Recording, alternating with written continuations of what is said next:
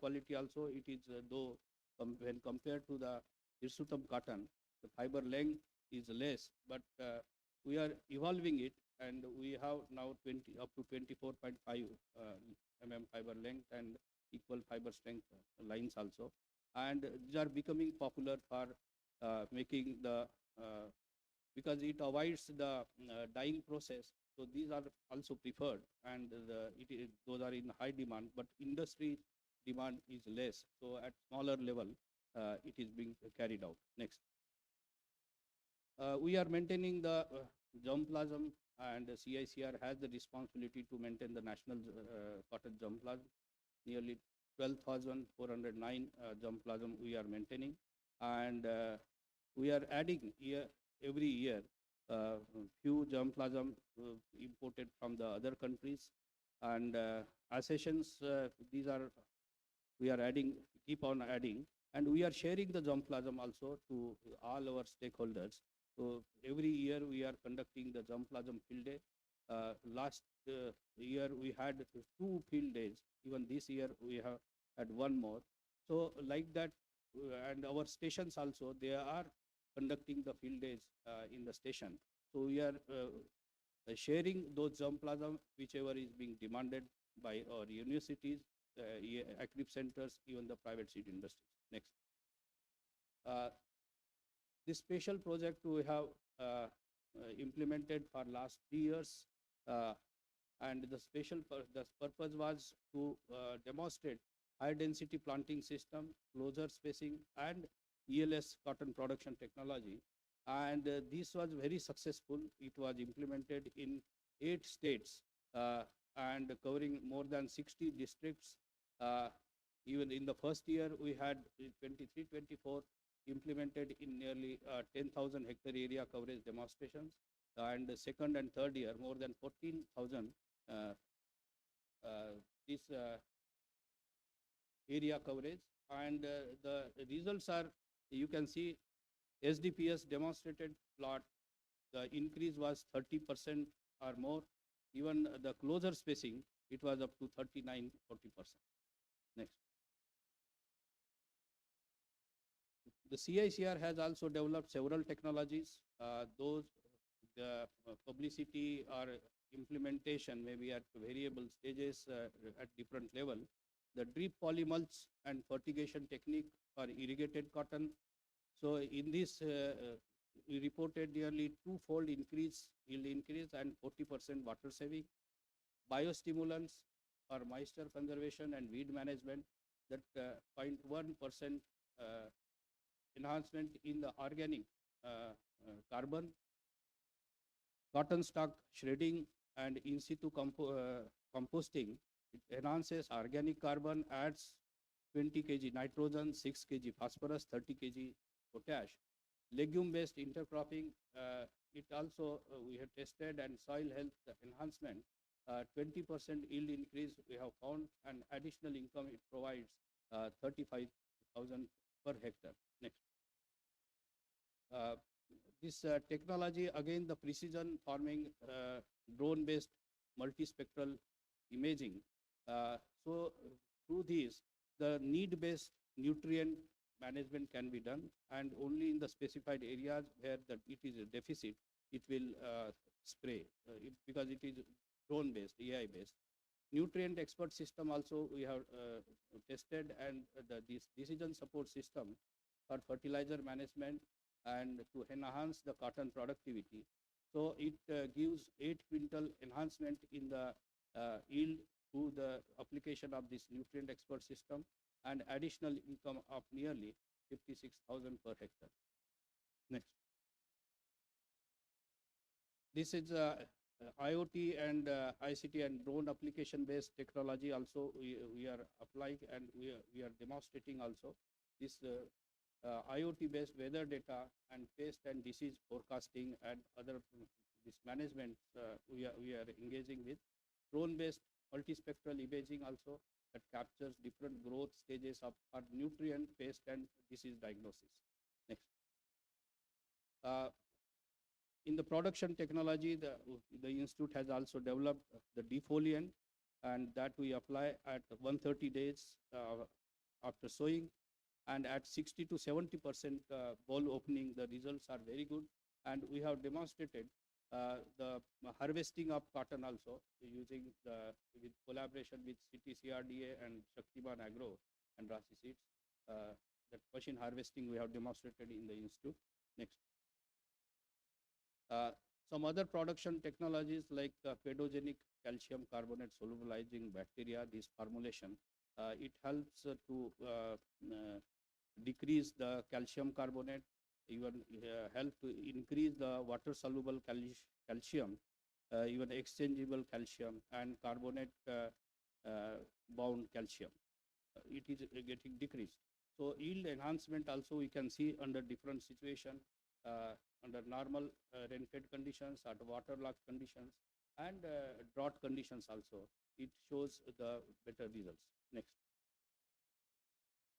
The detection kits, BT detection kits were developed earlier by Dr. Pranti, former director of this institute, and those were used to detect the spurious seeds in the market. Next.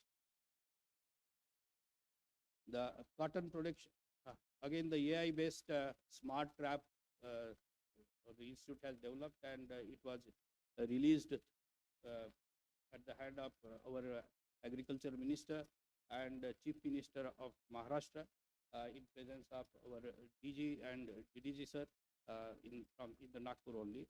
And this technology was demonstrated in North Zone in last year in 18 villages in 3 districts, and the results, it shows 38% reduction in pesticide usage, and yield increase was up to 18 to 19%.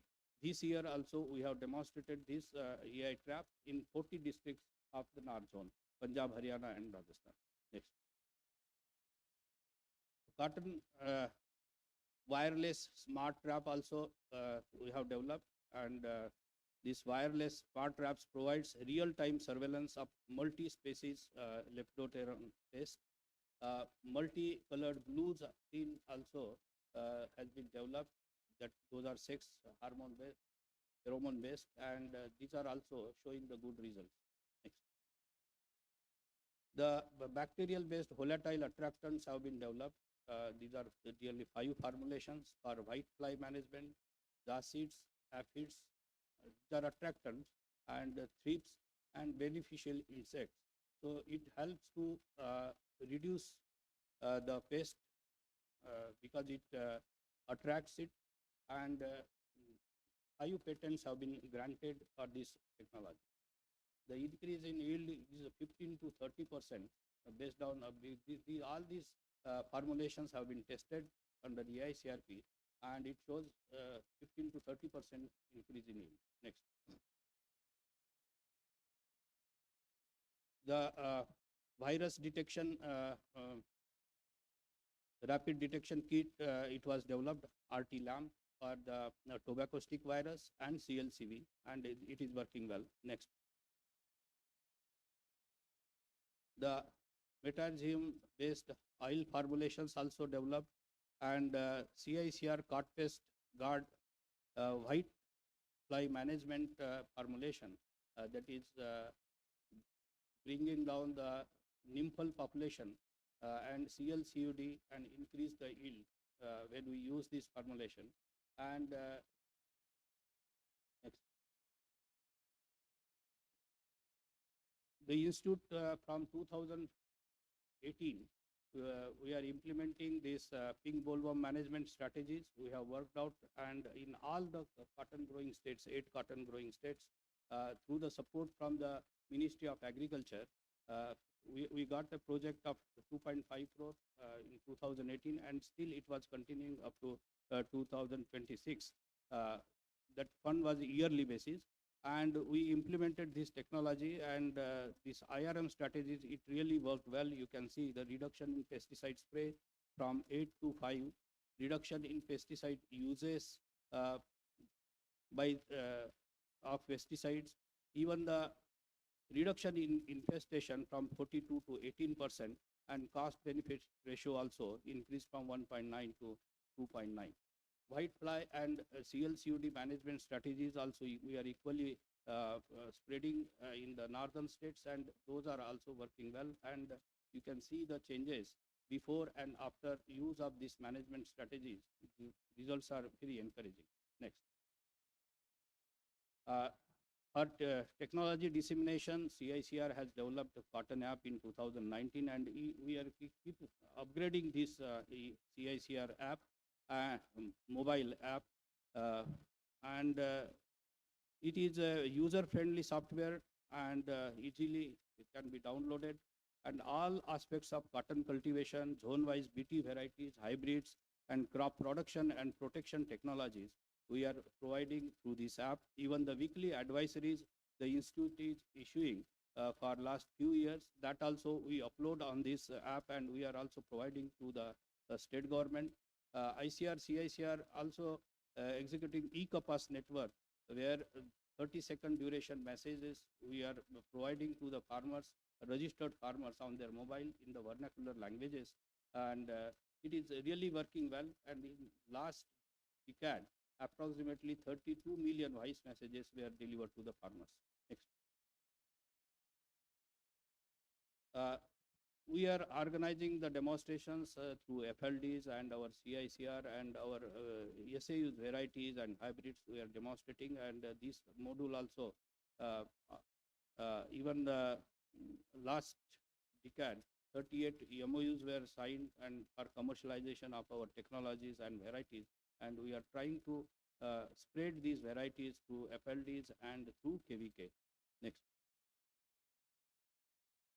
Frontline demonstrations. Over the years, we are conducting every year nearly 800 demonstrations, and the best management practices we are providing through this. And the when we compare with the best management practices we are providing it through the FLD, and compare with the farmers practice, the results are really good, and it shows nearly 19 to 20% increase in at many places.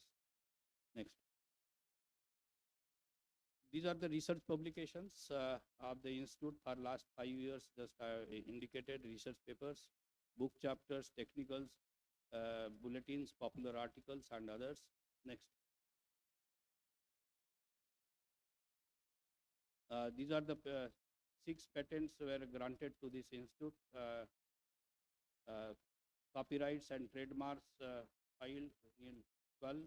And few of the these technologies we have submitted to the Agri Innovate India also for further commercialization. It is in the process. Next. So these are the MOU signed between the organizations, public and private. Next. Krishi Vigyan Kendra, through we have the KVK here. So through KVK also we are conducting several trainings every year of production, protection, and horticulture, veterinary, and home science, and number of these areas, and the demonstrations also we are conducting through KVK. Next. So as I said, that mission on cotton productivity, it was developed, means it was discussed earlier also with our stakeholders, our SAUs, and all. We have 12 programs here. We have finalized. The first program is on the breeding and developing the zone-specific product profiles in climate resilient, pest-resistant varieties and hybrids. Second, it is on the ELS cotton. Third is on the marker-assisted breeding for abiotic stresses.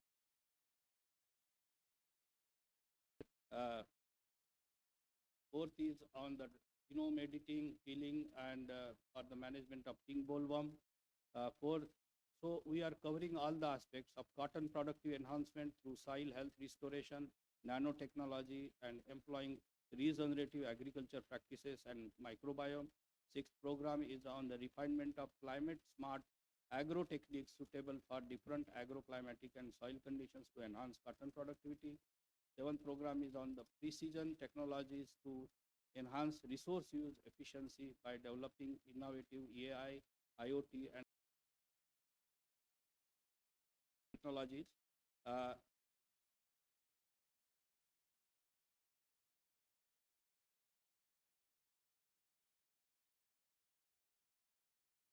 Eighth program is on end-to-end mechanization in cotton, and ninth program is on the defoliant, cleaning, ginning, quality profiling system for mechanically harvested cotton, and 10th is on the enhancing cotton productivity through best management practices and targeted technologies in PPP mode, and 11th is on innovative cotton value chain to enhance farm productivity through circular economy.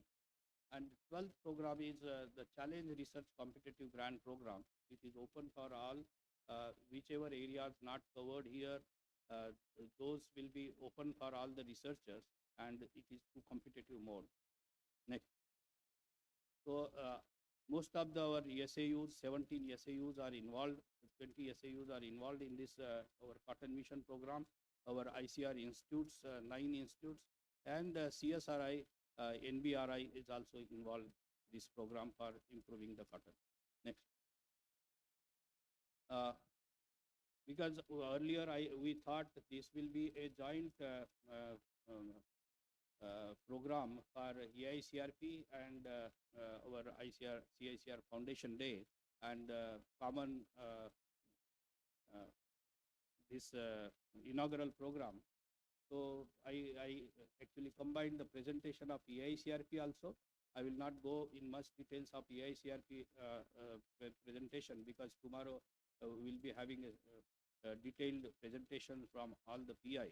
So just I will give the highlight of extent we are collaborating with all our SAUs, private industry, and all stakeholders. Next. So these are the all 3 zones, and 11 states are involved, and 21 AICRP centers from 17 agriculture universities. And next. So we constituted IU monitoring teams this year, and with all good experts and senior people as a person as a chairman, head of the division and of that grant. And North zone, Central and South zone, because these are the bigger zones. So we had two teams in the Central and South zone. So we have successfully conducted monitoring. Next. And these are the number of trials you can see through AICRP we are coordinating. The BT trials conducted in 2025-26, the 246 trials. So these are initial evaluation trials, 39, AET advanced evaluation trial 1, this 33, advanced evaluation trial 2, is in the second year of those trials, 37, IET compact trial. So nearly 246 trials we have conducted during this year. Next. The 25-26 non-BT cotton varieties that have been identified on 3 non-BT cotton varieties hybrids identified and then notified 6. The BT varieties identified 79, and BT varieties and hybrids notified 32. Next. So even we have pre-breeding program, and 6 centers are involved in this: Faridkot, Ludhiana, Surat, Rahuri, Nagpur, and Coimbatore. This we are providing the support for these pre-breeding activities from the our AICRP. These activities are mostly on incorporating the cotton leaf curl virus resistance in from the Armorianum to Hirsutum, American cotton. MAC 7, the segregating populations were further screened, and it is carried forward, and good results are there. It really shows this material, the resistance to CLCV. Embryo rescue technique we tried, and the tri-species hybrids in cotton through grafting also it has been developed using Hirsutum, Barbadens, and Arboreum. And 32 wild species, 15 races of cultivated species, and more than 45 synthetic polyploids were conserved in the wild species garden. And new crosses every year we are attempting, and those we are carrying forward. So pre-breeding activities are also being carried for in the AICRP program. Next. So some of the sucking pests entries have been identified zone-wise, white fly 1 and thrips 7. In the central zone also for this pest like leafhopper, white fly. Next. So these are the advanced screening material. In the preliminary trials, we identify a few lines, more lines, but in the advanced trials, then we are coming down to few. And in the NAR zone, we can see for leafhopper, white fly, and thrips. Finally, we have some of the entries identified, even the central zone and south zone. Next. Even the diseases also for CL, CUD, grey mildew, TSV, root rot, this monitoring we are doing, and the results you can see. The state-wise we are showing that to what extent the prevalence of the diseases. Next. We have already providing the recommendations for management of cotton diseases for boll rot, and through our advisories also we are spreading this for management of boll rot under SDPS in the central and south zone also. Next. These are the yield maximization trials conducted under irrigated conditions, and you can see the results up to 24.5 quintal yield in the at Faridkot, 28.48 in the Bhatinda. We using this closer spacing, detopping, pruning of monopodia, mepiquat chloride to as a chemical for management of the morphology, drip fertigation. With that, the yields we can see in the closer spacing, detopping, pruning, and all these when we apply, we got up to 33 quintal yield. Yield maximization in the central and south zone also. We can see the results are good when we compare with the if these technologies are not applied. Up to 38 quintal in Bhavani Patna, that yield we can see. Next. So these are the total releases EICRPM cotton for 20. The expenditure it is indicating the center wise. Next. So I thank our all earlier directors of this institute. We had 10 regular directors. Myself, I am on the 10th position. All the regular directors starting from KV Srinivasan sir. I have seen personally Dr. Toke Singh and all other directors except Dr. Srinivasan. I had discussions with all of them. So my personal tributes to them, and we are our Dr. Khadi and Dr. Kairo, they are witnessing here, and Dr. Mai sir, this today's function. Next, our acting directors also for last 50 years. Next. These project coordinators, the first project coordinator was Dr. V. Shantanam, Dr. Basu, Dr. Venugopal, Dr. Rajendran, Dr. N. Gopal Krishnan, and Dr. Prakash. So my tributes to all directors of ex-directors, acting directors, scientists, staff, retired staff of this institute, on whose strength this institute is built up, and we are at this stage. And today we are celebrating this 50th Foundation Day. Next. So I thank, this is my overall achievements of the institute. I have given only few, but over the years and the contribution of all my scientist colleagues, staff of the institute from Nagpur, Coimbatore, and Sirsa. So I thank all of them on this occasion, and wish you all happy Foundation Day, 50th Foundation Day to all of you. Thank you so much. Thank you. Thank you, sir, for your inspiring address and impressive presentation reflecting the rich legacy of ICAR-Central Institute for Cotton Research and the valuable contributions of ICAR-AICR beyond cotton. We would now begin with the address of the esteemed dignitaries on the dais. May I now invite Dr. P.K. Dash, ADG-CC, ICAR, for his brief remarks, please.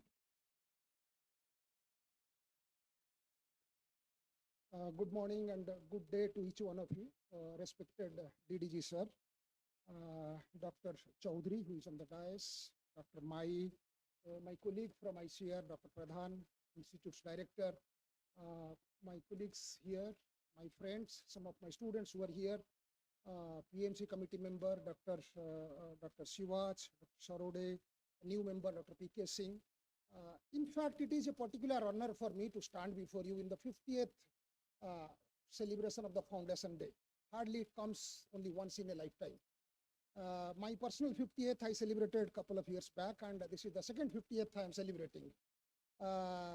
So with that note, I must thank the organizers to call me, but I'm more thankful to my DDG Crop Science, because till day before yesterday 6 p.m.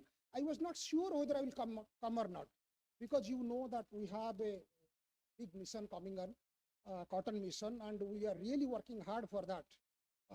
So 6 p.m. when the job got partially over, sir called me and told, what's that, why are you not going? It's a 50th celebration, you must go. I put up my tour program despite being a parliament session where we are not supposed to go.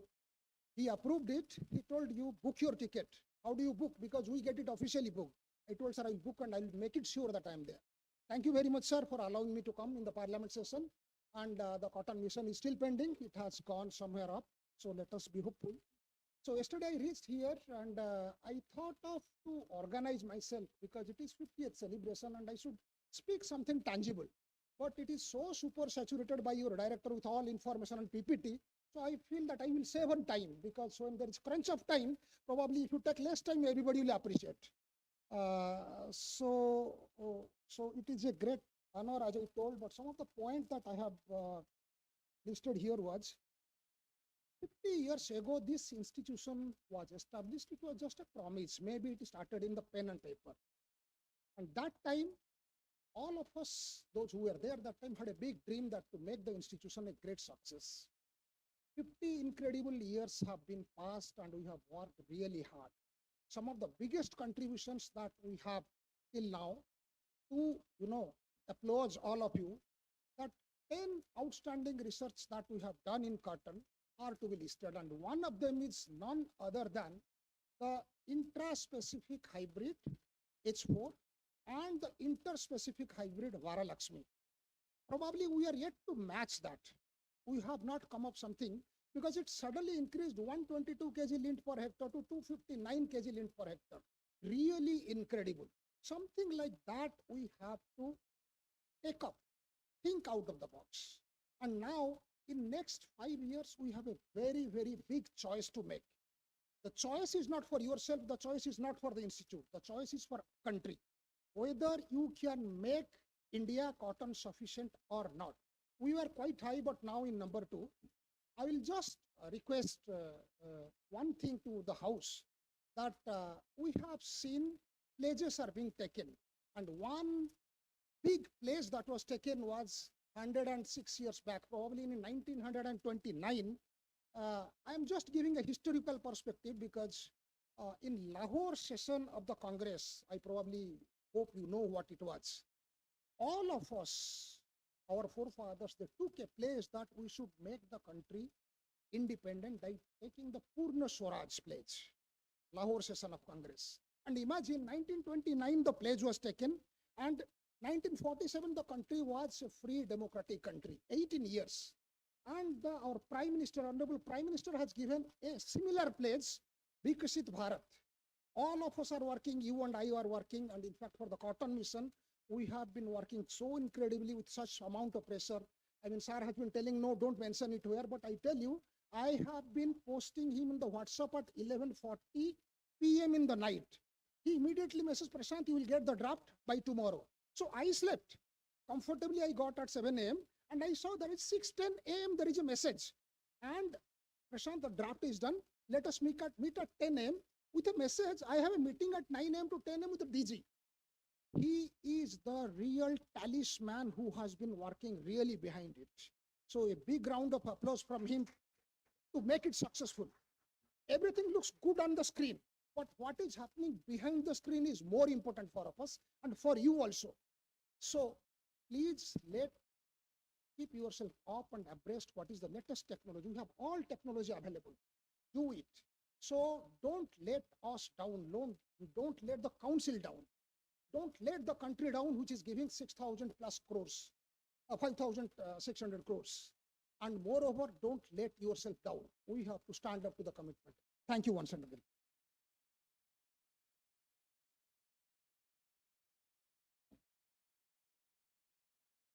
Thank you so much, sir, for making it possible with your gracious presence, despite your busy, pressing commitments. Thank you, sir, for your valuable address and guiding us, sir.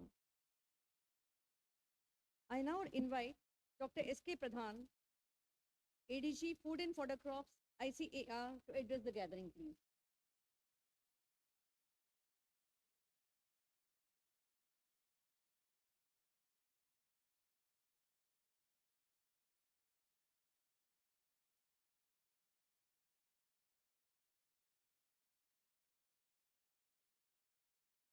Honorable Chief Guest of this Foundation Day function, DDG Crop Science, Dr. D.K. Yadavaji, guest of honor of this Foundation Day function, Dr. Chaudhary, former Deputy Director General, Natural Resource Management, ICAR.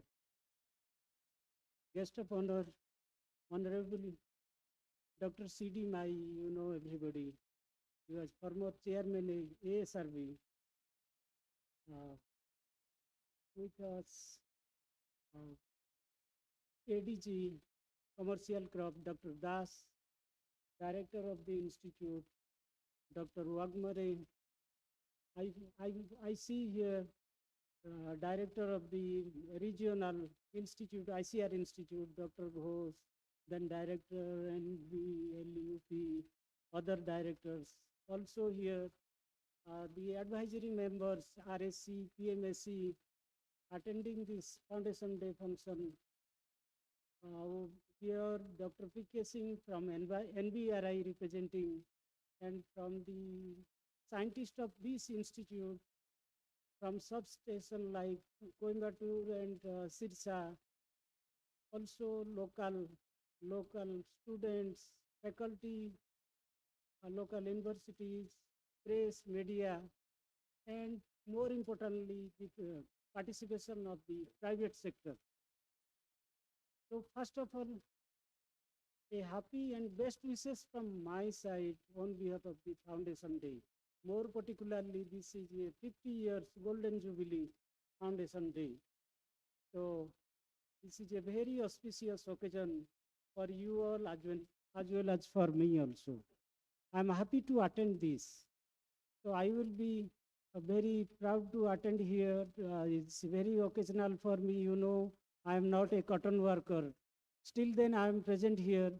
My presence is here for, it's the way I will be delivering a lecture, the way in other crops, actually the genetic gain we are achieving very quickly, and how simultaneously we can put together multiple genes or traits together into a superior progeny in a particularly in a time bound manner, maybe 3 years, 5 years, 7 years, 10 years.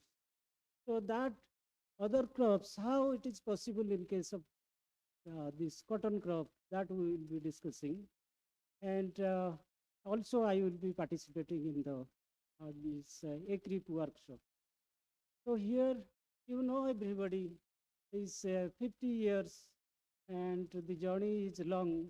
And if you will be remembering 1976 onward, this institute established.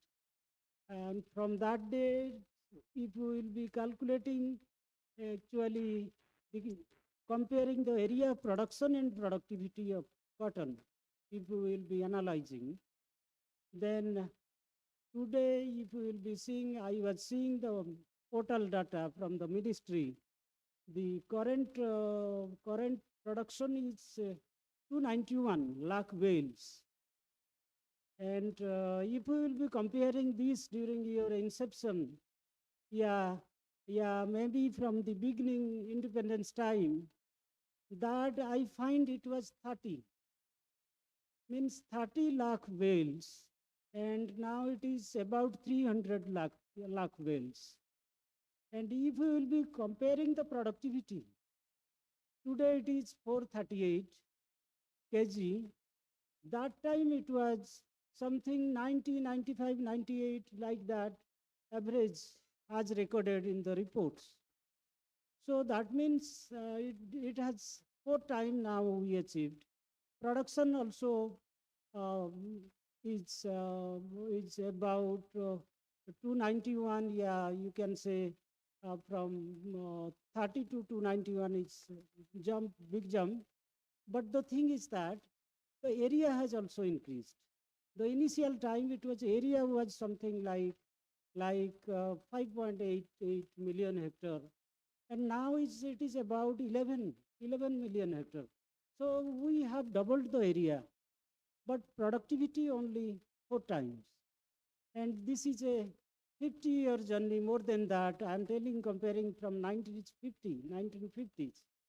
So the gain is, I think, it's very slow. It is improvement is appreciable. It's 4 times, 4 or 5 times, and but the gain, the director was showing the trend analysis actually from 66 to till date, and this was a clear-cut message.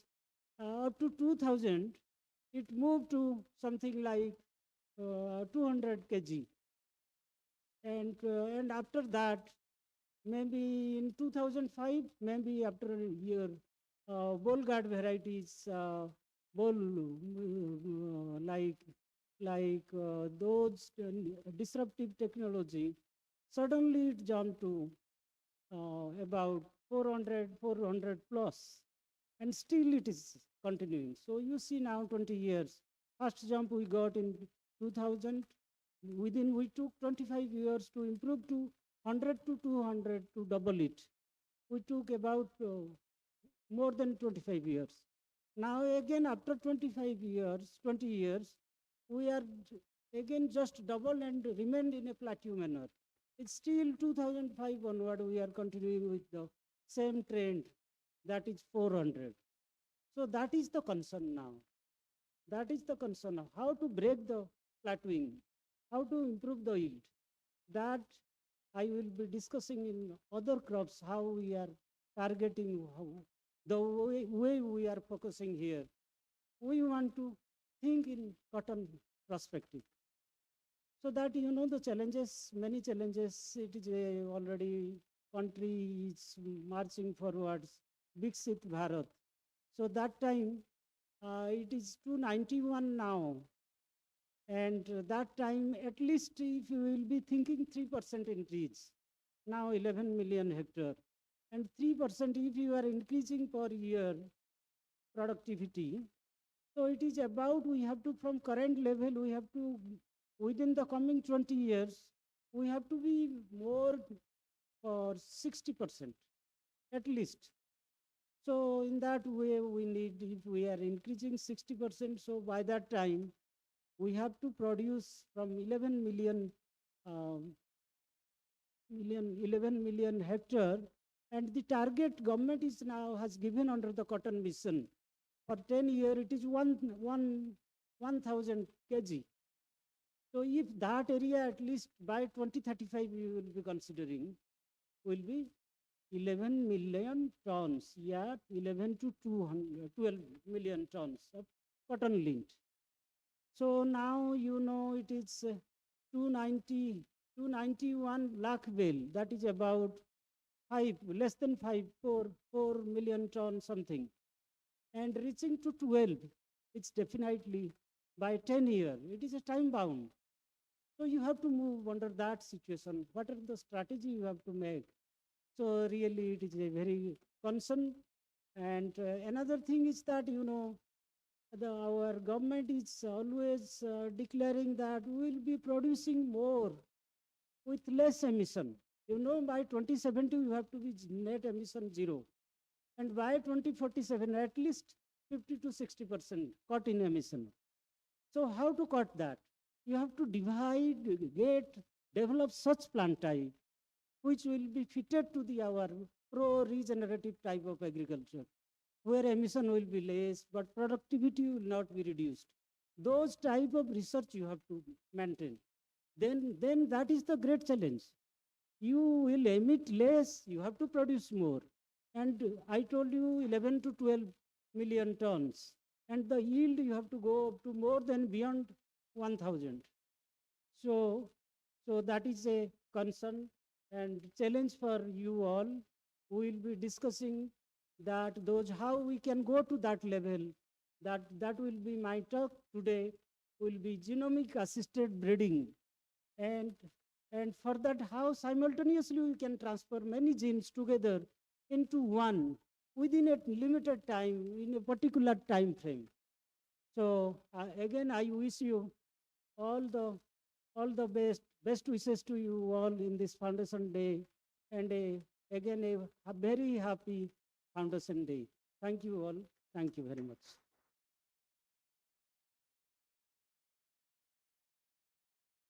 Thank you so much, sir, for your kind address.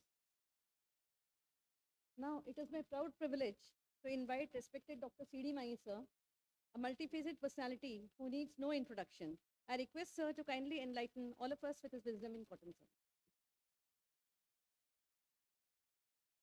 सर्वप्रथम आपको मैं इस foundation day और golden jubilee की director और उनके सारे staff को बधाइयाँ देना चाहता हूँ, बिकॉज ये एक ऐसा ओकेजन है बार बार आता नहीं, और आज हमें बड़ी खुशी है कि we have been very blessed today that the doctor Yadava and Dr. Chaudhary, they have come to bless you on this occasion. I think it's a very rare thing, and we are all looking for their advice during the course of, I think, 1 or 2 days which we are going to have. Let me tell you that when CICR was established in 76, the challenges were different. Cotton ke challenges different the, institute research challenges were also different. Sare ups and downs we have seen over a period of time in this last 50 years.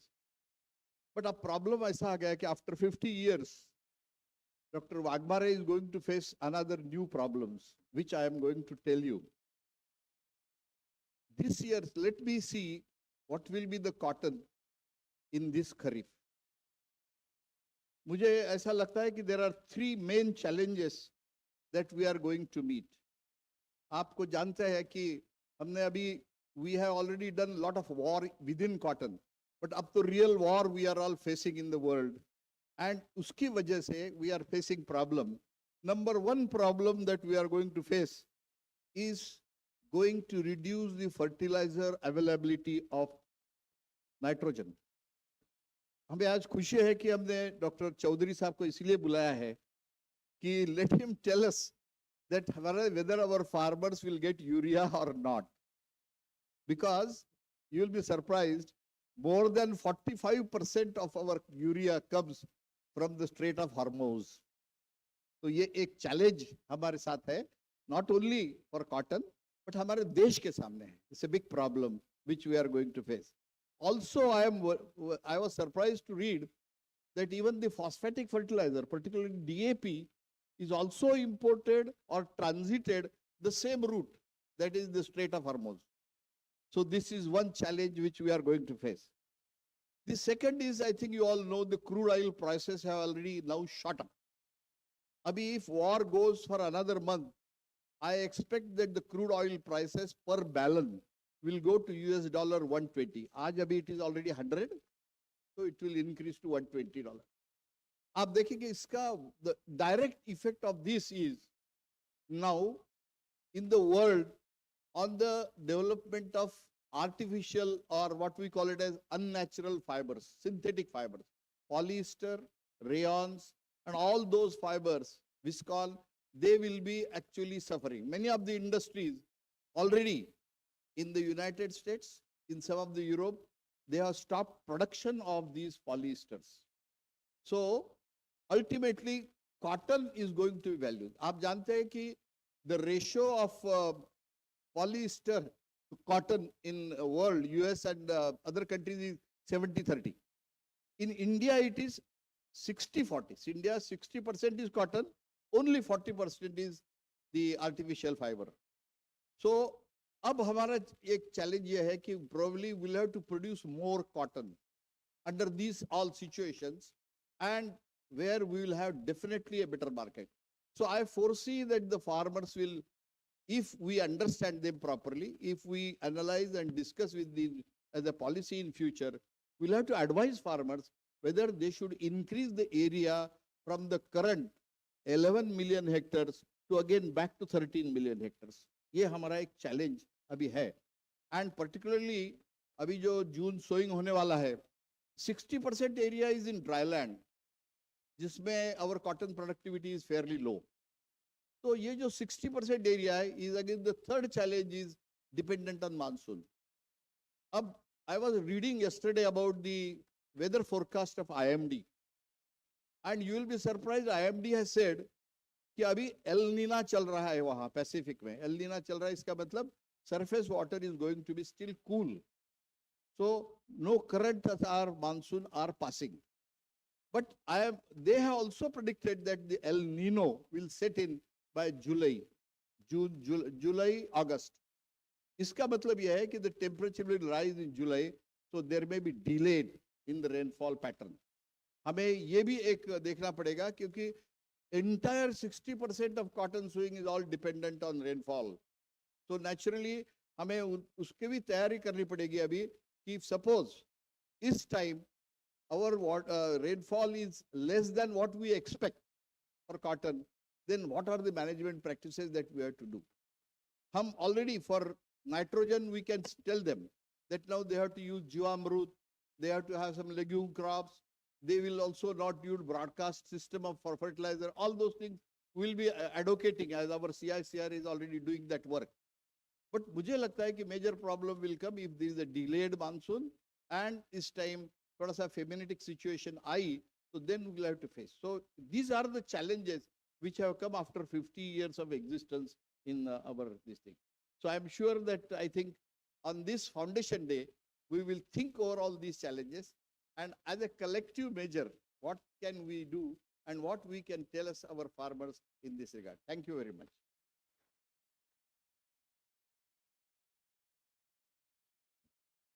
Thank you, sir, for your inspiring address and enlightening us about the challenges the cotton farming is going to face in the coming days. Moving ahead, I have the privilege to invite Dr. S.K. Chaudhary, sir, Director General, Fertilizer Association of India, to kindly deliver his address, please.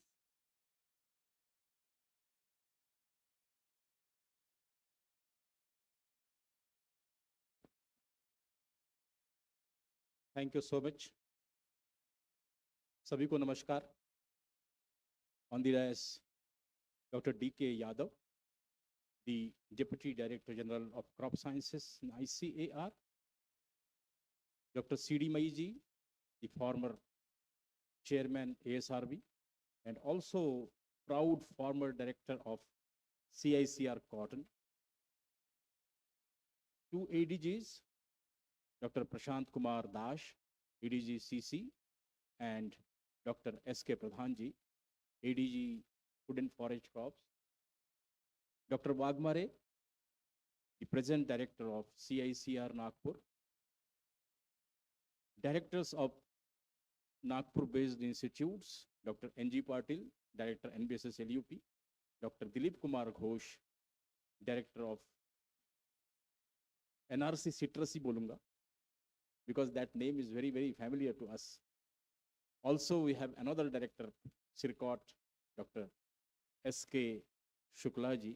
CIRCOT and CICR cannot be separated, although the names are different, locations are different, but the hearts are the same.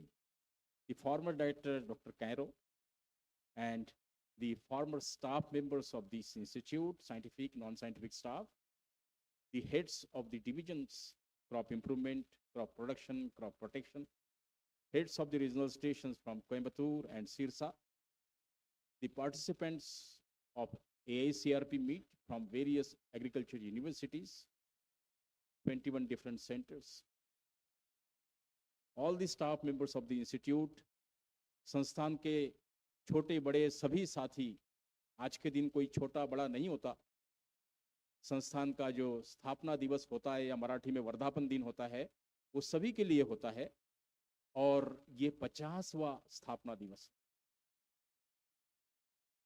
और आज specially कुछ press and media के साथी भी यहाँ आए होंगे, आपका भी मैं हृदय से स्वागत करता हूँ क्योंकि ये थोड़ा सा अधिकार मेरा भी है क्योंकि नागपुर का रहने वाला होने के नाते और कॉटन के साथ ग्रो मैं किया हूँ, इस नाते कॉटन के साथ मेरा भी जुड़ाव है। 50 साल की उम्र में जब एक व्यक्ति पहुंचता है तो कहते हैं कि वो बहुत परिपक्व हो जाता है और 50 साल की उम्र में जब कोई ऑर्गेनाइजेशन पहुंचता है, ऑर्गेनाइजेशन इंडिविजुअल्स के साथ बनता है और ऑर्गेनाइजेशन में सामूहिकता होती है, कलेक्टिविटी होती है, तो ये कलेक्टिव विजडम कितनी बड़ी होनी चाहिए और इस कलेक्टिव विजडम के बाद हमारी जिम्मेदारियां कितने टाइम्स बढ़ जाएगी, इस बात का हमेशा हमको ध्यान रखना पड़ेगा और मुझे उम्मीद है कि आने वाले समय में हम सब इसका ध्यान रखेंगे। दो चीजें महत्वपूर्ण घटित होने वाली है। पहली, 2028 में ICR पूरे 100 साल पूरे करने जा रही है। उस समय सभी डिविजन्स के DDGs अपने अपने संस्थानों से पूछेंगे कि आगे आपका अस्तित्व क्यों होना चाहिए, और ये क्रॉप साइंस डिवीजन आपसे पूछेगा, CICR से पूछेगा कि आपका अस्तित्व आगे क्यों होना चाहिए। उसके उत्तर सटीक रूप से आप आज से तैयार करना शुरू कर दें क्योंकि 2028 बहुत दूर नहीं है। दूसरा, 2047 तक अमृतकाल है। 2050 के विजन डॉक्यूमेंट सबने बनाए हैं, तो हमको अपना आकलन करना होगा कि अमृतकाल के योग्य हम बन पाए या नहीं। जो विजन हमने संजोया था उसको हम उन उपलब्धियों के आसपास पहुंच पाए हैं या नहीं। ये बड़े महत्वपूर्ण मुद्दे होंगे आगे के। फिलहाल आज के इस समारोह के अवसर पर ये गोल्डन जुबली ईयर का सेलिब्रेशन है।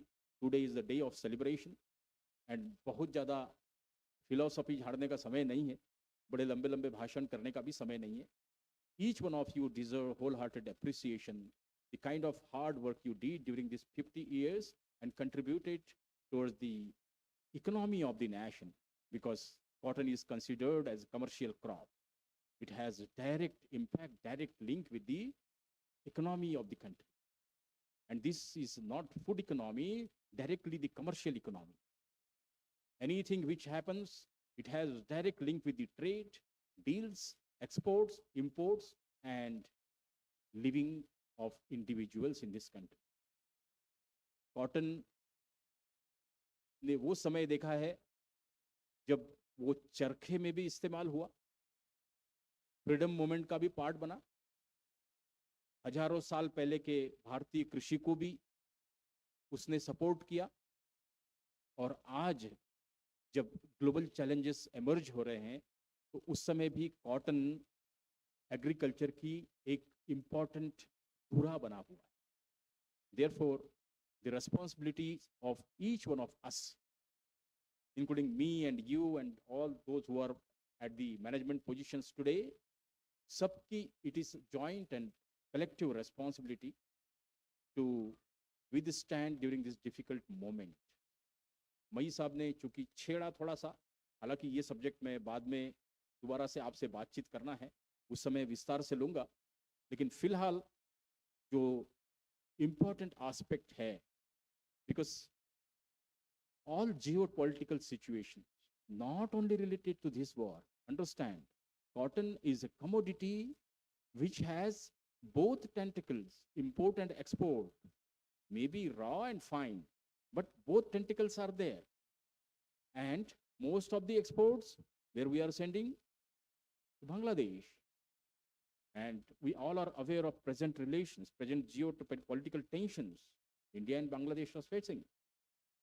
And also the fine cotton, जिनके ऊपर डिपेंडेंट है, उनके ऊपर डिपेंडेंट हम कब तक रह सकते हैं? So Atmanirbharta will play an important role in future, for which we need to have research-based or research-driven answers. Mission is there, fine. BT cotton testing and all new things are happening, those are there, fine. But today, our multiple challenges, not single dimension challenge, multi-dimensional challenges in cotton. वो कहते हैं ना, एक को मनाओ तो दूसरा रूठ जाता है. The moment you start talking of productivity, you have to compromise with quality. The moment you keep talking of quality, you have to compromise with the production and productivity. So इसमें से रास्ता निकालना, that is the biggest challenge from my point of view for cotton. And the market scenario, although it's not a matter of research, but yet cotton will be driven by market. Cotton will be driven by trade. जहां हम लोग बैठे हैं, यहां पर जिस तरह की डायनामिक्स है रेट्स की, मार्केट की, सपोर्ट प्राइस की, that we have seen in few decades back, Maharashtra से गाड़ियां भर करके मध्य प्रदेश में घुसती है बेचने के लिए. And this is creating a kind of imbalance. This is creating a kind of delay in marketing strategy that affects and influences the area and acreage in cotton. I know the farmers in Amaravati district, Yavatmal district, they face sometimes severe problems because of this market chain. Therefore, market would be yet another an important chain which will drive and derive the cotton dynamics of future. Now, present Hormuz's challenge, the war situation, certainly as indicated by Dr. Mai, this is going to create problem. Fortunately, Indian fertilizer industry and government of India's priorities, so far the Kharif season is concerned, we are quite safe, because enough quantities of urea as well as DAP, they are already in our storages. Although during such situation, market forces, they try to play with the stakeholders, and hoarding happens and artificial problem creation, that also happens. This year may also witness such kind of things, but government is very active in this.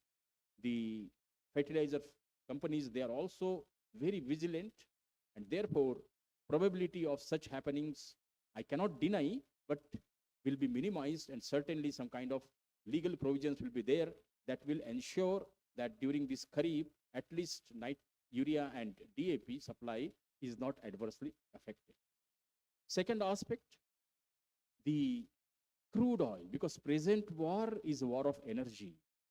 Earlier we thought that next world war is going to happen for water, but unfortunately it is going to happen for energy, and it is happening for energy. Now, energy situation, our dependence for crude oil and oil is just too much. In these 75 or 80 years, we really lagged behind a little bit. We also need to retrospect for this. We could not find out alternative ways and means.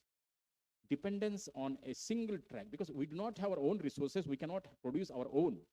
Therefore, our dependence is there. Only thing, we are solely dependent. That sole dependence could have been avoided, and enough alternative ways and means could have been derived that would have been great safety measure for present war situation. But certainly, crude oil supply is concerned. Also, important commodity which is required is gas. The urea production, domestic production, it happens when the gases are coming from the pipelines which are laid down and reaching to our factories. Every year, all the industries, particularly the urea industries, during summer season, they used to stop their factories for routine kind of maintenance. And this happens at least for 30 to 35 days. Suppose some XYZ manufacturer or company is having 3 different units in 3 different locations. So strategically, they shut down one plant, keep operating 2. By the time first get repaired or well maintained, then they shut down the second and they keep remaining 2 working. The total gas supply at this moment in time is 70% of the total supply. Means that 70% is sufficient enough to provide gas to the remaining 2 plants if we consider 3 plants for one manufacturer. And this is the ideal and normal situation for fertilizer production in India. But this explanation can hold good for present situation. If war continues indefinitely, or at least for a month, definitely it is going to hamper the fertilizer supply availability in Rabi season. Although some alternative discussion dialogues are going on with so many countries, fortunately, India's foreign policy is such that we do not shut down our doors for anyone. We are ready to talk for the trade, even for the enemies. This kind of foreign policy we have, that is the unique and very good and very mature sign of mature democracy. So from that point of view, we are hopeful that it is not going to hamper the production productivity very significantly. I'm using cautiously the word very significant. But some challenges which are there, which requires immediate answer, still the area under rain-fed production for cotton and area under cotton production, this dilemma is still there, although there is increase in the acreage after the Pradhan Mantri Krishi Sinchai Yojana in micro irrigation in western part of the country particularly. But that should truly reflect in terms of cotton growth, development, and acreage. Also, the pink ball bomb dynamics. A lot of things are being done. The institute is also doing a lot of work on PBW dynamics, BT dynamics, and also the sucking paste. These are the major challenges. Soil health, concern, nutrient management, those are there. And they are more because of the management and all. But there are many difficulties in PBWD. The mission and also the BT cotton initiatives in this country, everybody is now worrying. So more work on arboreum is expected and more new developments through breakthroughs in genome editing, breakthroughs in modern breeding approaches, breakthroughs in modern improvement procedures. Also adoption of new techniques, new technologies in production, the canopy architecture, and all possible means to achieve more and more resilience for the climate. So I'm pretty sure with the enthusiasm, with the dynamism, and also the zealfulness of the individuals, be they are scientists, technical, supporting, or whosoever is, the institute will certainly deliver whatever is expected from the institute, and institute will be able to great, and we will be witnessing that. Dr. C.D. Mai is very fortunate that at the time of 25 years completion, he was a director. Now this 50 years celebration, again, he is present. Dr. Cairo is also there. So it is a matter of great pride, and also say matter of great satisfaction for all of us. My best wishes to all of you, and thank you very much for inviting me for this important celebration here. Thank you so much.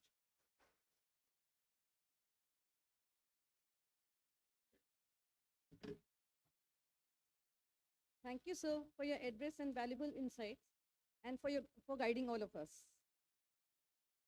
I again thank our esteemed dignitaries for the insightful address and for sharing their valuable perspectives on this Golden Jubilee occasion of our institute today. Now we come to a very landmark moment of this Golden Jubilee celebration, the release of special publications of ICAR-CICR and ICAR-CRP Annual Report 2026, brought out by our talented scientists to commemorate 50 glorious years of excellence. Excellence in cotton research innovation and service to the farming community. These publications truly reflect the heritage and impact of ICAR-CICR. I request our respected dignitaries on the dais to kindly release these Golden Jubilee publications one by one. I also request the audience to welcome this moment with a big round of applause, please. First in the release is the release of two books, ICAR-CICR at a Glance and 50 Years of Cotton Research Technologies Commercialized and Developed by ICAR-CICR. These books embody a powerful reflection of our institute's journey, achievements, and scientific milestones.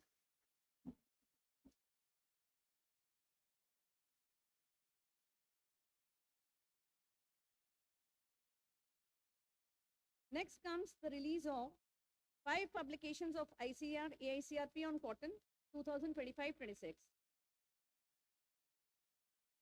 These documents provide valuable insights into the research progress, regional performance, and field level advancements in cotton cultivation. We now proceed with pride the publication and release of 5 success stories from our very talented and gifted scientists of Nagpur headquarters and Coimbatore regional station. These are the real stories of change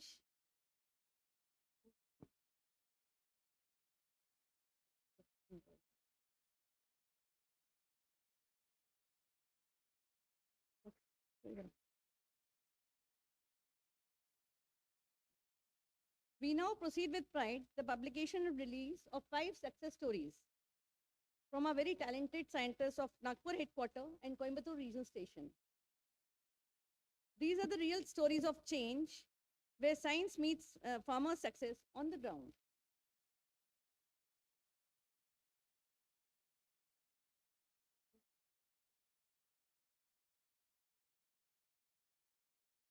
Now in the line is the release of an illustrative guide and a laboratory manual from our scientists of Nagpur headquarters and Coimbatore regional station. These guides and manual are a practical companion blending visuals with scientific precision for easy understanding.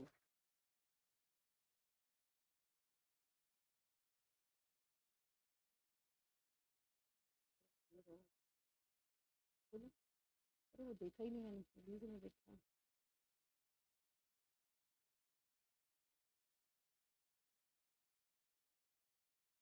दूसरी बार देखा नहीं है कभी।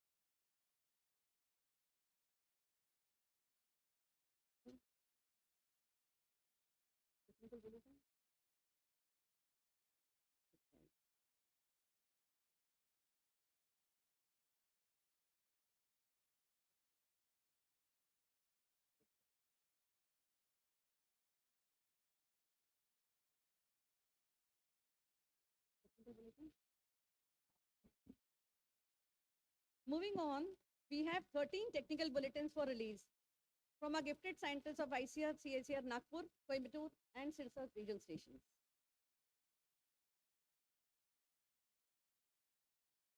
These bulletins are a rich repository of advanced research insight.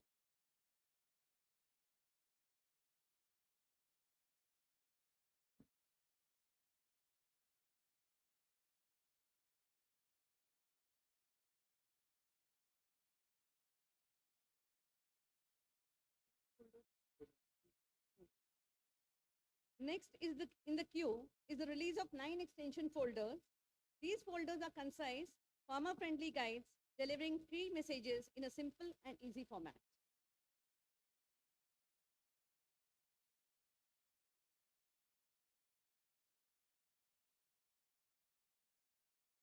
Next, we are proud to bring out the release of 2 publications in Hindi, Kapasika 2025 and 1 extension folder also in Hindi, Gyan Ki Bhaksha Mein Samvad. These publications have been designed to bring cotton science closer to Hindi-speaking masses.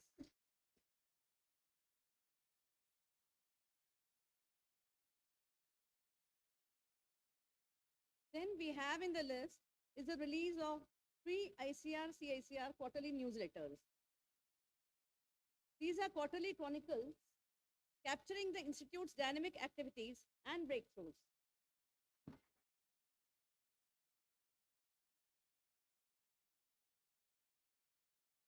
Finally, we have for release 2 IoT-based decision supporting system portal. The first one is CODIS, Cotton Disease Identification System.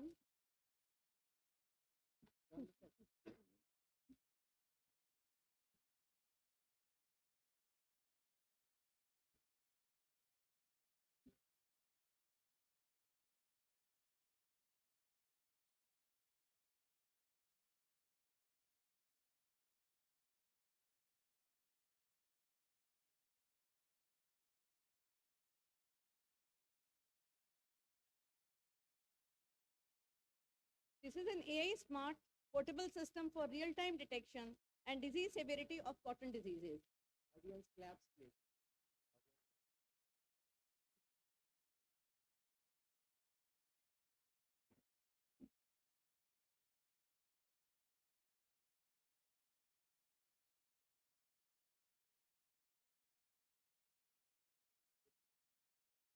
The second portal lined up for release is CIMS portal. This is also an AI-based decision support system for cotton microclimate and insect monitoring. May I now request the Honorable DDG sir to kindly unveil this by pressing the play button on the monitor.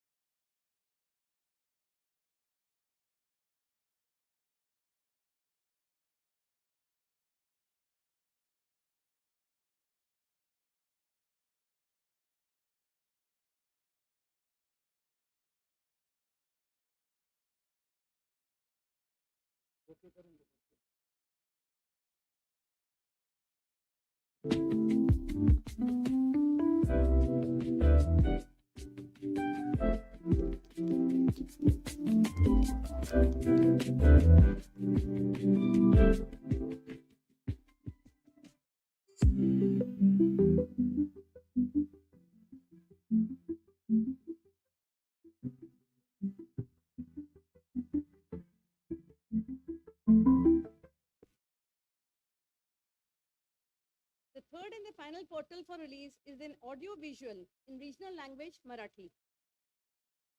This audio visual is a creative blend of science and art to spread awareness on pink bollworm control in an engaging medium to educate the farmers through music and visual storytelling. I again request the Honorable DDG sir to kindly press.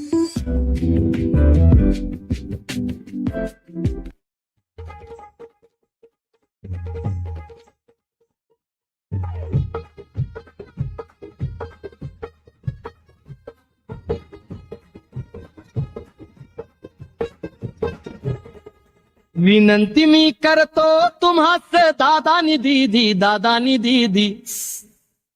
टाका उपटून पराठीला बोंदळी येण्याआधी टाका उपटून पराठीला बोंदळी येण्याआधी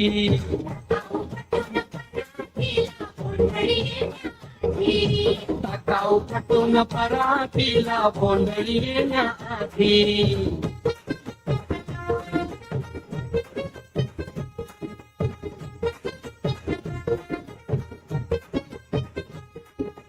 उशिरा ठेवता कापूस आईला मिळतंय घर मिळतंय घर हो अळीला मिळतंय घर वाढते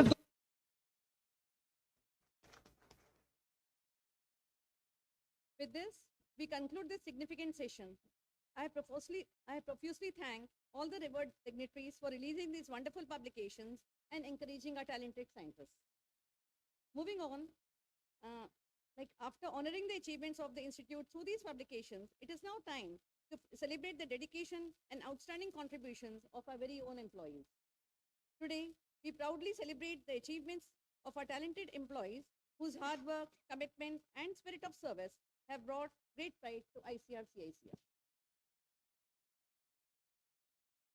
As I announce the names of the Institute Best Employees, category-wise, may I request the esteemed dignitaries to kindly felicitate the awardees and bless them to continue their exemplary contributions for the cause of the Institute. I also request the audience to join me in encouraging our awardees with a big round of applause as we commence the award ceremony on this Golden Jubilee celebration of our Institute. First,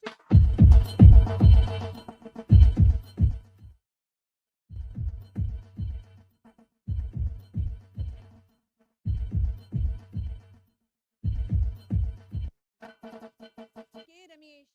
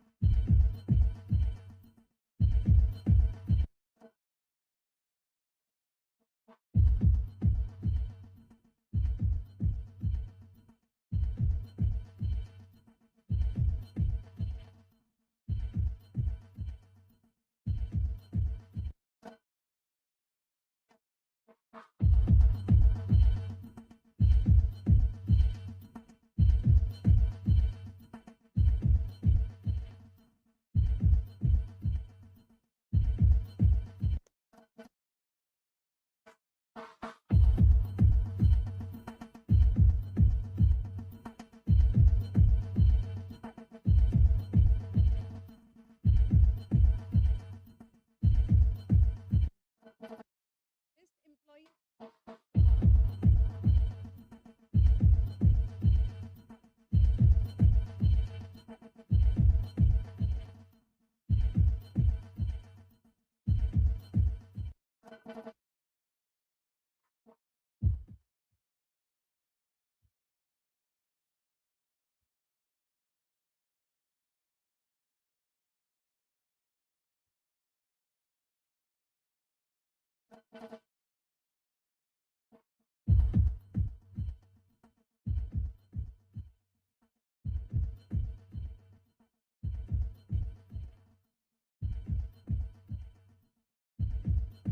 Singh, ICAR Regional Station Sirsa.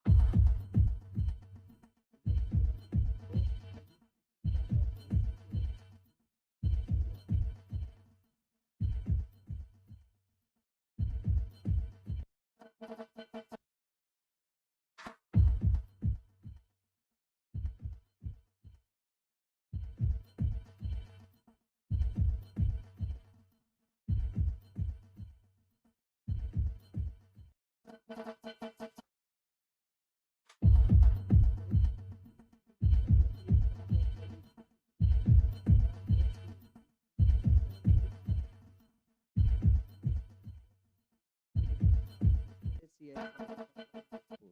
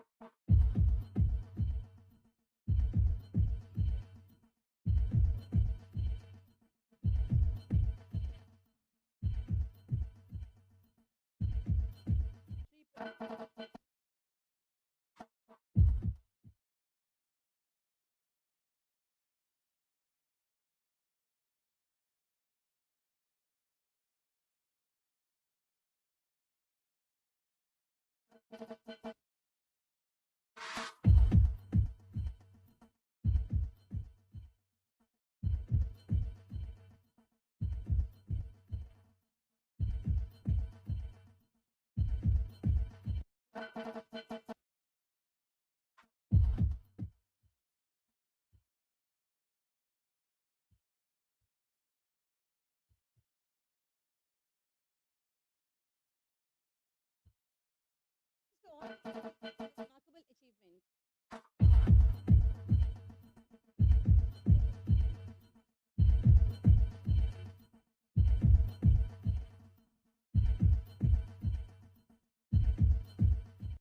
achievement.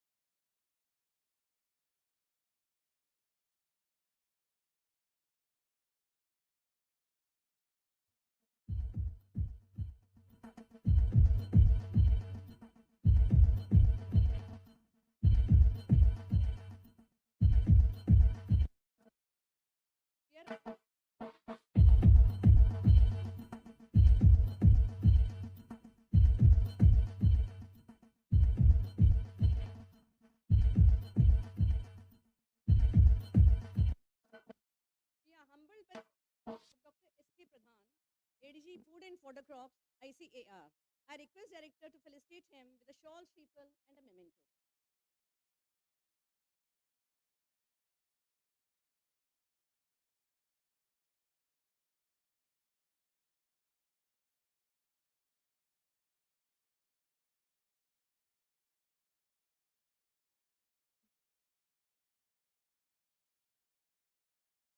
Thank you, Director Sir, for doing the honors.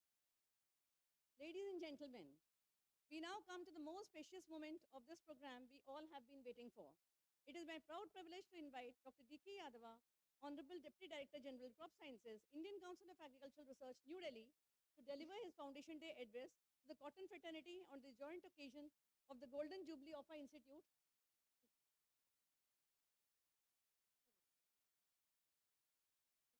तो आपको biodata पढ़ना था।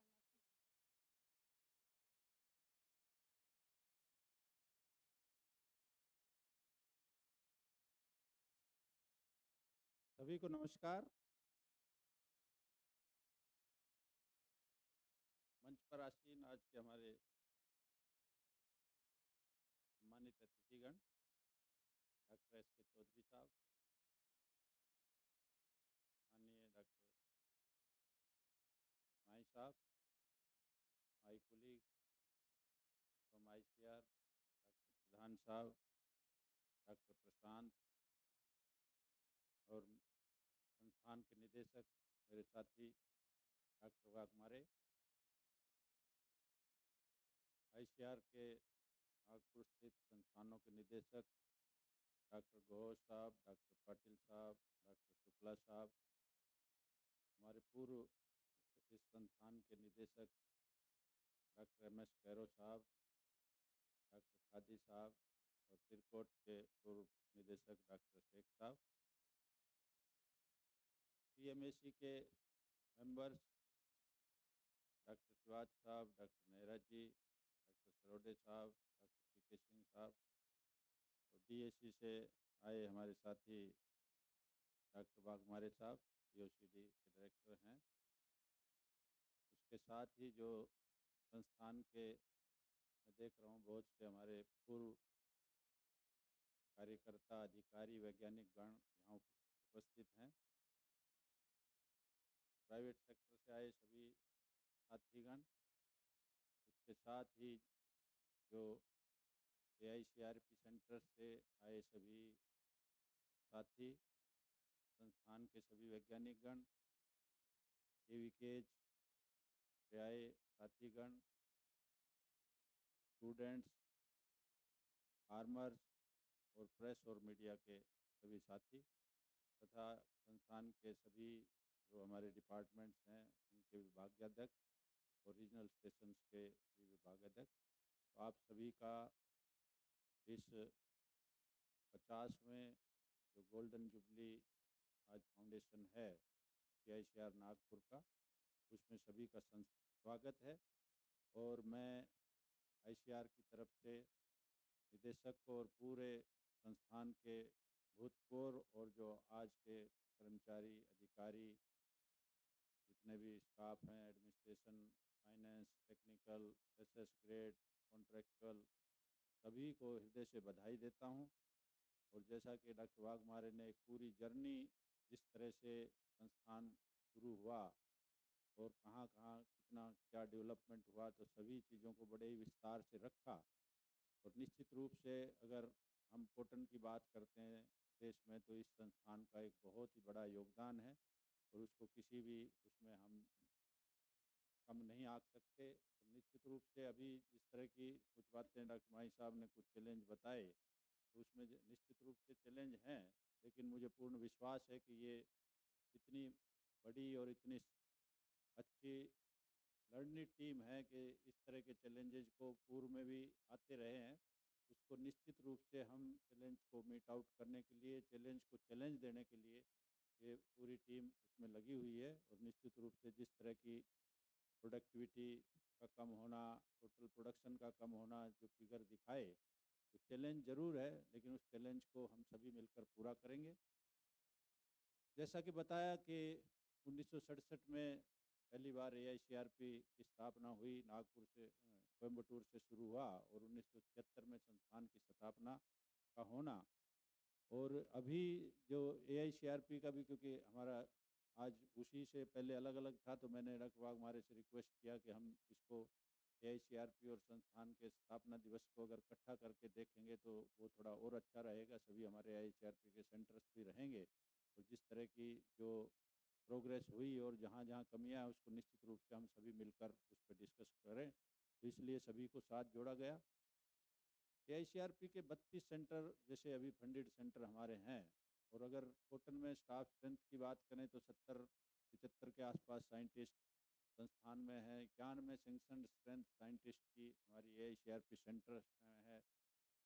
तो एक अच्छी workforce मेरे विचार से, और कम से कम 35 प्राइवेट सीड कंपनीज जिनका बहुत ही अच्छा R&D का कार्यक्रम है, तो ये सभी मिलकर अपने अपने जो डोमेन में कार्य करते हैं। और हम जहाँ तक ICR का इसमें इन्वेस्टमेंट की बात है, तो अगर एनुअल इन्वेस्टमेंट हम देखते हैं तो संस्थान पर लगभग 14.5 करोड़ रुपए सालाना रिसर्च पर और 30 करोड़ से अधिक जो है सैलरी और पेंशन पर हमारा ICR का कंट्रीब्यूशन रहता है। उसके अलावा अगर AICRP की बात करते हैं तो AICRP में लगभग 2.5 करोड़ रुपए सालाना का जो रिसर्च एक्सपेंडिचर कंटीजेंसी है, और उसके अलावा 20 करोड़ रुपए एनुअली हम जो है सैलरी और पेंशन के नाम पे AICRP में देते हैं। तो टोटल 67 करोड़ रुपए के आसपास जो ये, अगर हम बात करें 170 के आसपास जो साइंटिफिक मैन पावर जो कि ICR के रोल पे है, वो इस संस्थान में काम करते हैं।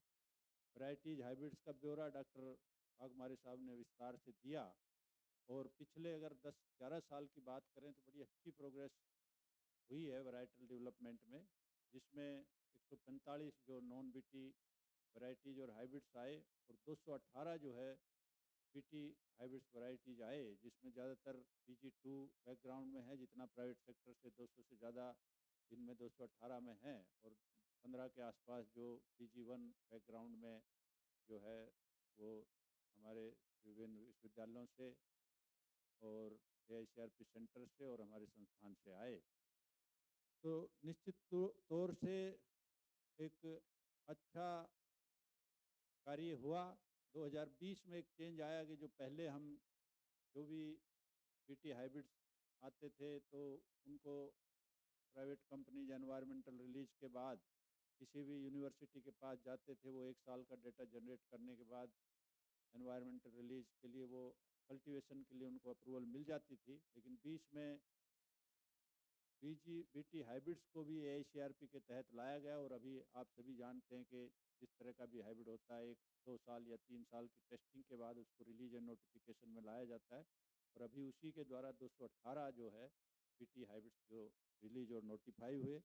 उसके साथ ही जो प्रोटेक्शन और प्रोडक्शन की टेक्नोलॉजी जैसे कि दिखाया गया, क्योंकि वैरायटी अकेले अगर उसको बाकी कंडीशन सही नहीं मिलती है तो हाइब्रिड और वैरायटी अपने आप में सक्षम नहीं होते हैं, तो उसके लिए ये एक बहुत भारी योगदान है। और अगर मैं इस AICRP सेंटर्स का और इस संस्थान का की बात करूं तो मेरे विचार से मैक्सिमम जो कंट्रीब्यूशन है वो प्रोटेक्शन जो टेक्नोलॉजीज हैं उसके साथ साथ जो प्रोडक्शन टेक्नोलॉजीज हैं उसमें बहुत रहा।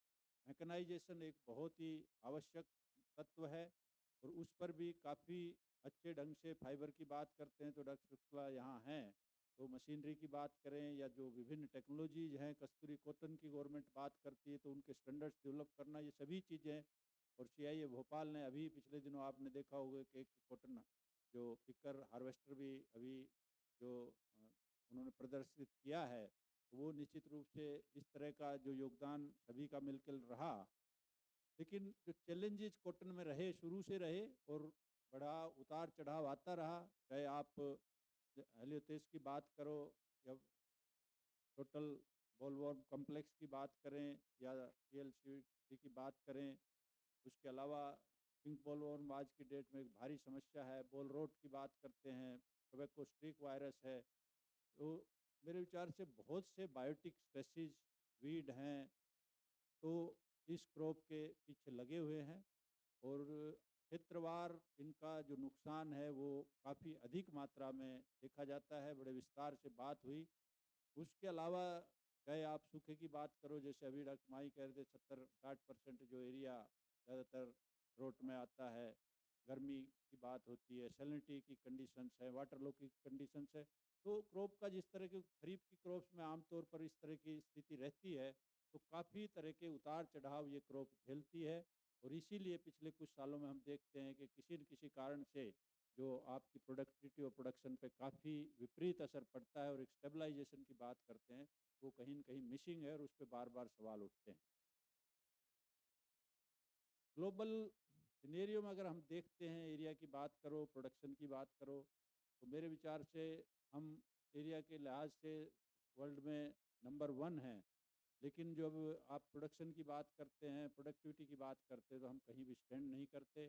चाइना का एरिया मात्र 2.88 मिलियन टन है, लेकिन वो हाईएस्ट प्रोड्यूसर के रूप में 32 मिलियन बेल्स के आसपास वहाँ से आती हैं।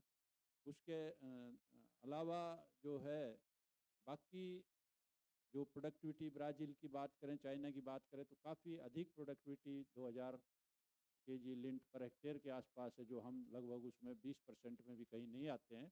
तो ये चैलेंज हैं ग्लोबली भी, और ये चीज़ें बार-बार डिस्कस होती है। ग्लोबल एवरेज की बात करते हैं तो 833 केजी लिंट पर हेक्टेयर का ग्लोबल एवरेज है, जो कि हम 440 के आसपास ही अभी पिछले 2-3 साल से अटके हुए हैं। तो ये निश्चित रूप से ये चैलेंज है, और ये क्वेश्चन है बार-बार कि भई ये किस तरह से बार-बार इस तरह की घटनाएँ होती हैं, और इसको किस तरह से हम इससे उभर पाएँगे। तो एक बहुत बड़ी एक इश्यू है, और इसीलिए जैसे अभी बताया गया कि एक mission for cotton productivity Bharat सरकार ने इन्हीं सभी विषयों को देखते हुए 2024-25 के बजट अनाउंसमेंट में उसका अनाउंसमेंट किया था, और ये लगभग 5,600 करोड़ से अधिक की एक परियोजना है।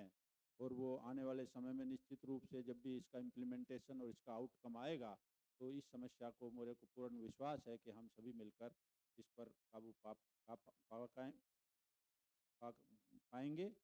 इंडस्ट्री का कॉटन में निसंदेह एक बहुत भारी रोल है। आज की डेट में जितना भी मटेरियल हम देखते हैं, तो उसमें जो बहुत अधिक योगदान हमारा प्राइवेट सीड इंडस्ट्री का है। और जो प्रोडक्शन की जितनी भी टेक्नोलॉजीज हैं, वो निश्चित रूप से हमारा AICRP सेंटर, हमारा संस्थान को उसको सपोर्ट करता है, और उसकी वजह से जितना भी हम देखते हैं वो है। लेकिन निश्चित रूप से इसमें काफ़ी हमें सुधार की आवश्यकता है।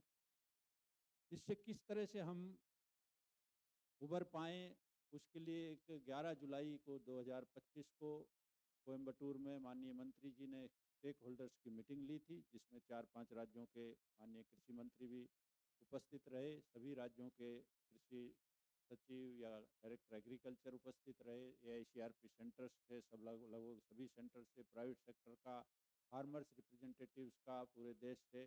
तो एक बहुत बृहद प्रोग्राम पूरे दिन का रखा गया, जिसमें कि सभी की बातें सुनने के बाद कि किस किस तरह की समस्याएं हैं, एक रोड मैप उस समय डेवलप करने का मेरे को आदेश हुआ था, और हमने उस रोड मैप को डेवलप किया।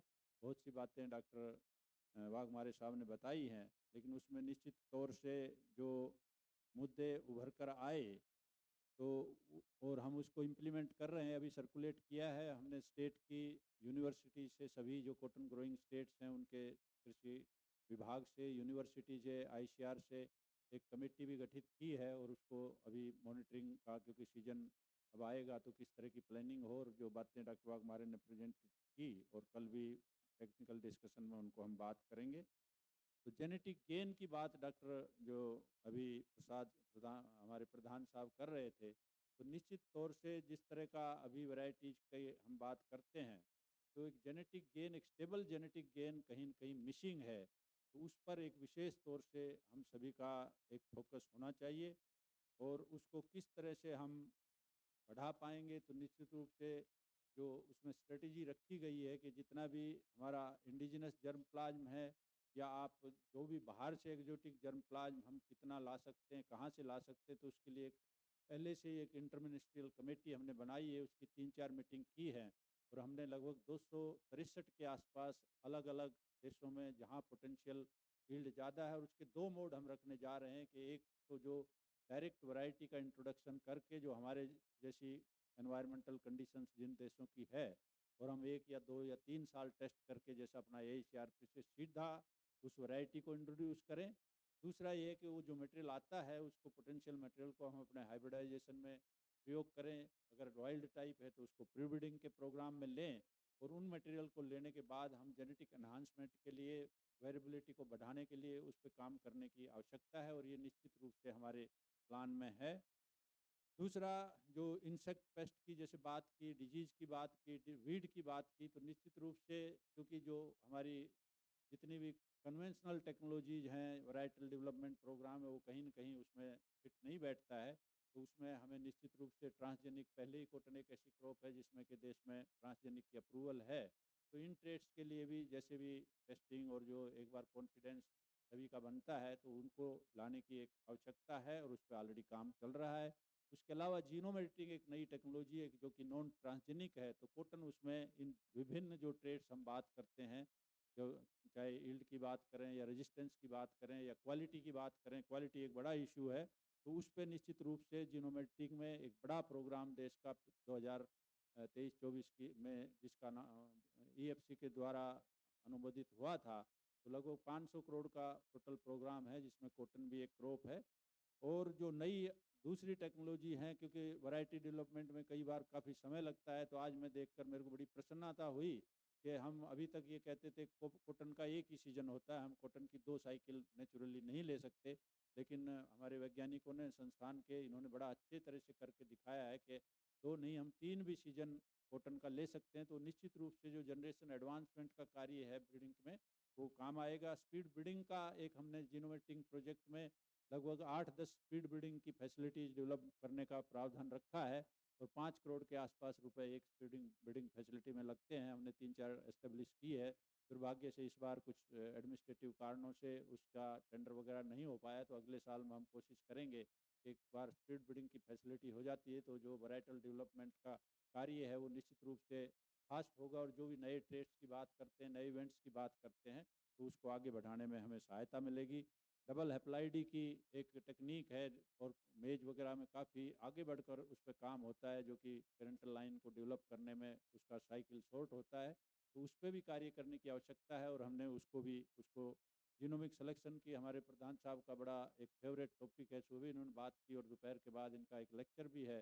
तो किस तरह से हम अलग अलग सोर्स से जो भी फेवरेबल जीन्स को हम एक जीनोटाइप में ला पाएँ, तो उसके लिए निश्चित रूप से हमें उस पर काम करने की आवश्यकता है, और उसमें काफ़ी हद तक काम चल रहा है, और मेरे विचार से कुछ सेंटर्स को आइडेंटिफाई करके इस पर काम करने की आवश्यकता है। पेरेंटल लाइन चाहे प्राइवेट सेक्टर से हो चाहे हमारे पब्लिक सेक्टर से है, उनको भी इम्प्रूवमेंट की ज़रूरत है, क्योंकि समय के साथ आमतौर पर वही पुराने हाइब्रिड्स, वही पेरेंटल लाइन्स हैं, और उनका कहीं न कहीं जैसे मल्टीपल हाइब्रिड्स में यूज होता है, तो उनको बायोटिक अबायोटिक स्ट्रेस के लिए इम्प्रूवमेंट करने की एक बहुत आवश्यकता है। एक प्लांट टाइप कॉन्सेप्ट की हम जब बात करते हैं, जब आज हम बात करते हैं हाई डेंसिटी प्लांटिंग की या क्लोजर स्पेसिंग की, तो उसमें निश्चित रूप से जो हमारा सिम्पोडियल फ्रूट्स की हमें ज़्यादा आवश्यकता है, और मोनोपोडियल फ्रूट वैरायटी में कम हो, जो कि आमतौर पर आप देखते हैं कि HDPS में वो फिट नहीं बैठता है। तो प्लांट टाइप पे भी निश्चित रूप से बात करने की आवश्यकता है।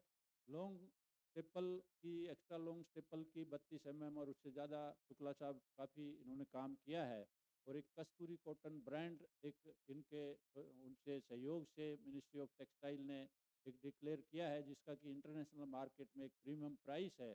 तो उस तरह का एक्स्ट्रा लॉन्ग स्टेपल कॉटन पे, क्योंकि जितना एक्सपोर्ट की अभी हम बात कर रहे हैं, तो वो ज़्यादातर एक्सपोर्ट जो है वो ELS का ही होता है, तो उस पर भी एक हमें बहुत अधिक ध्यान देने की आवश्यकता है। सुविन एक हमारी वैरायटी है, जो हम पिछले पता नहीं 30 साल से उसी सुविन को हम सुनाते हैं। कुछ वैरायटीज आई हैं, 3-4 वैरायटी और आई हैं, लेकिन वो कहीं न कहीं उनमें यील्ड का और क्वालिटी, जो फाइबर लेंथ के अलावा जो बाकी भी ट्रेड्स हैं फाइबर के, तो उनको इम्प्रूवमेंट करने की ज़रूरत है, जो कि इस प्रोजेक्ट में एक मेन जो हमारा फोकस रहेगा।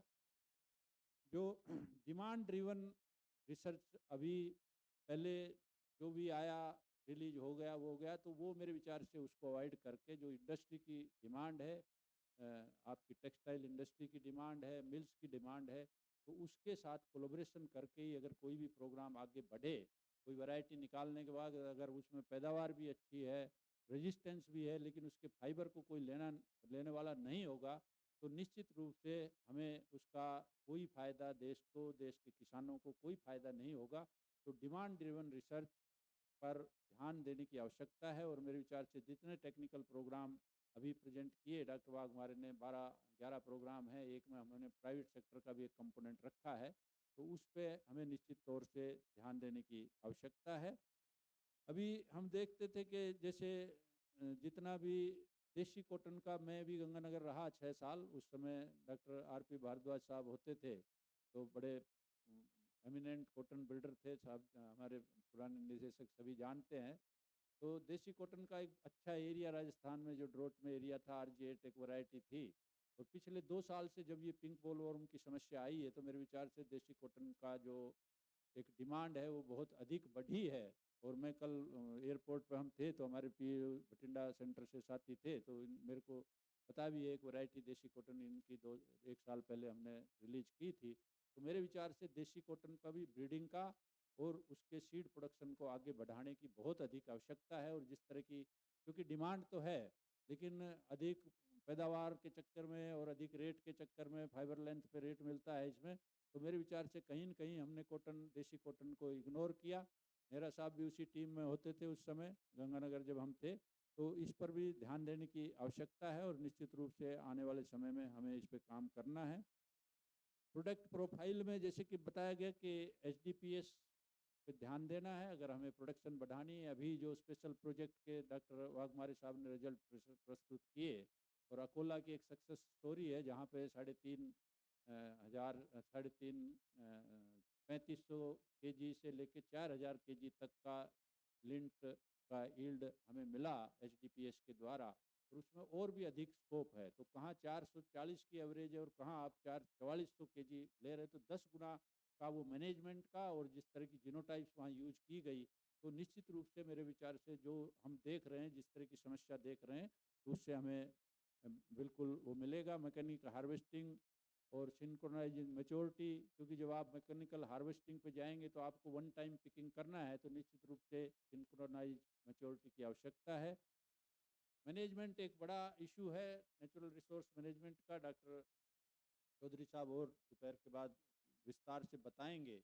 सोयल के हेल्थ का किसान जितना भी, अभी तो यूरिया जो भी नाइट्रोजन फर्टिलाइजर्स की जो समस्या की बात कर रहे हैं, तो वो एक नेचुरल या जो भी मैन मेड प्रॉब्लम है, लेकिन जो सोयल का मैनेजमेंट, सोयल हेल्थ के लिए काम करना और सभी तत्वों को बराबर मेंटेन करते हुए, चाहे आप रीजनरेटिव एग्रीकल्चर की बात करो या आप ग्रीन मैन्योरिंग की बात करो, तो उस तरह की जो चीज़ें जब तक पैकेज ऑफ प्रैक्टिसेस में नहीं आएंगी, फार्मर उनको अडेप्ट नहीं करेगा, तो आप कितना भी फर्टिलाइजर और वो डालते हैं, तो उससे निश्चित रूप से उस तरह का जो लेवल ऑफ प्रोडक्टिविटी वो नहीं आ पाता है।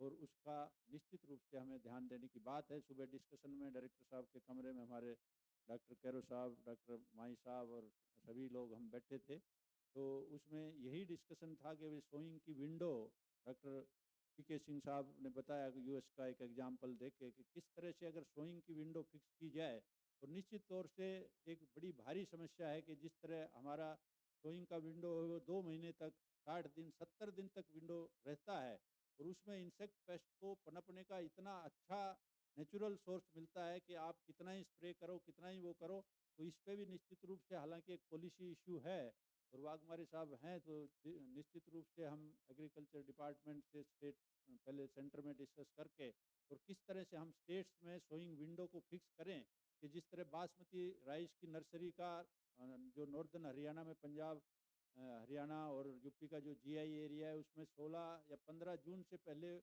वो कोई ट्रांसप्लांटिंग गवर्नमेंट अलाउ नहीं करती है, और गलती से कोई हो भी जाता है तो सैटेलाइट के द्वारा जब पता लगता है तो उस खेत को प्लो डाउन कर दिया जाता है।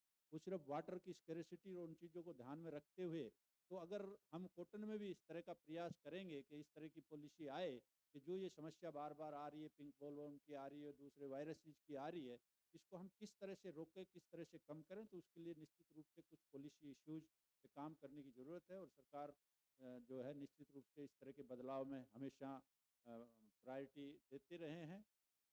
अभी पिंक बॉलवर्म का मैनेजमेंट का एक इशू, मैं कुछ दिन मेरे पास एडीजीसीसी का चार्ज था और मैं सिरसा सेंटर पे डॉक्टर ऋषि के साथ काफ़ी राजस्थान, पंजाब और हरियाणा के काफ़ी किसानों से, लगभग 150 किसानों से हमने इंटरेक्ट किया उस समय उस क्षेत्र के। तो उसमें एक पिंक बॉलवर्म मैनेजमेंट जो आपका रहा है, स्टिक्स है, उसको किस तरह से करें, वो एक परपिचुएशन का पिंक बॉलवर्म का एक बड़ा साधन है। मेरे विचार से इन्होंने बड़ी अच्छी मुहिम चलाई, CAU, RAU और हमारे ICAR और HE के मेरे वैज्ञानिकों ने। लेकिन वो उस लेवल पे जो कंट्रोल होना चाहिए पिंक बॉलवर्म को किस तरह से हम चेक करें, तो वो एक एक्सटेंशन का कंपोनेंट है और उसमें निश्चित रूप से हमें और अधिक मेहनत करने की आवश्यकता है। अभी बात हम करते हैं जो प्रिडिक्टिव ब्रीडिंग की, यूज ऑफ आर्टिफिशियल इंटेलिजेंस की, मशीन लर्निंग की, तो उसके लिए डेटा की आवश्यकता होती है। डेटा अगर हम ACRP के पूरी रिपोर्ट हमारे पास है, सॉफ्ट कॉपी, सॉफ्ट वर्जन भी है हमारे पास, हार्ड वर्जन भी है, तो उस पर निश्चित रूप से उस डेटा के बेस पे और जो आगे जो जितने भी नए टूल्स हैं, AI की बात करते हैं, तो उस पर भी इस प्रोग्राम के द्वारा कुछ कार्य शुरू करने की आवश्यकता है और कुछ एक सेंटर्स के पास अच्छी स्ट्रेंथ भी है। तो ये सभी चीज़ें, सॉइल हेल्थ का मैनेजमेंट, आपका जो भी डीप फ्लोइंग की प्रैक्टिसेस हैं और नई टेक्निक, ड्रिप का जैसे सिस्टम कई जगह कई राज्यों में ड्रिप की गवर्नमेंट की तरफ से फैसिलिटी है, तो उस पर भी काम काफ़ी हुआ है। क्रॉप रोटेशन, ये सारे जितने भी हम जब तक एक कम्प्रीहेंसिव पैकेज को हम अप्लाई नहीं करेंगे तो यील्ड की समस्या हमेशा रहेगी। और जो पुराने हाइब्रिड्स का एक इशू है कि 1200 हाइब्रिड्स जो हैं, तो इसको निश्चित रूप से, क्योंकि अब हमारे पास 200 से अधिक जो BG2 के हाइब्रिड्स आज अवेलेबल हैं, तो उनको किस तरह से हम फेज आउट करें, क्योंकि उनकी जो यील्ड पोटेंशियल और ससेप्टिबिलिटी निश्चित रूप से आज की डेट में वो फिट नहीं है। तो उस पर हमें काम करने की आवश्यकता है और उसमें निश्चित रूप से हम हमारे प्राइवेट सेक्टर के कोलीग्स के साथ बात करेंगे। हर्बिसाइड टॉलरेंस की बात होती है बार बार, तो उसमें एक बड़ी समस्या जो मैकेनाइजेशन में जो आ रही है, एक डिफोलिएंट की समस्या आती है, तो उसके लिए भी मेरे विचार से कार्य करने की आवश्यकता है। कुछ कार्य हमारे संस्थान ने किया है और कुछ एक मेरे विचार से मॉलिक्यूल्स इन्होंने आइडेंटिफाई किए हैं डिफोलिएंट के रूप में, और जो क्योंकि अभी मशीन भी आ गई है हार्वेस्टिंग के लिए, पिकिंग के लिए, तो उसमें उस मशीन के लिए निश्चित रूप से डिफोलिएंट की आवश्यकता है। नहीं तो ट्रेस की मात्रा इतनी आती है कि वो इंडस्ट्री के लिए किसी भी काम में वो नहीं रहता है। ड्रोन्स का काफ़ी मात्रा में अभी प्रयोग जगह जगह हो रहा है और कॉटन ने, क्योंकि खरीफ की क्रॉप है, दूसरा कनोपी इस तरह की होती है और बरसात का कभी पता नहीं लगता, तो एक ड्रोन का कंपोनेंट ऑलरेडी कुछ जगह पे है। तो जितना भी स्प्रेइंग आदि के लिए अगर हम जब तक ड्रोन को फार्मर्स लेवल पे, काफ़ी फार्मर्स में कुछ एक जो ड्रोन दीदी का प्रोजेक्ट है माननीय प्रधानमंत्री जी का, हमारे माननीय मंत्री जी बहुत ज़्यादा इन चीज़ों को बढ़ावा देते हैं, नई तकनीकों को, वो उसको किस तरह से हम कॉटन में लेके आएँ और सभी सेंटर्स पे, चाहे कस्टम हायरिंग सेंटर के द्वारा अगर स्प्रे के लिए जैसे हम ड्रोन का प्रयोग करते हैं, तो उससे एक तो बड़ा यूनिफॉर्म स्प्रेइंग, और अगर पूरे एरिया की बात करें जिस तरह से बाहर होता है, सुबह भी डिस्कशन हो रहा था, तो उसमें निश्चित तौर से जो एक खेत में किया दूसरे में नहीं है, तो वहाँ से इंसेक्ट उधर माइग्रेट करके वो समस्याएं कम हो सकती है। तो ये कुछ पॉलिसी इश्यूज हैं, उस पर काम किया जाएगा।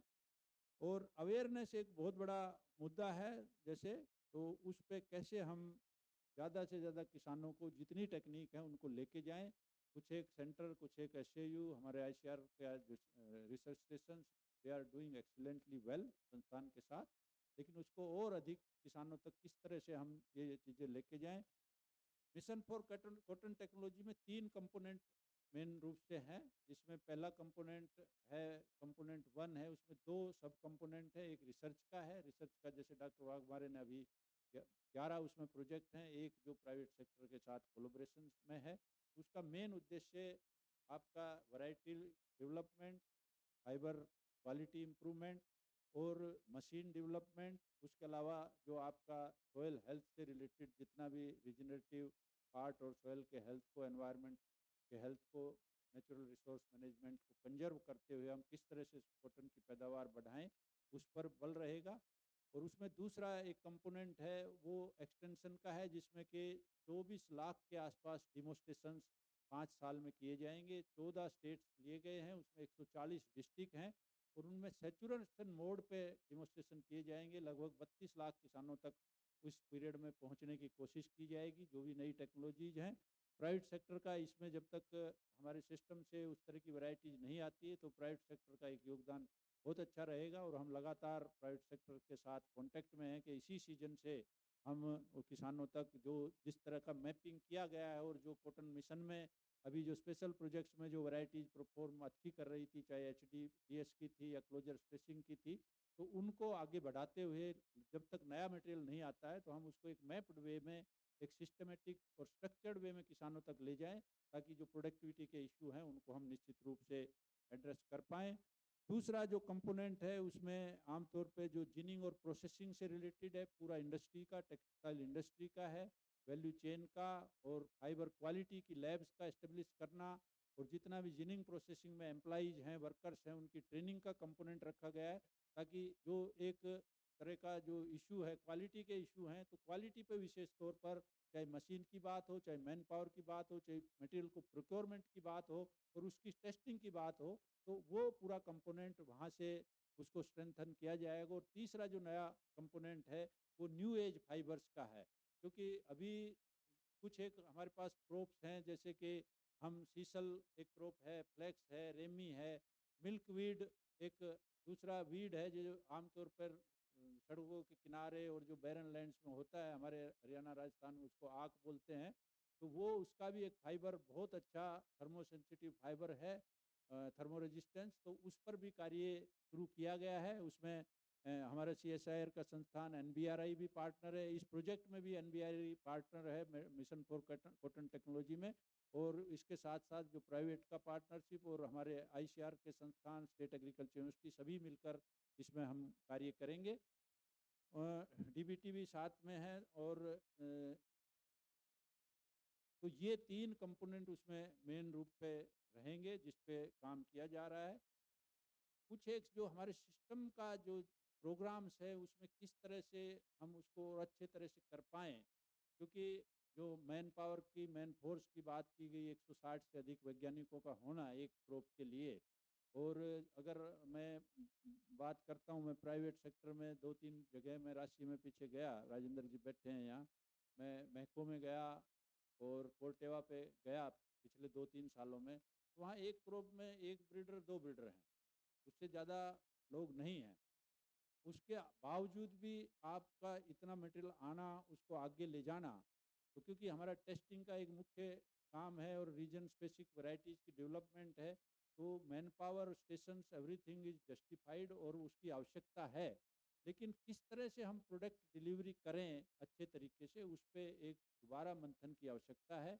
और centre wise, state wise trait identify करते हुए, लोकल रिक्वायरमेंट को देखते हुए, अगर हम ब्रीडिंग प्रोग्राम्स को दोबारा से आज के और कल के मंथन में जो चीज़ें और नई स्कीम, क्योंकि अभी नया EFC का पीरियड शुरू होगा 2026-27 से, तो उसको चेंज करने की एक बहुत ही अधिक आवश्यकता है और उसके लिए हमें टारगेटेड रिसर्च पे काम करने की, जितने मैंने फैक्टर बताए उस पर हमें काम करना है। हमारा जो मुख्य जो काम अभी मैं देखता हूँ कि प्लांट प्रोटेक्शन का एक भारी रोल है, उनकी टेक्नोलॉजीज का, चाहे प्राइवेट सेक्टर की वैरायटी हो चाहे कहीं भी हो, उसका एक अच्छा रोल है। और कुछ रोल हमारे जो प्लांट प्रोडक्शन का, अच्छी टेक्नोलॉजीज आई उसको किसान यूज करते हैं। वैरायटीज में कहीं न कहीं पब्लिक सिस्टम को एक बार रिविजिट करने की आवश्यकता है और हमें अपना शेयर बढ़ाने की उसमें बहुत अधिक आवश्यकता है। आज की डेट में हम एक टेस्टिंग सेंटर के रूप में काम करते हैं और जितना भी प्राइवेट के हाइब्रिड आते हैं, 60-70 हाइब्रिड आते हैं, और उनको टेस्ट करना, उनकी रिपोर्ट देना, तो यही हमारा कार्य नहीं है। इससे आगे बढ़ के कार्य करने की आवश्यकता है। टेस्टिंग के लिए कोई भी सेंटर का चालू रखना या इतनी मैन पावर को लगाना सरकार के लिए संभव नहीं है। तो आपसे कुछ ना कुछ मटेरियल आए, किसान के खेत पे जाए, और जो शेयर है आपका पब्लिक सेक्टर का कॉटन में प्रोडक्शन सिस्टम में, उसको बढ़ाने की बहुत अधिक आवश्यकता है। तो उसके लिए रिसर्च का रीओरिएंटेशन और competing with the private sector is one of the biggest challenge to the colleagues at the different AICRP centres, जितने भी हैं, उस पर काम करना है। दूसरा, एक जो डेटा का रिकॉर्डिंग है, और जो वेरिएशन ऑफ डेटा, मैं लास्ट ईयर भी मैंने कहा था कि आप रिपोर्ट देखिए, पिछली बार तो कुछ और ही था कि एक एक ही जोन में 15-15 लोकेशन थी, जो कि 5 या 6 लोकेशन की आवश्यकता होती है, और एक एक कंपनी के 5-5 जो लोकेशन वहाँ थे, हमने लास्ट ईयर कुछ कम किए, इस बार मैं दोबारा रिव्यू करूँगा।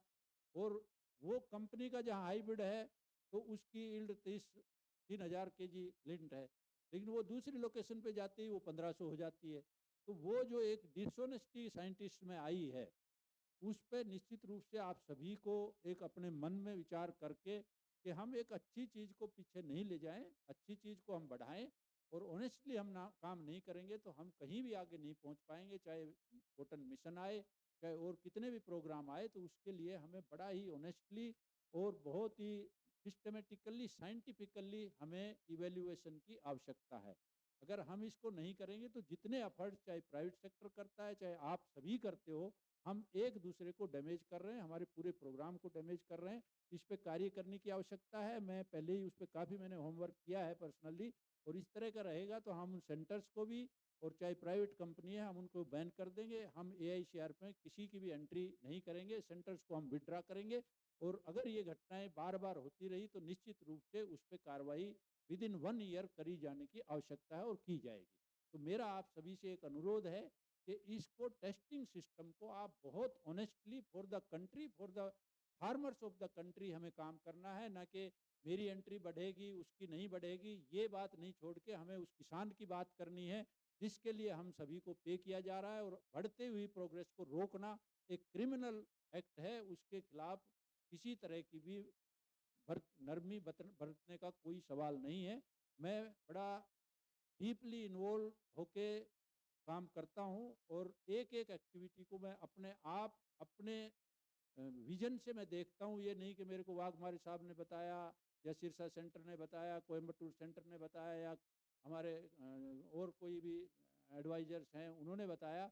मैं उसके बावजूद भी अपने लेवल पे काम करता हूँ। तो इसके लिए मैंने बहुत सी जगह बड़े गैप पाए हैं। उन गैप को अगर हम नहीं पूरा करेंगे तो उसके लिए हम देश के लिए जवाबदायी होंगे, और उसमें निश्चित रूप से हम पीछे हटेंगे। हम आगे एक इंडिविजुअल बनने की कोशिश करता है, वो कभी नहीं जाएगा। AICRP सिस्टम का यही धर्म है और यही इसका ऑब्जेक्टिव है। ये मेरा आप सभी को एक बड़ा क्लियर मैसेज है। और अदरवाइज डेटा के बेस पे पिछली 3 साल की रिपोर्ट उठा के अगर मैं एनालिसिस कराऊंगा तो बहुत से सेंटर बंद होंगे, बहुत से साइंटिस्ट पे कार्रवाई होगी, और वो मैं नहीं चाहता। ये मेरा एक बहुत क्लियर मैसेज आप सभी के लिए है, और उसको आपको करने की आवश्यकता है। ट्रायल की क्वालिटी अगर वहाँ वैसे भी नहीं है तो उसको क्वालिटी में प्लांट स्टैंड पूरा नहीं मिलता, डेटा कंप्लीट ढंग से नहीं लिया जाता, मैच्योरिटी की बात है, दूसरी चीज़ें। तो अगर साइंटिस्ट वहाँ एक्सक्लूसिवली वहाँ हैं, 4 साइंटिस्ट हैं, 5 साइंटिस्ट है, सभी का मैंडेटरी जॉब है, अगर हम नहीं कर पाते हैं तो फिर हम देश के प्रति एक बहुत बड़ा पाप कर रहे हैं, हम किसान के प्रति पाप कर रहे हैं, हम कुछ नहीं कर रहे हैं। और इस पे ऐसा नहीं कि चीज़ें ऐसे ही चलती रहेंगी लंबे समय तक। हो सकता है आपकी जो सर्विस है 2 साल 4 साल निकल जाए, जो आगे वाली जनरेशन है वो सभी फिर जाके प्राइवेट सेक्टर में या कहीं मजदूरी करेंगे, वो साइंस पब्लिक सेक्टर में रहेगी नहीं अगर ऐसे ही रहा तो एक रिसर्च कंपोनेंट और रिसर्च के बाद उसको आगे ले जाना, ये उससे भी ज़्यादा जरूरी कार्य है। नहीं तो जितने रिसर्च में एफर्ट्स किए जाएंगे वो सब फेल हो जाते हैं। तो ये मेरा एक मन की बात है, और मैं बड़े दिल से इस बात को बोल रहा हूँ। यूनिवर्सिटीज में पोस्ट का एक इश्यू है, हमने अभी स्टेट्स के साथ काफ़ी हमारे DG साहब ने बात की है, और हम ट्राई कर रहे हैं कि सभी यूनिवर्सिटी से बात करके पोस्टों को पूरा कराया जाए। कई जगह पे बड़े अच्छे सेंटर थे, स्टाफ नहीं होने की वजह से उन सेंटर्स पे पूरी स्ट्रेंथ से काम नहीं हो पाता है। कॉटन में ज़्यादातर सेंटर ही बहुत अच्छे सेंटर हैं, उसमें कोई दो राय नहीं है, लेकिन स्टाफ की कमी की वजह से पूरा जितनी एक्टिविटीज़ वो नहीं हो पाती हैं। रिपोर्टिंग मॉनिटरिंग का मेरे विचार से आप सभी बड़ा इन्वॉल्व होकर उसको ढंग से करके, ताकि उसकी क्वालिटी को हम बढ़ा सकें। क्योंकि आज की डेट में कॉटन एक सबसे पुअर क्रॉप है। अगर हम फार्मर्स के पॉइंट ऑफ व्यू से देखते हैं, हर तरफ ह्यू एंड क्राई है। तो इसको अगर हमें ओवरकम करना है और इस मिशन को कामयाब बनाना है तो आपके सहयोग के बगैर इसमें कुछ नहीं होगा। तो इसलिए मैं ये बार बार आपको ये रिक्वेस्ट कर रहा हूँ। तो हमने अभी कुछ एक चेंजेस करने की कोशिश की है, इस प्रोग्राम से भी हम शुरू करेंगे आगे साल के लिए। कुछ बेंचमार्क्स हमने इंसेक्ट पेस्ट डिजीज के लिए रखे हैं कि जो आपका IVT में मटेरियल आता है, इवन आपकी स्टेशन ट्रायल से ही अगर उसको ढंग से मॉनिटर करके स्क्रीन करके आप AICRP में लेके आते हैं, तो 3 साल की टेस्टिंग के बाद कई बार मीटिंग में जब VIC में बात होती है कि नहीं साहब ये तो इससे ससेप्टिबल है, इससे ससेप्टिबल है, और फिर उसको रिजेक्ट करना कहीं न कहीं साइंटिस्ट के साथ भी उस मटेरियल के साथ एक ज्यादती होती है। तो अगर हम उसको शुरू से ही आप 10 की बजाय अगर एंट्री ABT2 में 10 टेस्ट करते हैं, उसकी बजाय आपकी 4 एंट्री जाएँ, तो रिसोर्सेज कम लगेंगे, एक अच्छा मटेरियल आगे आएगा, क्वालिटी ऑफ द ट्रायल अच्छी होगी। तो उस पे मैं बड़ा स्ट्रिक्टली इसको इम्प्लीमेंट करने की मेरी टीम के साथ कोशिश करूंगा। तो इंसेक्ट्स के लिए, डिजीज के लिए, फाइबर क्वालिटी के लिए, और जो भी एबायोटिक मेजर स्ट्रेस है जिसकी वजह से क्रॉप में प्रॉब्लम आती है बार बार, उसके लिए बेंचमार्क हम इस साल से लागू करेंगे। अगली साल जो भी प्रमोशंस होंगे वैरायटीज के, तो उन्हीं वैरायटीज के प्रमोशन किए जाएंगे एंट्रीज के, जिसमें वो बेंचमार्क को पूरा करेगी। सेंटर्स को हमने ग्रेडिंग के लिए, इवेल्युएशन के लिए हमने कुछ क्राइटेरिया सभी क्रॉप्स में लागू किए हैं। लास्ट ईयर भी कुछ हमने बताया था। तो उसमें एक तो सेंटर्स के द्वारा वैरायटीज का डेवलपमेंट, जेनेटिक स्टॉक्स का रजिस्ट्रेशन, और जो एरिया हमारा उस वैरायटी के अंदर या हमारी जितनी टेक्नोलॉजीज हमने डेवलप की, प्रोटेक्शन, प्रोडक्शन, मैकेनाइजेशन की, उनका कितना एरिया, कितना किसान उसको अडॉप्ट कर रहे हैं, उसका कोई न कोई प्रूफ, कितना ब्रीडिंग मटेरियल किस किस जनरेशन में कितना हम जनरेट कर रहे हैं, कितना काम है, किस तरह के क्रॉसेज, चाहे वाइड हाइब्रिडाइजेशन की बात करें या हमारे कन्वेंशनल क्रॉसेज हैं उसके लिए, और जितने स्टूडेंट्स का कितना, क्योंकि बहुत सी जगह यूनिवर्सिटीज़ में, AICRP में हमारे जो साइंटिस्ट हैं वो टीचर भी हैं, तो स्टूडेंट्स कितने कॉटन पे, कितने स्टूडेंट्स ने MSc PhD की डिग्री की, और कितनी पब्लिकेशन आपके प्रोग्राम से स्पेसिफिकली इस प्रोग्राम से आती हैं, पॉपुलर आर्टिकल्स और अदर पब्लिकेशंस है, और उसके साथ साथ success stories of the centres that by development of this variety, this much change we have made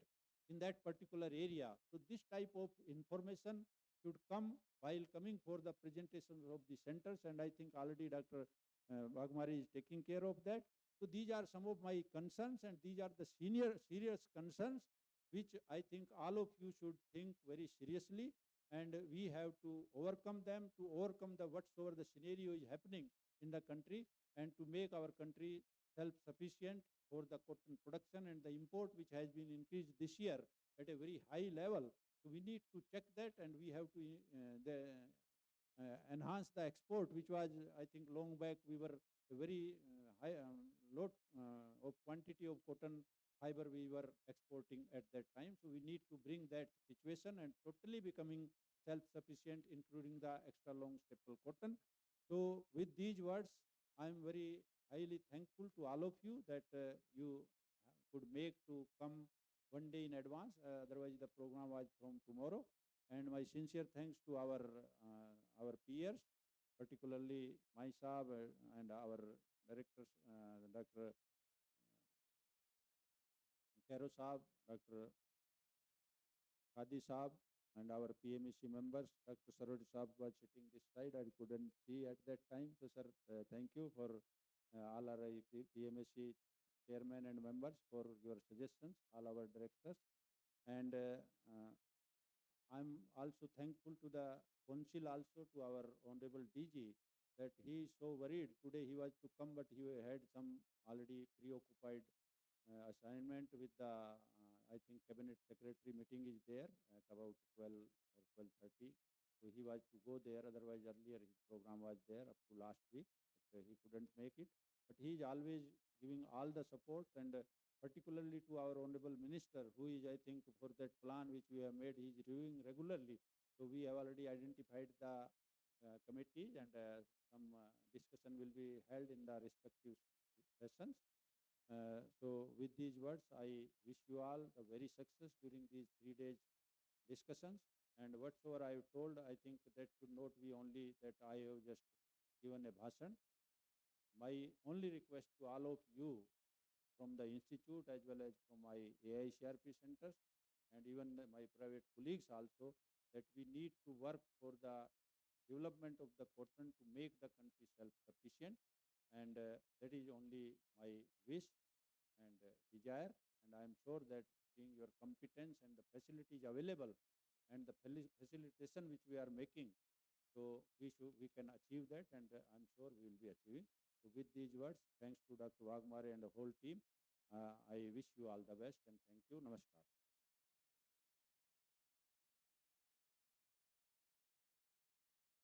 Thank you so much, sir, for your inspiring and insightful address. Your words have left a lasting impression on all of us and will continue to guide and motivate us. We feel deeply honored and truly privileged to have been the recipients of your invaluable guidance and gracious benediction on this memorable and momentous occasion of our institute. Thank you once again, respected sir. I now request Dr. G.T. Behere, Head and Nodal Officer ICR AICRP on Cotton, to kindly take over and give a formal vote of thanks.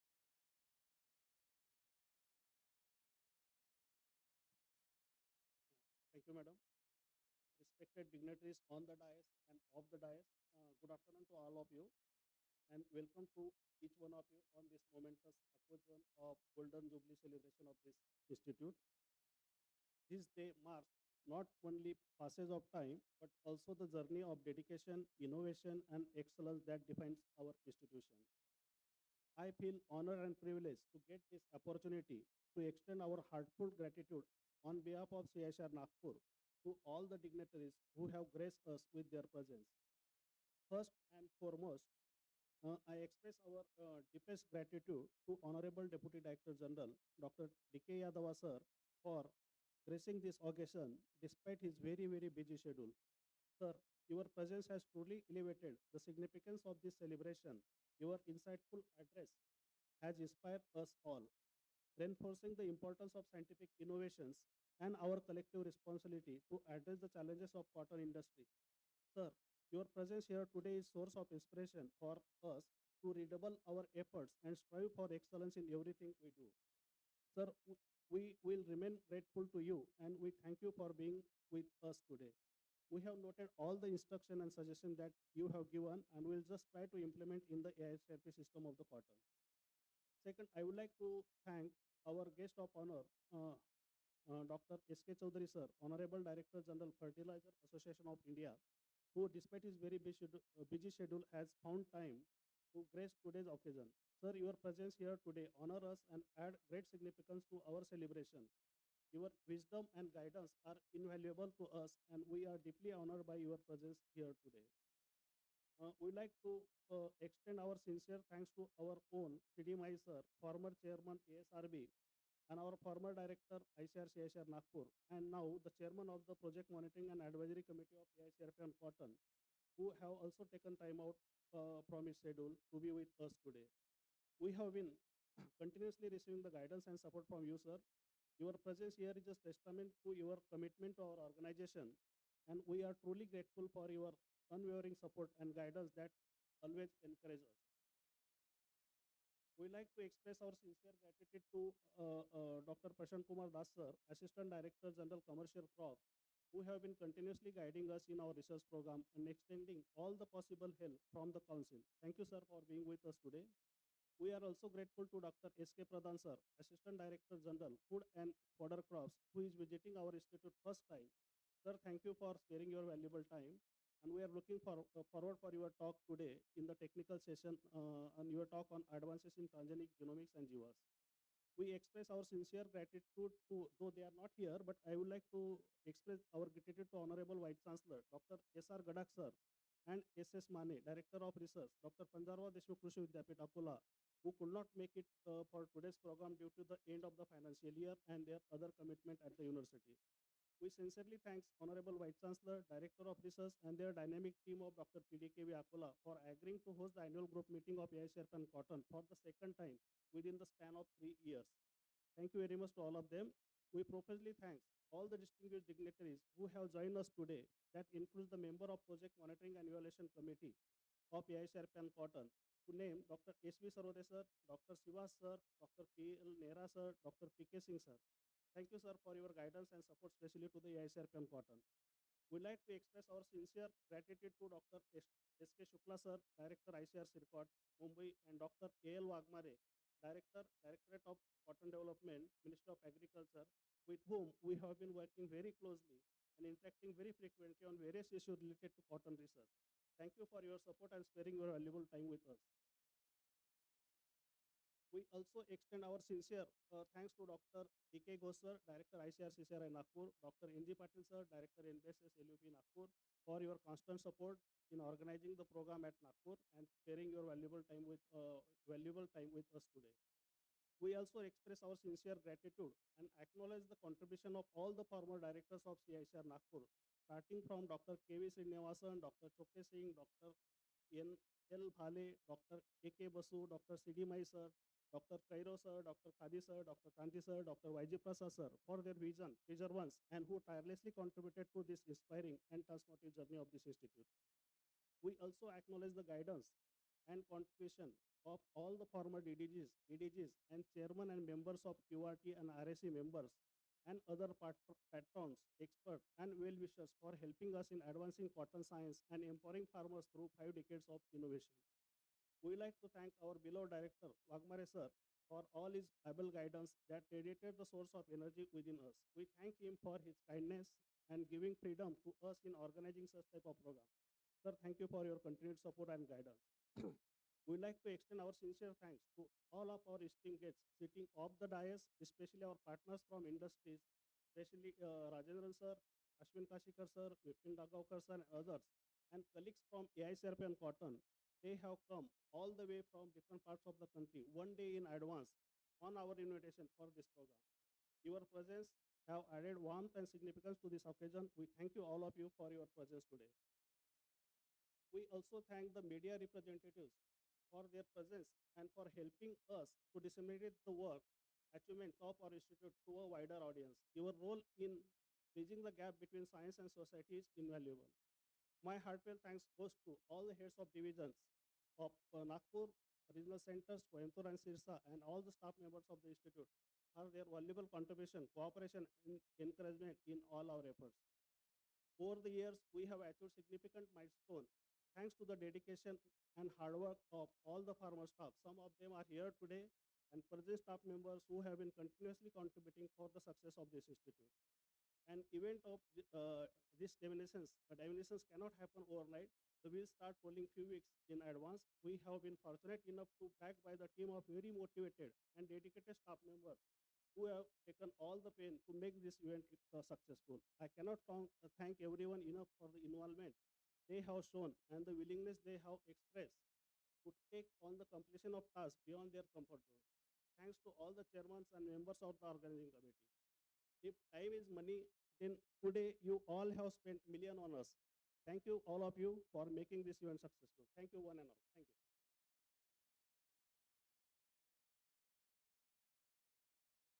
अभी हम जलपान हेतु चाय पान के लिए हम break करेंगे, बट इसके बाद फिर से टेक्निकल सेशन स्टार्ट होगा। इमीडिएटली सबसे अनुरोध है कि तुरंत वापस हमें सभा भवन में आना है।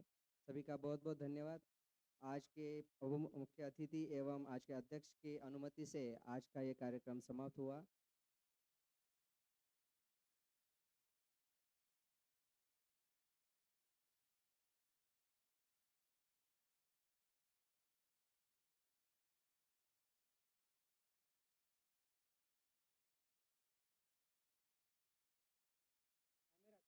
फोटो है क्या?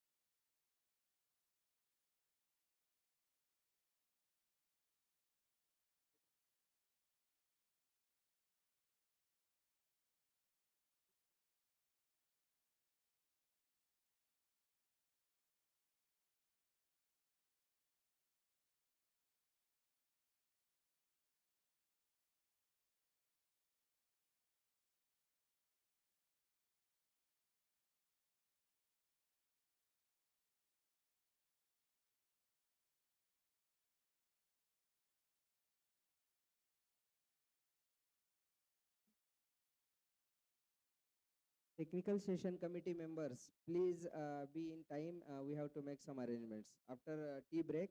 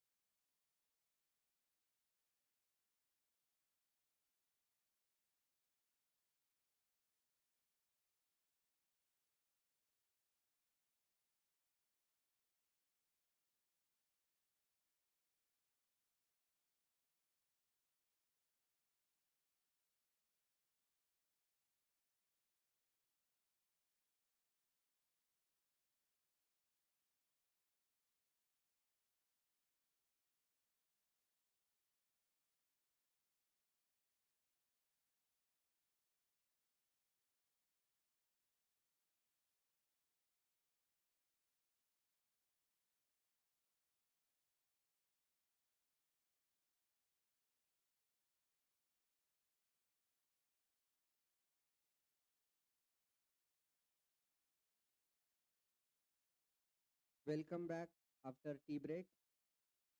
Friends, now we will proceed with the technical session. The first technical session is on natural resource management.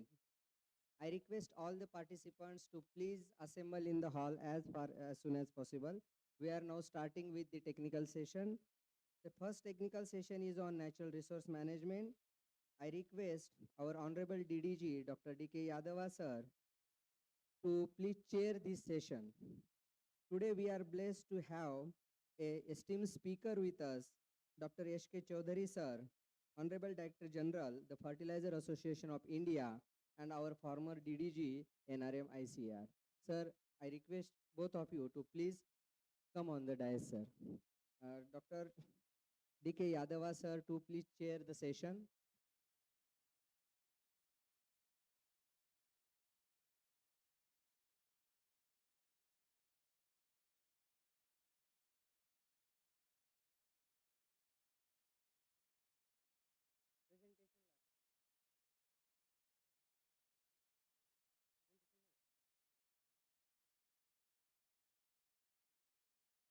I request Dr. V.N. Wagmare, respected Director, CICR Nagpur, to please welcome the Chair of Session, Dr. D.K. Yadava sir, respected DDG Crop Sciences, ICR New Delhi. And also welcome Dr. S.K. Chaudhary sir, our esteemed speaker of today's technical session 1, Natural Resources Management. I now hand over the proceedings to the chair, respected Dr. D.K. Yadava sir.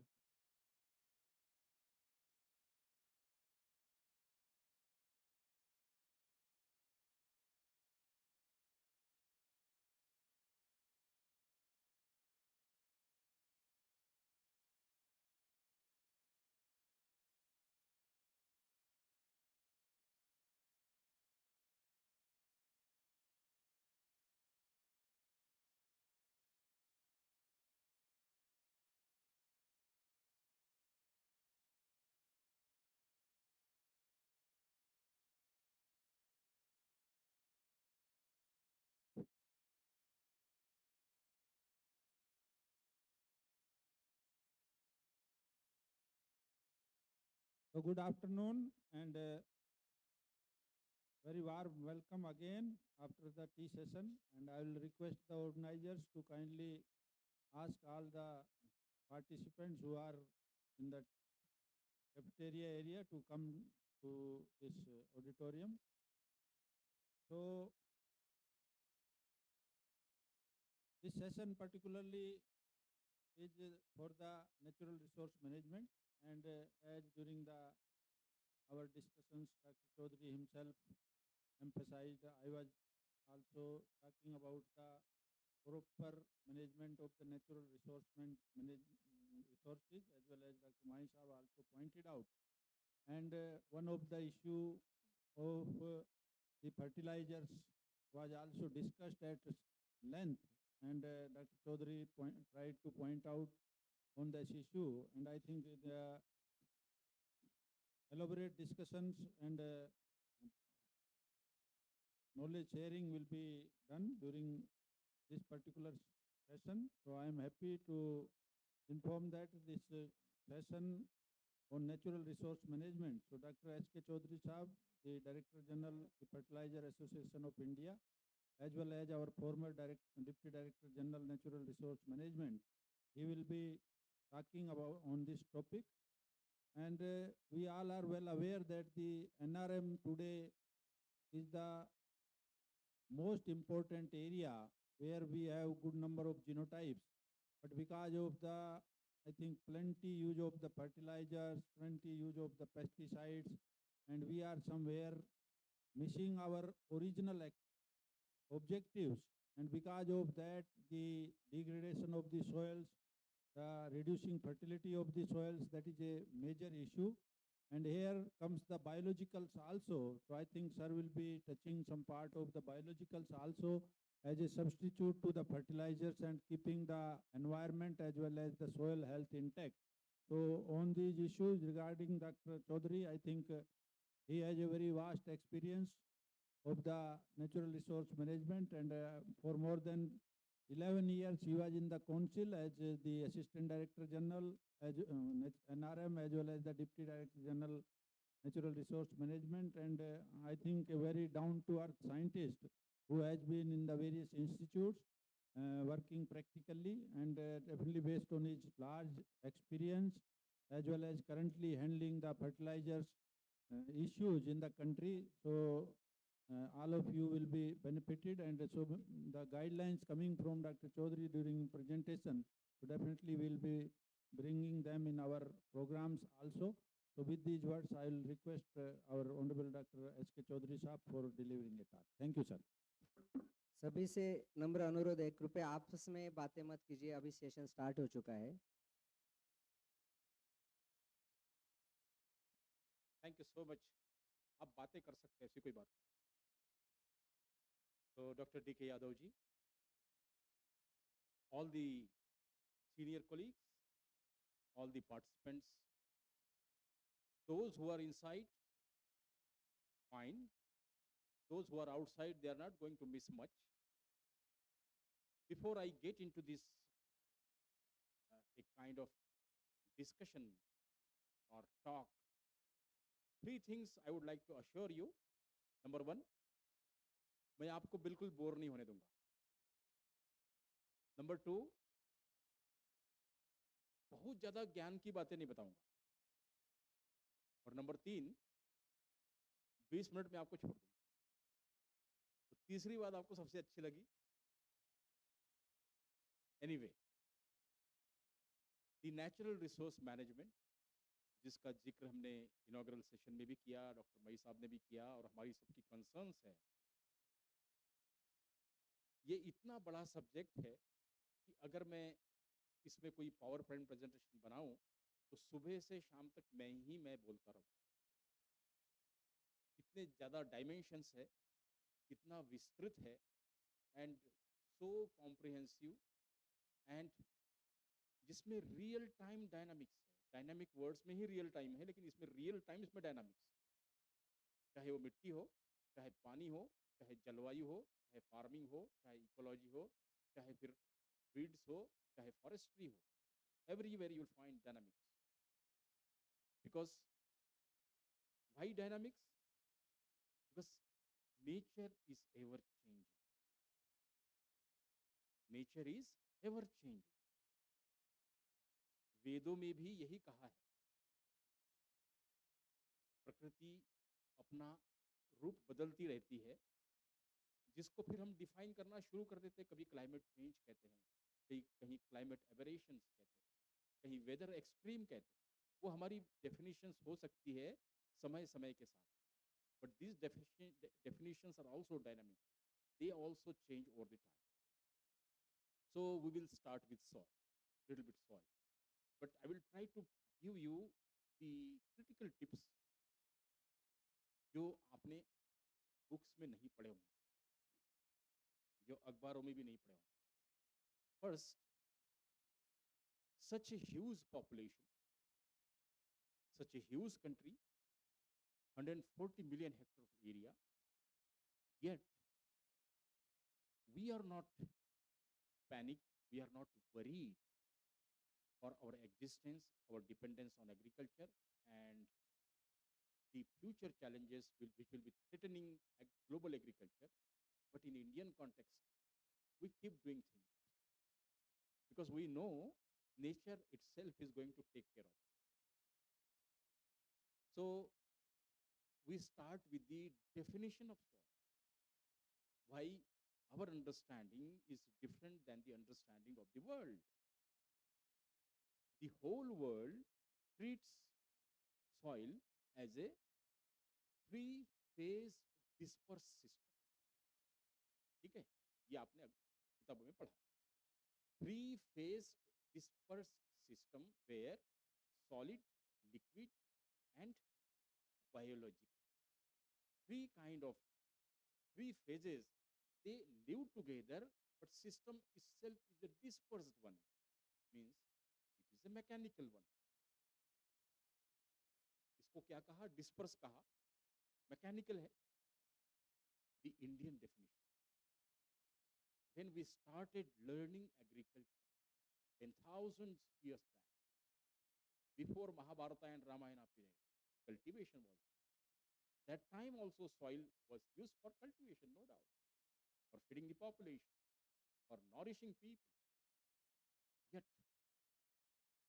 our understanding never matched with the global understanding. We never treated soil as a three-phase dispersed system. Then what we were treating? We were treating soil in simple terms. If I have to tell you in simple terms, mrida dadati poshanam sa mata sarvesham. Today you take this definition with you. Mrida dadati poshanam sa mata sarvesham. Sa mata sarvesham, therefore it is mother to all. Mrida dadati poshanam, the soil nourishes. Soil provides nourishment, not nutrition. Nourishment. So, basic difference between global understanding and Indian understanding started 10,000 years back. And since then, we are moving with this basic principle of Mrida Dadati Poshanam Samata Sarvesham. Why to call mother? Because mother, when she feeds, she not only provides the nutrition. She not only provides the nutrition, but in hidden form, she nourishes with vatsalya, mamatva, and sanskar. The three things are hidden in any international definition. And that is how Indian definition, Indian understanding about soil, Indian understanding about the whole natural resources is different from the other. This is what I was telling that you will not get in the book.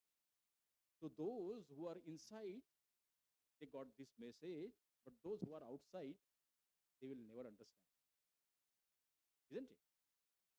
You will not read this in any newspaper. मैंने पहले कहा था आपको bore नहीं होने दूंगा, अभी भी आपको बिल्कुल अटेंटिव रखूंगा अगले 20 मिनट, अगले 18 मिनट में. So एक तो डिफरेंस ये हुआ कि वो हमारी माता है. दूसरा डिफरेंस ये हुआ कि वो सिर्फ क्रॉप प्रोडक्शन के लिए नहीं इस्तेमाल कर रहे हैं हम, वो हमारी माँ है, वो हमें संस्कार देती है. इसलिए डीके यादव को हरियाणा का लाल बोलेंगे क्योंकि हरियाणा की मिट्टी से आया. सीडी मई साहब को महाराष्ट्र का लाल बोलेंगे क्योंकि महाराष्ट्र की मिट्टी से आए. तो उनके साथ उन मिट्टी के संस्कार जुड़े. अब ग्लोबली जो हमारी अंडरस्टैंडिंग है उसमें और एक बड़ा डिफरेंस ये है. When we call natural resources, the biggest natural resource in front of us is human being. The animals who are living in this nature. So not only soil, water, climate, farming, but the human, the animals, they are also biggest natural resource.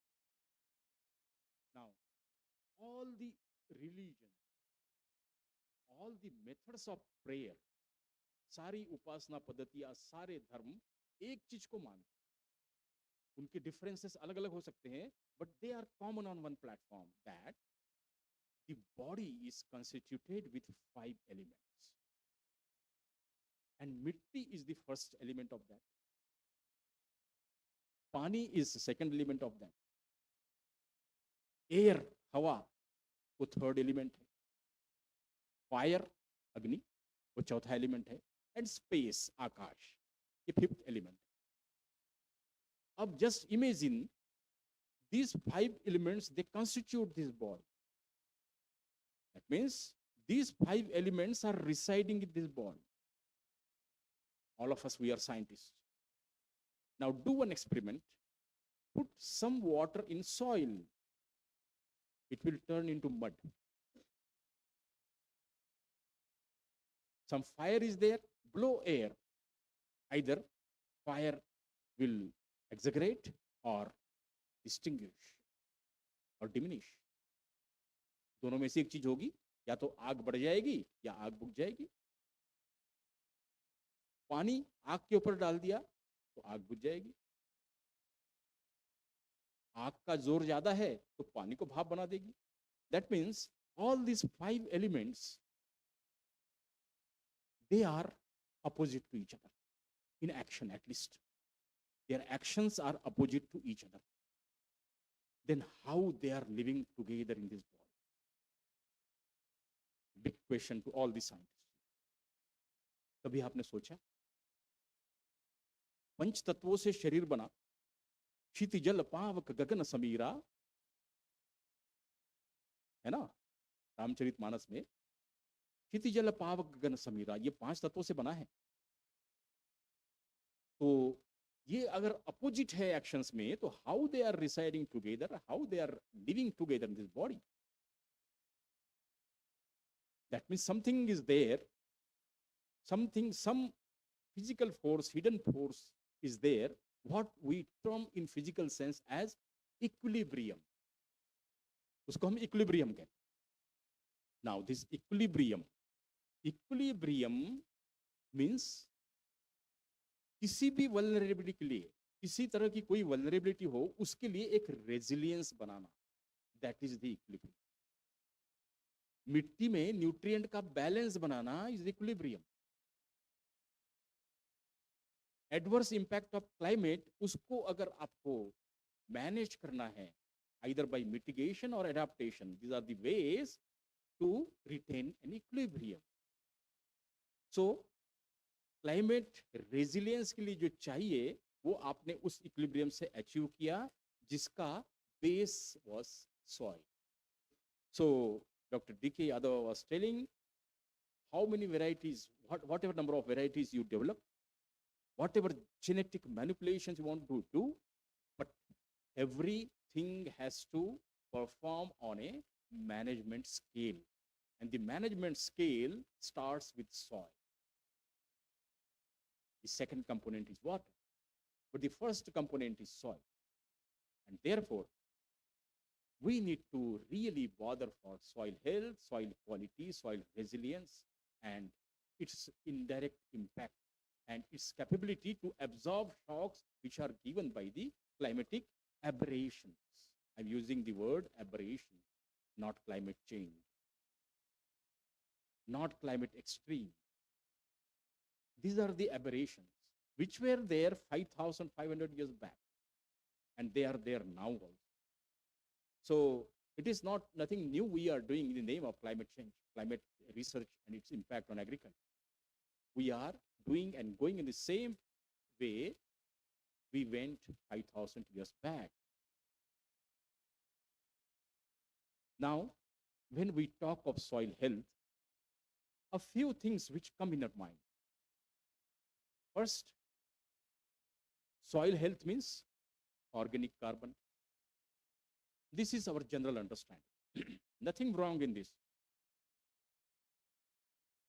Even a simple primary teacher will teach you कि मिट्टी में organic carbon कम हो गया है,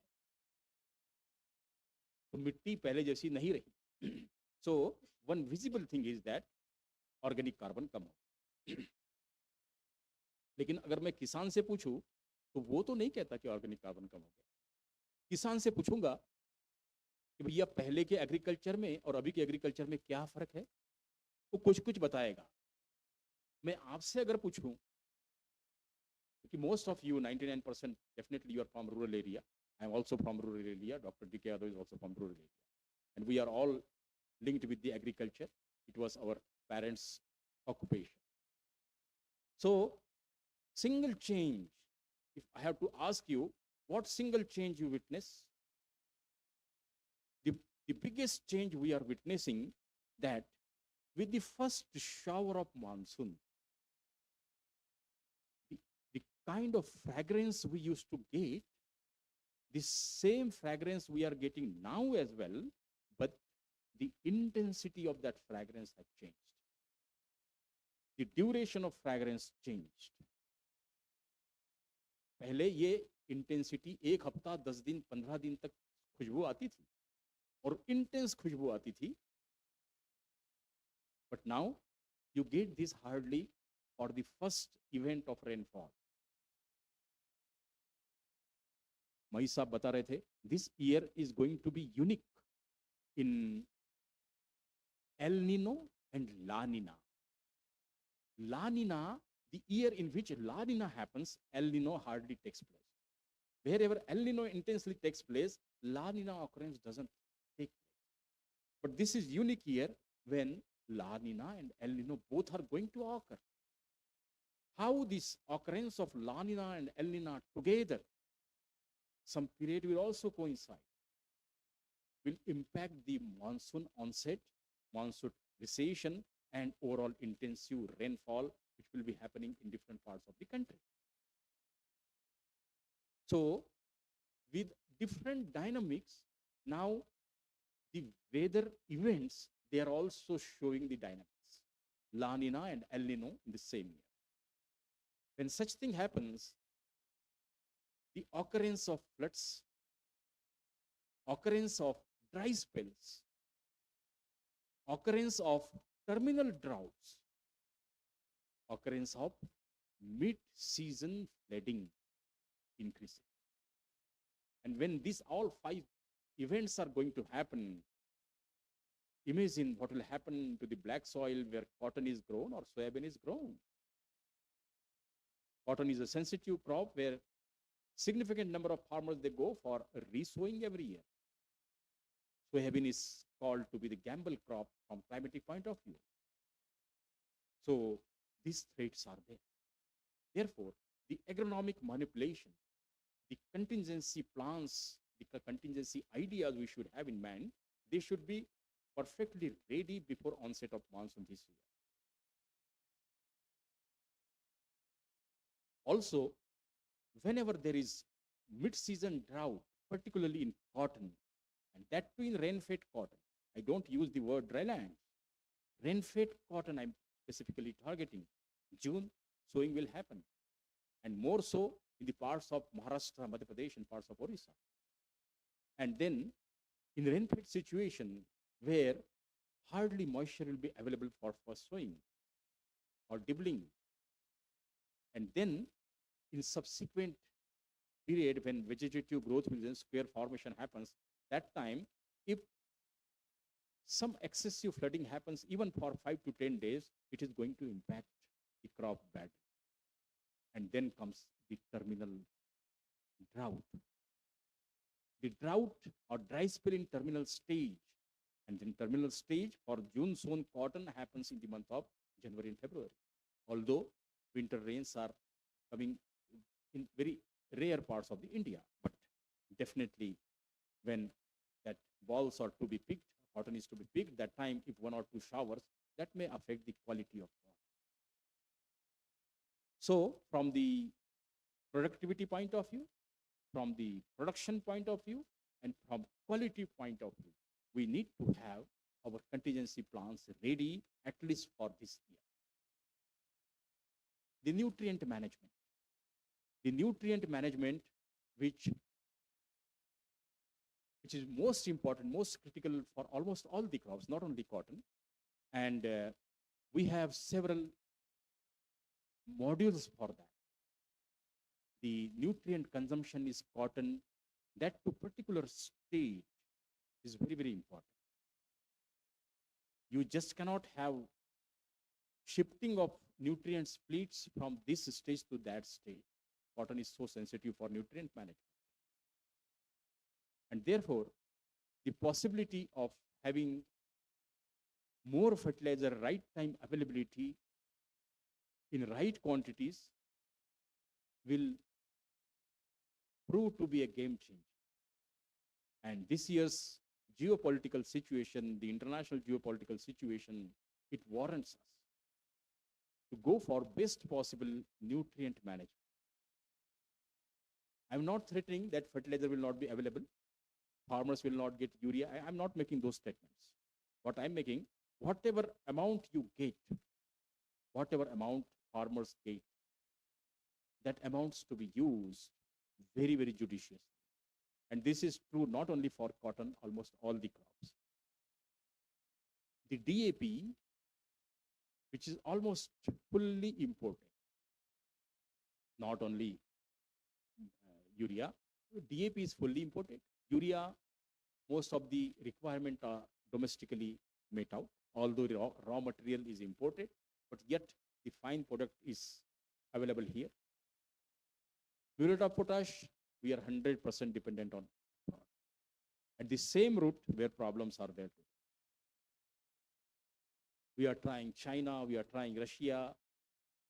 Alternative routes are there, but that will enhance the cost. That cost enhancement will be very significant. And since the commodity is very essential for the farmers and very politically sensitive commodity, therefore, government would like to bear the burden of subsidy on its own shoulder. Of course, ultimately taxpayers' money will be involved.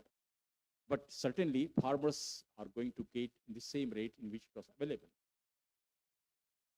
But availability, reaching the material, if we take a long route, avoiding hormones, if we take the long route, reaching the material timely is really a concern.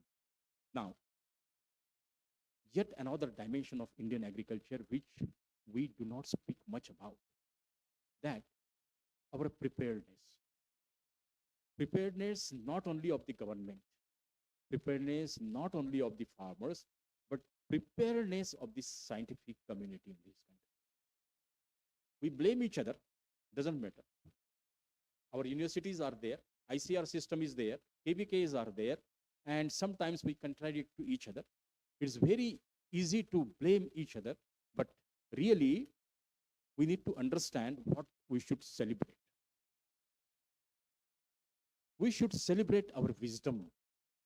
To me, this year, it appears that there is every reason that we should celebrate our wisdom. Why? We started doing experimentation in organic agriculture roughly 3 decades back, 30 years back. Now, time has reached this year.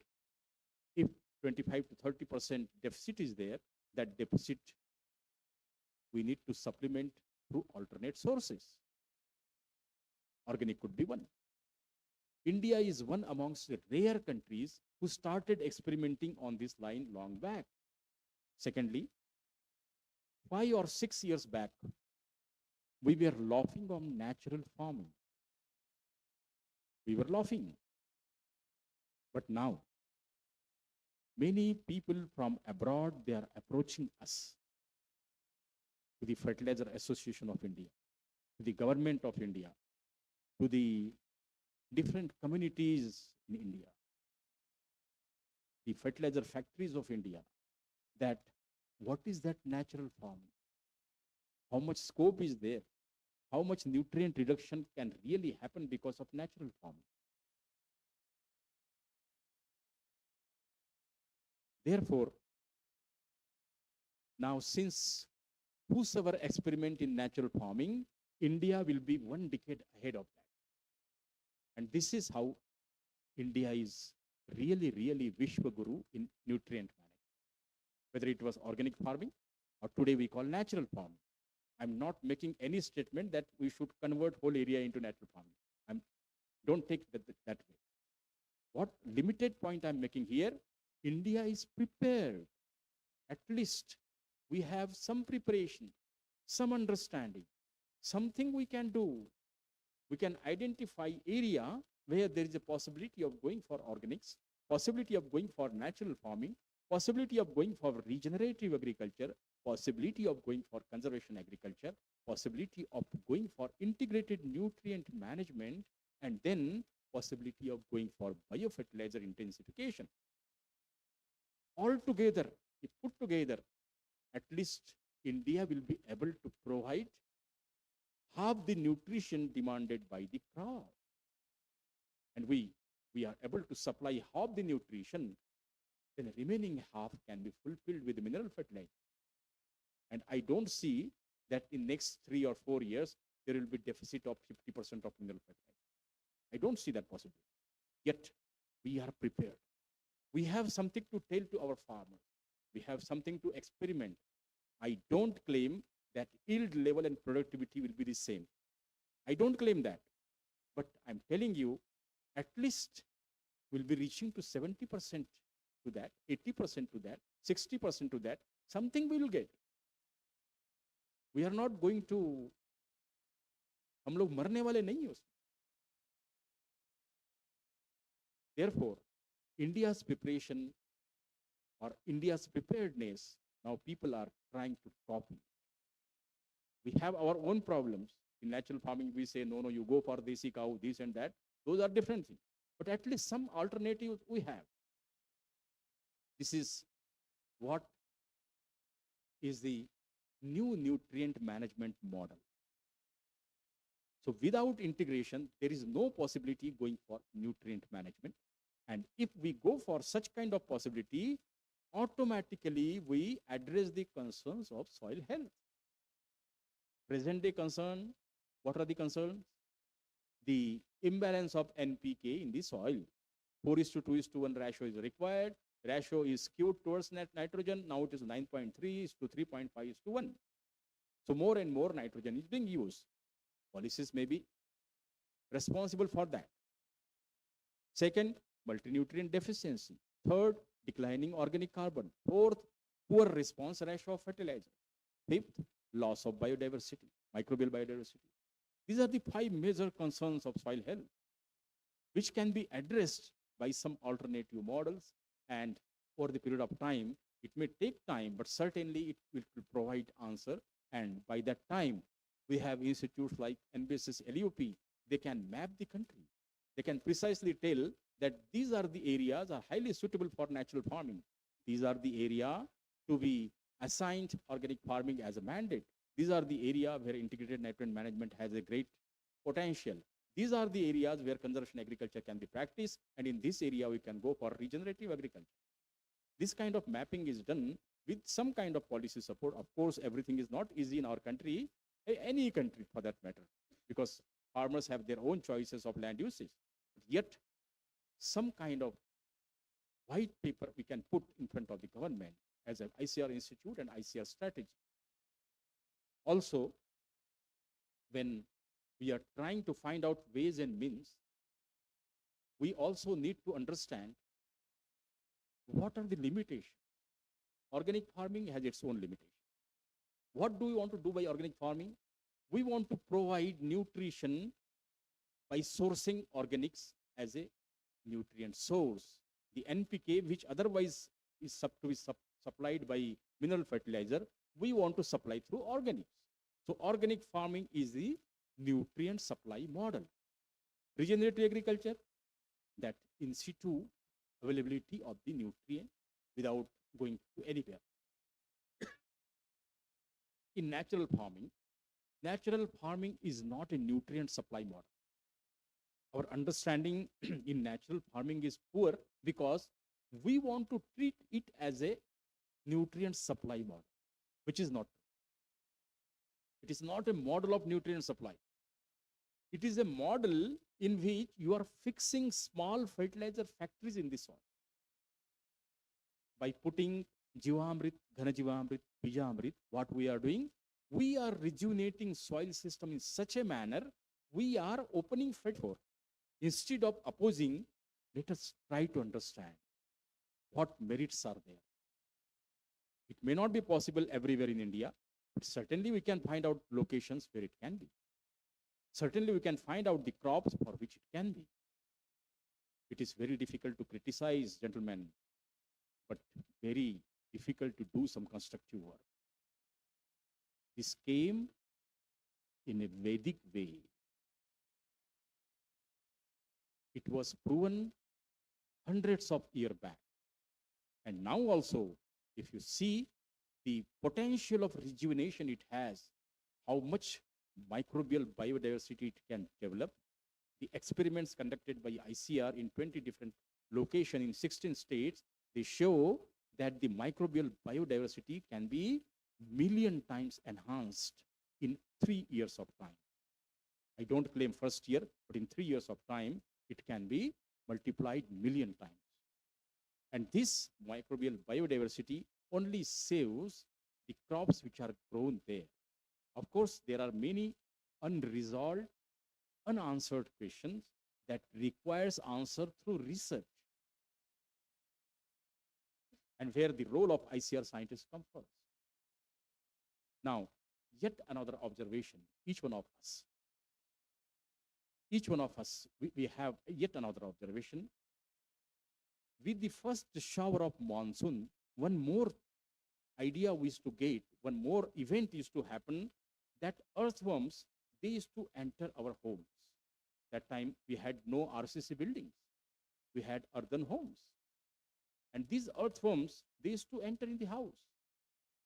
Now, how many earthworms we really see? Not only in house, in our farms, how many earthworms we see? Where all earthworms have gone? Where the most intensification happened in Punjab, Haryana, Western Uttar Pradesh, you see the number of earthworms. You go through the research papers which are published by our own scientists on number of earthworms. You will find the difference. Why this has happened? Our faulty nutrient management is responsible for this. Now, last part, when we go for crop diversification, many of the problems get resolved. This is the experience of ICAR in natural resource management strategies. The biggest strategy, not only to provide sustenance to the farm families, but also providing nutrient guarantee to the farm families. The integrated farming system is the way forward. And it is also our ancient way. Now we say way forward, because there is a possibility to provide nutrition on the doorstep. And cotton crop, a crop like cotton where intercropping also happens, monocropping also happens. Now commercial cultivation is going on. The pigeon pea cotton cultivation was very popular. Even in Desi cotton in western parts of Haryana and western parts of Punjab, there also. So crop diversification is one way in which we also need to understand. The cotton scientists, I have seen, they are going for some chemical, the uses of some kind of auxins, hormones, the biostimulants, and also going for uses of some chemicals for better yield and better dimension, and also monopodia management, the agronomic manipulation and canopy management for that. So these are some ways by which not only in cotton, but in many crops, we can go ahead. So I assured you I will not go beyond 20 minutes, but I think 22 minutes are over. I would like to stop here. I would like to wish you all the very best. And thank you all that you listened whatever I spoke very carefully. And some of the messages you please carry with you, and also try to disseminate these messages to the maximum people, if not to your colleagues, at least to your children and the next generation to come, so that they will really start bothering for nature, bothering for soil, bothering for water. Thank you so much. All the very best.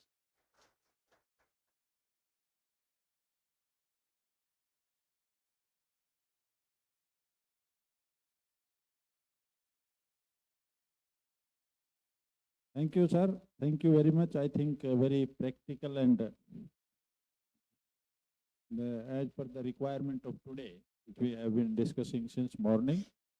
So I think 7 points which we should take home, and very elaborately and in a very simple way, Dr. Chaudhary has told. I need not to repeat. But one thing he has told, that soil is our mother, and we have to take care of it, because it nourishes us and we are dependent on that. Then he has mentioned about the 5 elements of life, that they are opposite to each other, but how they are living together. So that is also a good gift of nature, and we should think over that, and we should work according to that. Then variety, he has mentioned that the number of varieties are coming, but up to until we are not managing the soil, managing the resources, water, so any of the science, I think, advancement will not work. So definitely for success of any program which we are discussing, so definitely we have to take care of the natural resources, including the soil, water, air, So all these things need to be addressed very properly, and agronomic management is the key to the success of any of the production program. Frequent droughts, cotton has been mentioned, 70% of the area, 67% is under. So definitely he has told, I think, the organic farming which has been working, and many government is also emphasizing natural farming, though he has very clearly told that the long lasting effects we have to see, and even the realization of the yield which we feel that will not be there. But definitely under this time, that is a one chance that we can try to some extent, where we are not totally helpless that we are not getting anything. And then the regenerative agriculture, which is, I think, one of the very important component, and there the microbes comes there. So how to maintain the microbes, how to use minimum use of the pesticides or the other chemicals, so that the soil health that can also be maintained by the microbes. And the biologicals are now the very, I think, potential solutions for the various nutritional issues, for the health of soil, for the health of environment. And definitely we have the component here. Earthworms, he has already talked about, and definitely we see the because of the use of fertilizers and chemicals, they are somewhere disappearing, and the crop diversification. So I think these 7 points sir has emphasized, and they are definitely the take home message. And during our program discussions, particularly under the natural resource management, so they will be guiding principle for the finalization of the program, sir. So sir, thank you very much. I think very elaborate and even a very less time, and just giving a very clear-cut message to all the group, and definitely we are benefited and will be adopting. Thank you very much to be with us. Thank you so much, sir. I request our chairman, Dr. D.K. Yadava, sir, to please felicitate today's speaker by presenting a memento as a token of love and affection from CICR. It's a golden jubilee of our institute, and sir, thank you so much for your thoughtful and enlightening address to all of us. Thank you so much.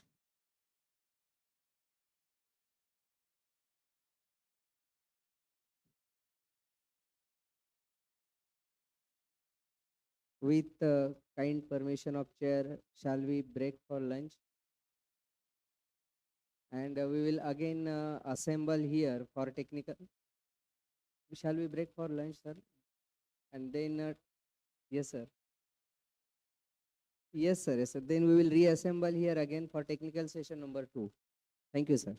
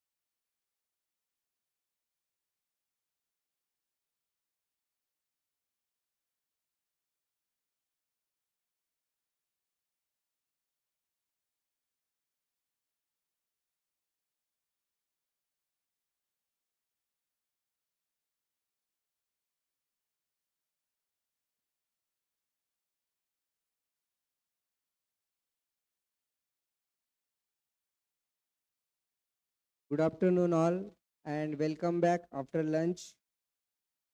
We will now proceed with technical session number 2.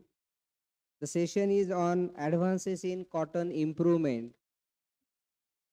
I request respected Dr. D.K. Yadava sir, Honorable Deputy Director General Crop Sciences ICR, to please chair the session.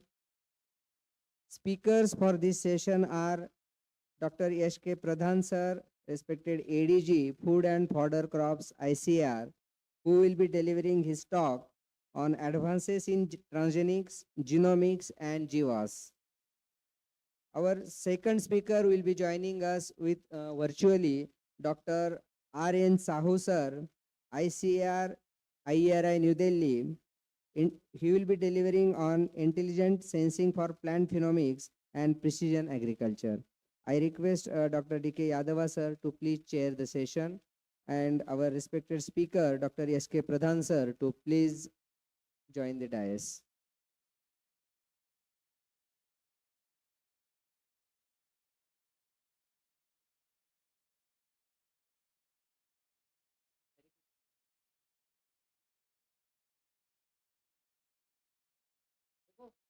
Vaibhav, Cinderella.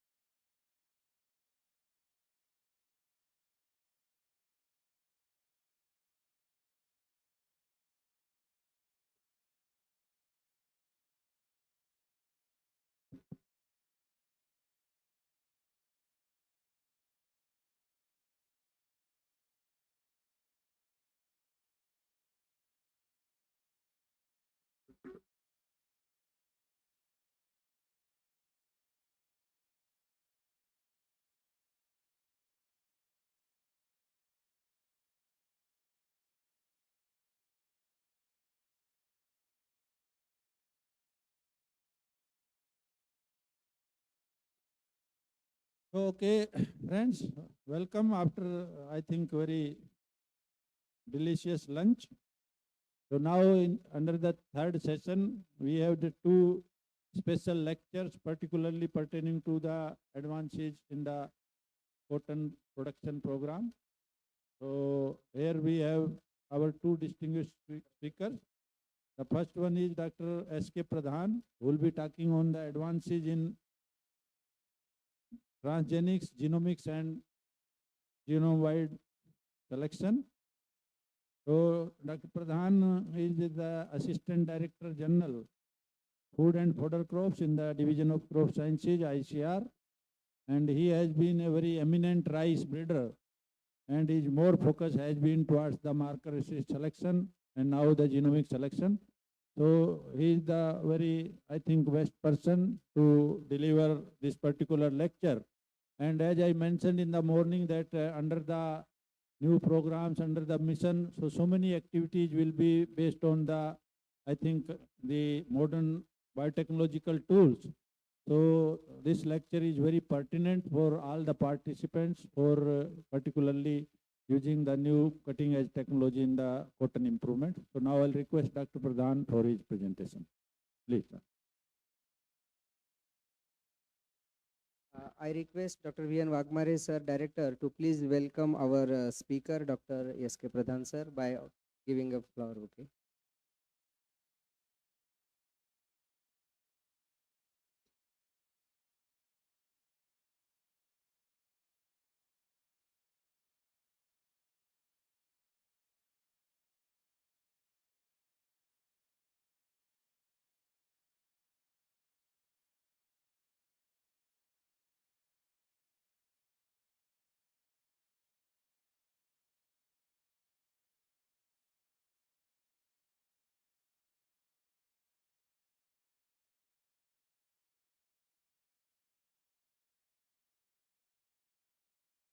Very good afternoon to all. Honorable DDG Crop Science, Dr. D.K. Yadavaji, Dr. Chaudhary, former DDG NRM, all participants here, ADG Commercial Crop, scientists of this institute, and all the participants for the ECRIP. I welcome you to my talk on simultaneous improvement of multi-traits via GWAS and genomic assisted breeding in crops. Particularly, you know, this is the very advanced one, and I will try to speak some of the application in case of cotton, but you know, this is a very recent approach, and only maize, canola, and rice, you find application of these genomics as genomic assisted breeding. So this is the time where it should be also, we should try to create awareness among the cotton researcher so that they can start deploying the genes as per this latest one, this latest approach. So here you can say this is genomic assisted breeding, or you can say also this is a predictive breeding. As you are predicting the performance before beginning, so you can say predictive breeding also.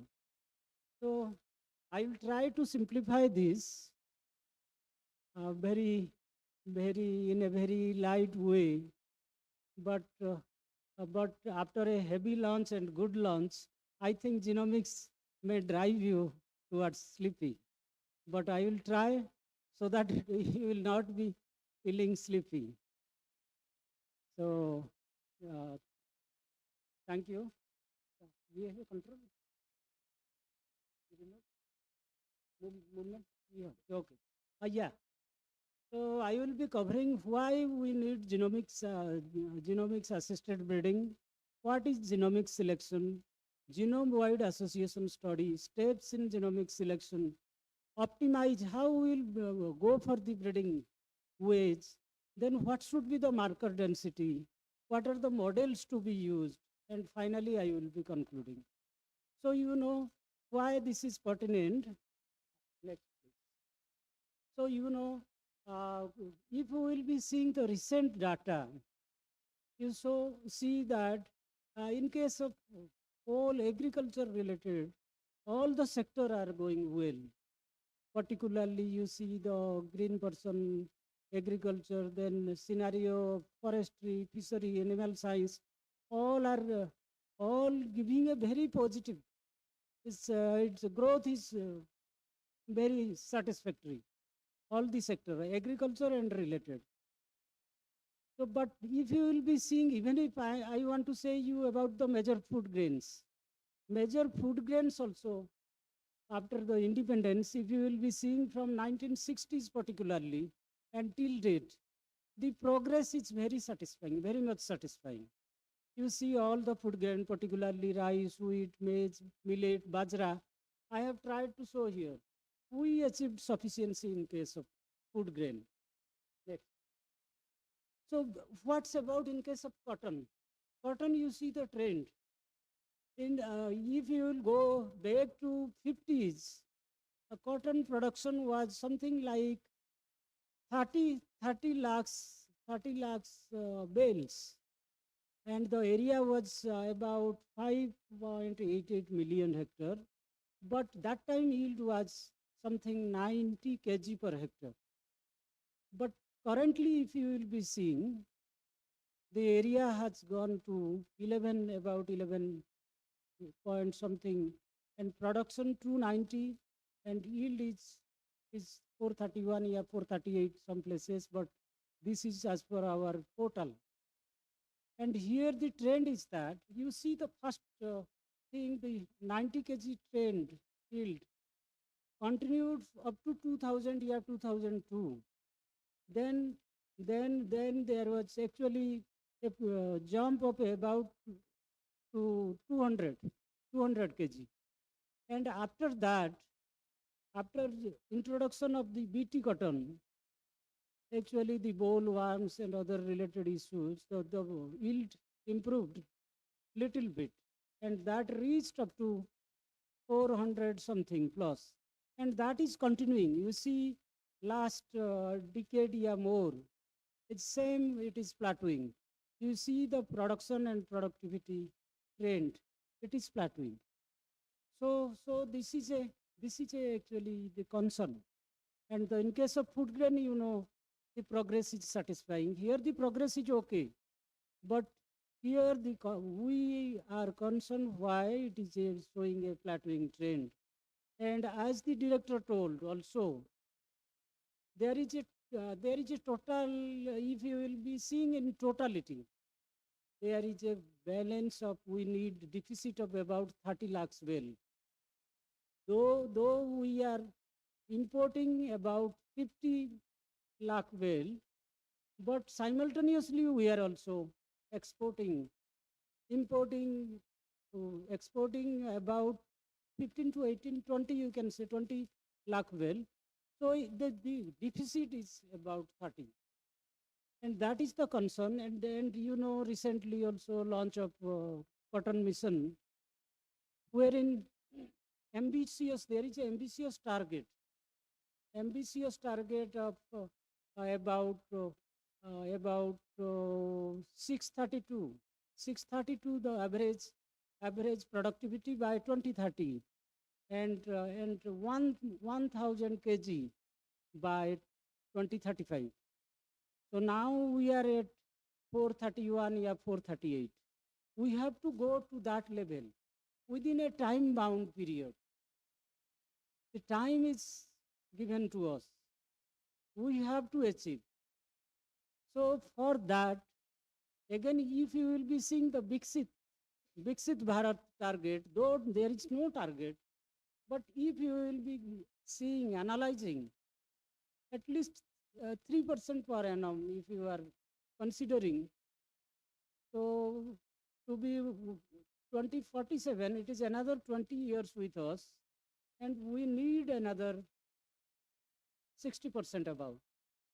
So 60%, more than 60%, then only, that is my thinking, is that within coming 20 years, we have to reach up to 9 million ton, yeah, more than that, maybe 10, 11, like that we can think now. The target is not assigned, and maybe it is about 10, 11, 12, like that it will be. So now we are 4.8 million tons, our production, cotton lint actually, which is equivalent to 290 lakh well. So it is almost 2.5, yeah, 3 times, and with us we have only 20 years. And our cotton mission, this is also target is 10 years, and you have to go to 1000 kg. That is also 2.5 times, about 2.5 times more than that. So the target is same for both.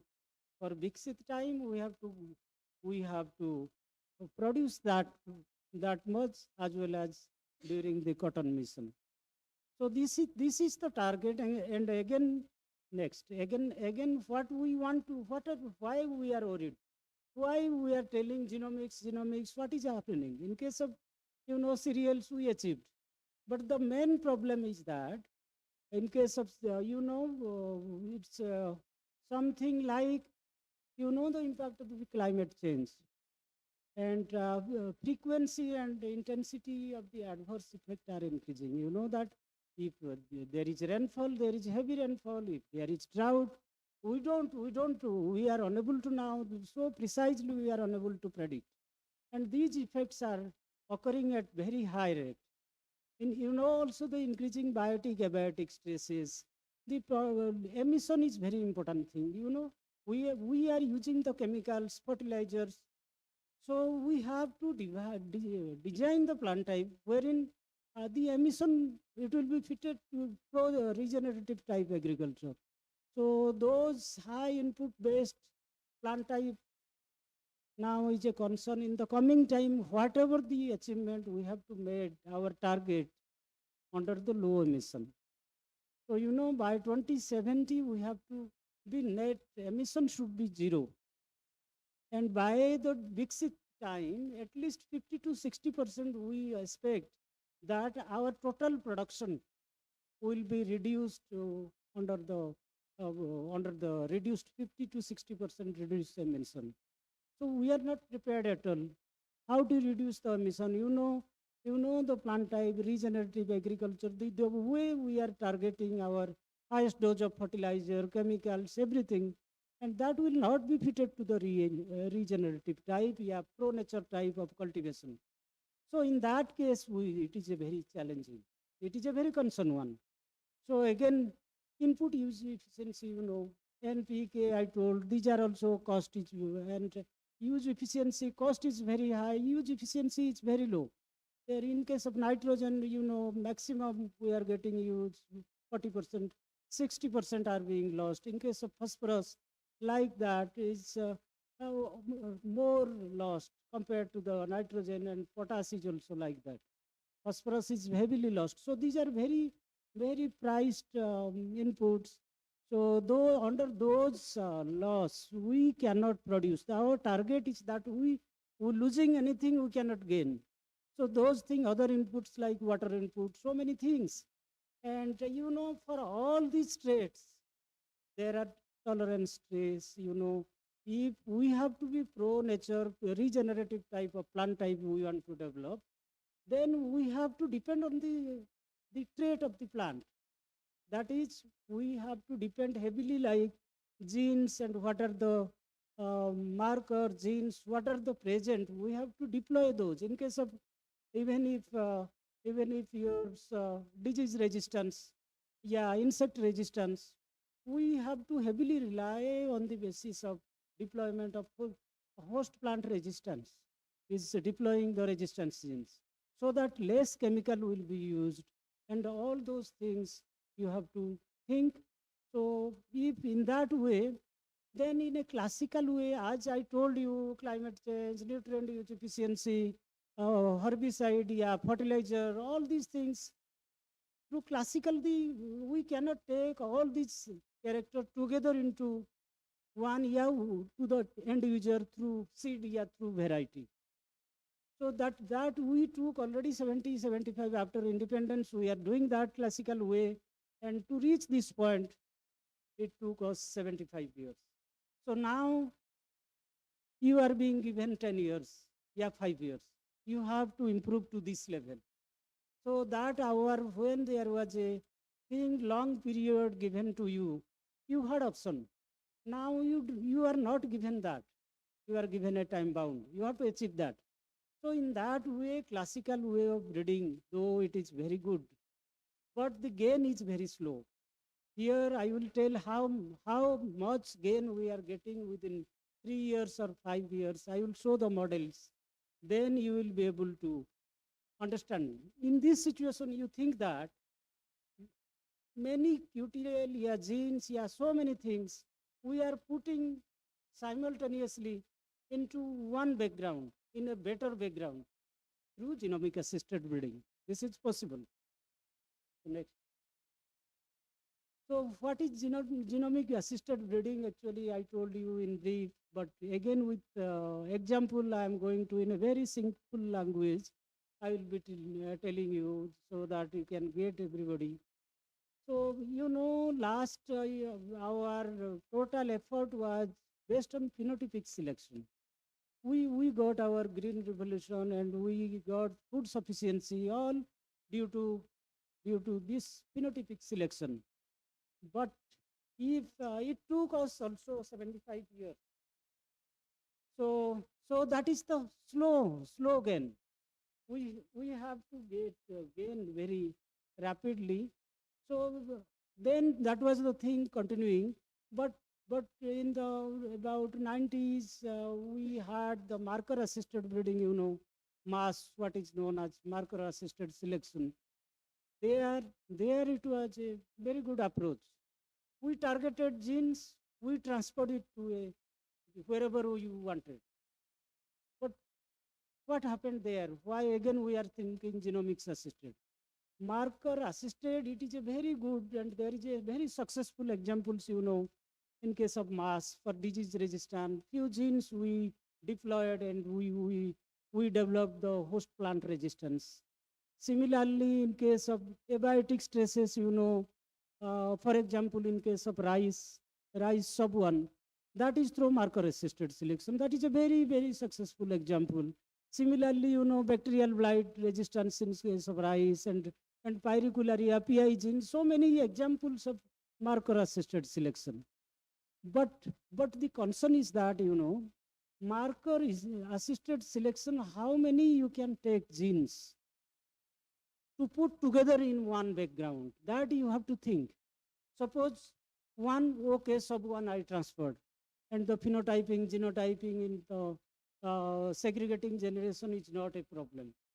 But when I are moving more number of genes one by one, we are putting, say for example, I am targeting 5 genes, QTLs to one single parent.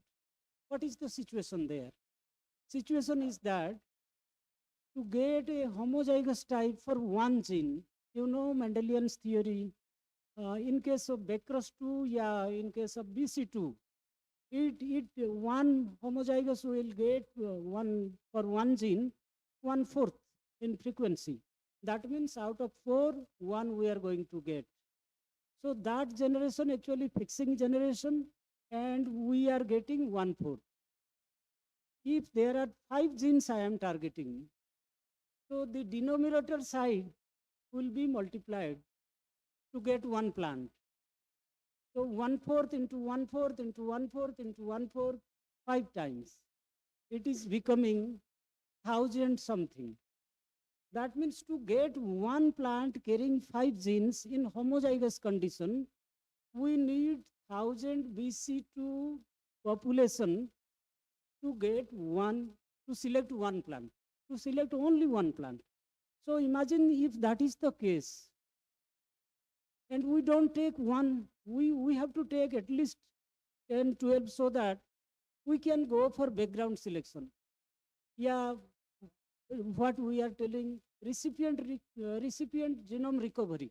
Unless you get the recovery of the genome, recipient parent, this will not be like the recipient parent and farmer, they will not add up. If it is a popular variety, then you have to actually transfer the background.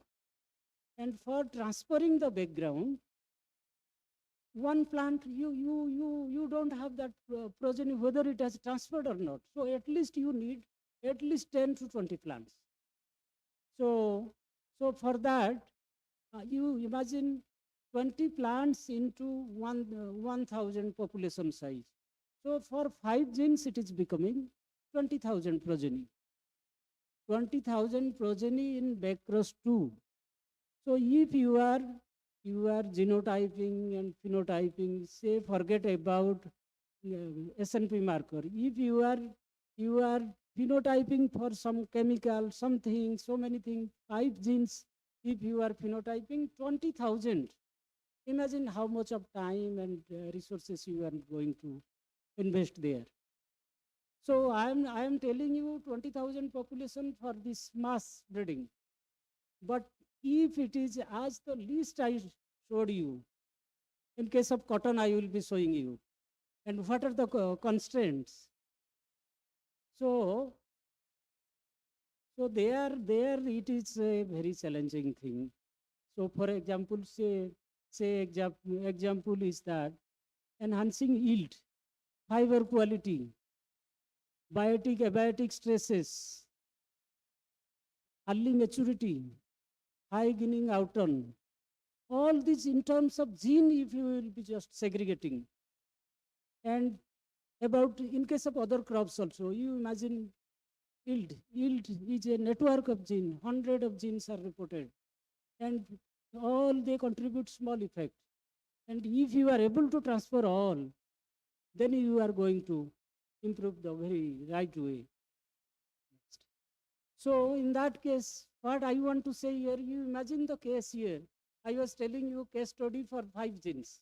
You imagine the total genes for cotton. It's yield enhancing QTLs. At least you will be having 10. Fiber quality, at least 15, 20 genes QTLs. Earliness, 4.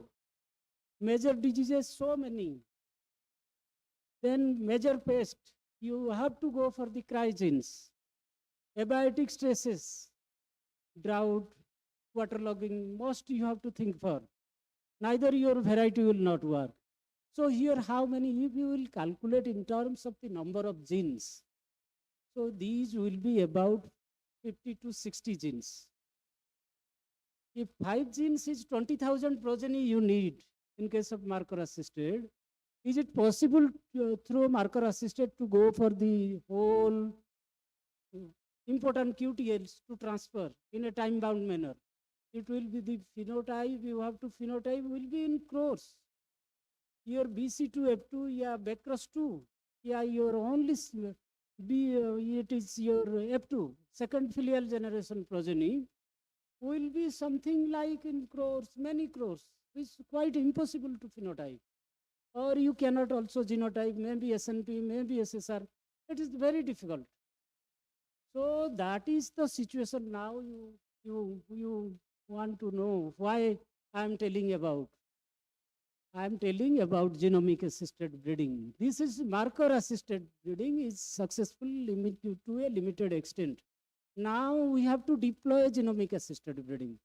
Then we can combine, there is an approach, we can combine all the genes together to put into one. Not only that, in a particularly time frame manner, say maybe 5 years, maybe we are having 10 years, we can design one approach where we can combine all together. So now I hope I have clarified what is genomics assisted and whether you need awareness or not. Now you need to actually think for genomic assisted breeding. So if not doing today, you have to do tomorrow. Why not think today? You have to think, it is actually home taking message that you go back and think how you can adopt genomic assisted breeding. It is nothing but it is like marker assisted, but little bit modification. So it is something like marker assisted, but in a holistic manner. We have to go in a proper model based and design based. Some hybridization will be in a specific design, and we have to evaluate in a particularly model based. Next. So that means here the genomic assisted breeding, we don't see the individual gene here. We are seeing as a holistic way. What is whole present in a population? Yeah, in an individual. But in earlier case, in case of marker assisted, we were targeting only genes. If 1, 2 genes are there, we are targeting with marker, and we are able to take that to our wherever we want. But here case is different. We are targeting the individual.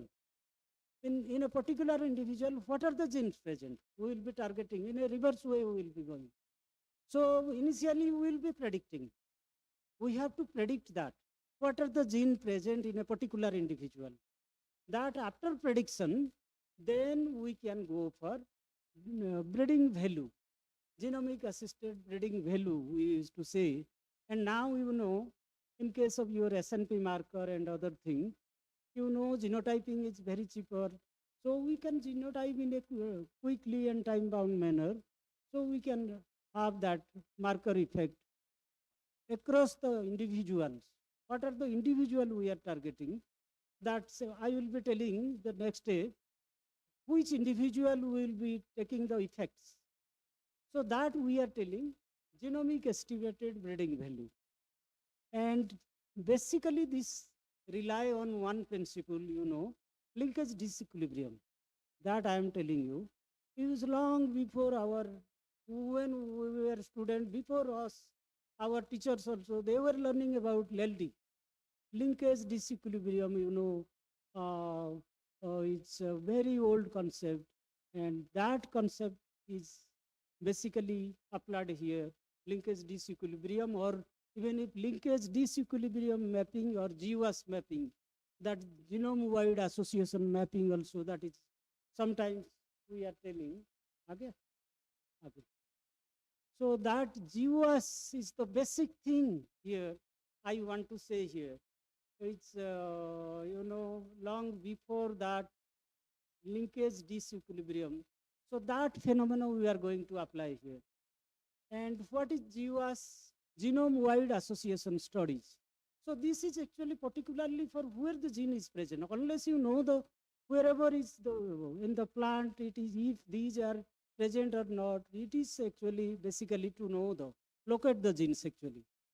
So here actually through mapping we can know, but how basically we know the genes? Basically two way we go. One is biparental, another I told you LD, linkage disequilibrium. So biparental, we take contrast, then we hybridize, then we used to get the population, then finally we have to go for a linkage mapping. So, but in other case, in case of linkage disequilibrium actually, we don't go for distance, we don't go for linkage. We see here association, how much they are associated. We don't find it is so much of distance like that. Whether they are associated in the population. So if they are associated, then only we can think, and there already nature is preparing, and we are taking the germplasm there, breeding line, anything we are taking there. So in case of, as I told you, in case of biparental, you have to go for each length and lengthy process. But in case of your association mapping, main thing is that advantage, where is the most we are benefited. You are first searching the diversity. That means two contrast parent. Whatever genes are available in the two contrast. Maybe one sensitive, another is resistant. So hardly we will be getting few genes. But in case of association, the global collection you can make. Here the diversity, whole diversity global collection you can make. You can use that one as a panel, and you can make whatever possible genes are there. Okay, so in that case your resolution is very high, and small effect genes also you are able to map in case of association mapping, GWAS. And that is the thing here. What we used to deploy is mostly it's correlation. Correlation is a very common thing. In case of genetist, plant breeder, they know what is the nature of correlation. So here we correlate based on that phenomenon only. This is GWAS, we are going for that. Association mapping, how much it is correlating? It's actually that is genotype to phenotype. What is the extent of correlation? So then also we used to, what I told you in case of genomic assisted breeding, if you are validating in your population, what are the gene present, where is the source material? In case of, say for example, you want to improve arboreum. So you don't have genes for arboreum, but in case of hirsutum, the genes are reported. So you take a population of arboreum and make a GWAS, and you validate here what are the genes present. So whether I think those ortholog will be present here, and you can know your source material, and you can have your planning for this. So, so this is the, as I told you, this should have some basic thing like linkage disequilibrium. It should be, your population should have LD. LD, what is LD? You understand that? So LD is basically, you know, LD is like, okay. LD, you know, doctor साहब थोड़ा fast करो हाँ Rahul sir साहब का जल्दी phone आ रहा खत्म है आ गया है खत्म. So if you will be able to know the this linkage equilibrium, then you can know the disequilibrium. Linkage equilibrium, you know, very long principle. It's your ratios, your Mendelian inheritance will not deviate, and the particular ratios you will get. But in case of disequilibrium, that will be distorted. So if your population will be distorted type, so naturally that is fit for mapping. So where is that available now? There is natural selection, pressure, mutation, migration, that is happening. So we don't have any type of linkage equilibrium. We, all the population wherever we are getting is disequilibrium only. So you can estimate disequilibrium, you know, this is the, there is established procedure for that. And you have to, there is also procedure for how to go for phenotyping, make panel, then genotype, then marker trait association, then you can get the marker trait finally. Next. आगे बढ़िए. So you know there are mostly we are using two models. Here GLM and MLM. GLM model is basically when you are not thinking about your, what is that genealogy, yeah, something like that, the generation effect. And when you are taking what is the progeny, how they are descendant, and in that case MLM model is used. But for very important, you should deploy both the model. If your estimation is based on this both the models, then that is more robust. Your marker you will be able to apply. So similarly, in case of this, you have to think whether that is a spurious association or something. Before that, you have to see actually, you have to check the structure of the population, whether it is unistructure, multi-structure. So you have to use some of these softwares. And similarly, then finally you have your software like Tasset or Gapit. You can know the marker trait association. Next. So you go ahead. These are the different examples I am giving, how the complex trait, go ahead, go, how complex trait you can make. Examples you can know, and following, yes, skip. Here finally again I will be coming to the deployment of the genes we detected, and we will be using the genomic assisted breeding. Always the breeders use here these equations. Genetic gain, I told you initially, we used to always see genetic gain. You see the numerator and denominator. So numerator all are constant factor. The denominators are years and cycle, we can change here. To gain the more, then we need to change the years and cycle. So that means we have to reduce the breeding cycle, or you have to reduce the number of season. Okay. So then coming to our breeding, actually, you have to take a population, base population, elite population, what I'm telling, a base population where you need to estimate the estimated breeding value. You need not take the germplasm, you have to take all the elite type already evolved in the pre-breeded, yeah, in your breeding program. Then estimate the base population. Then you constitute the base population, maybe about 200, yeah, 300 base population. And you have to estimate the population, what is the GBV, initially I told you, estimated breeding value. Then you make a crossing plan based on your GBV. Make a crossing plan. This is the ideal platform actually, taking the eclipse, all the eclipse. You assign some people, some crosses, one center, another center, everywhere involve the eclipse. so that all the 200, 300 best lines, you can get the combined together the characters. And then you reduce your cycle. As I was telling you, you have to reduce the either through anther culture or through speed breeding. So if you are speeding the breeding in 1 year, maybe 3, 4 generation, so within 2 years you will be able to finish one cycle. So if within 1, 2 year you are finishing one cycle, so you are able to nominate third year material. And you again validate how many it has come from the original population. Yeah, you validate from your original base population. What is the gain it has happened? If it has not happened any gain, then you use the same material generated from the first cycle and go for again GBB and intermate. Okay, next. So see here in a diagrammatic way, you can understand very well. First, you have a training population, I told you, elite material, maybe 200, 300, and phenotype and genotype and get the GBB and make the crosses among them.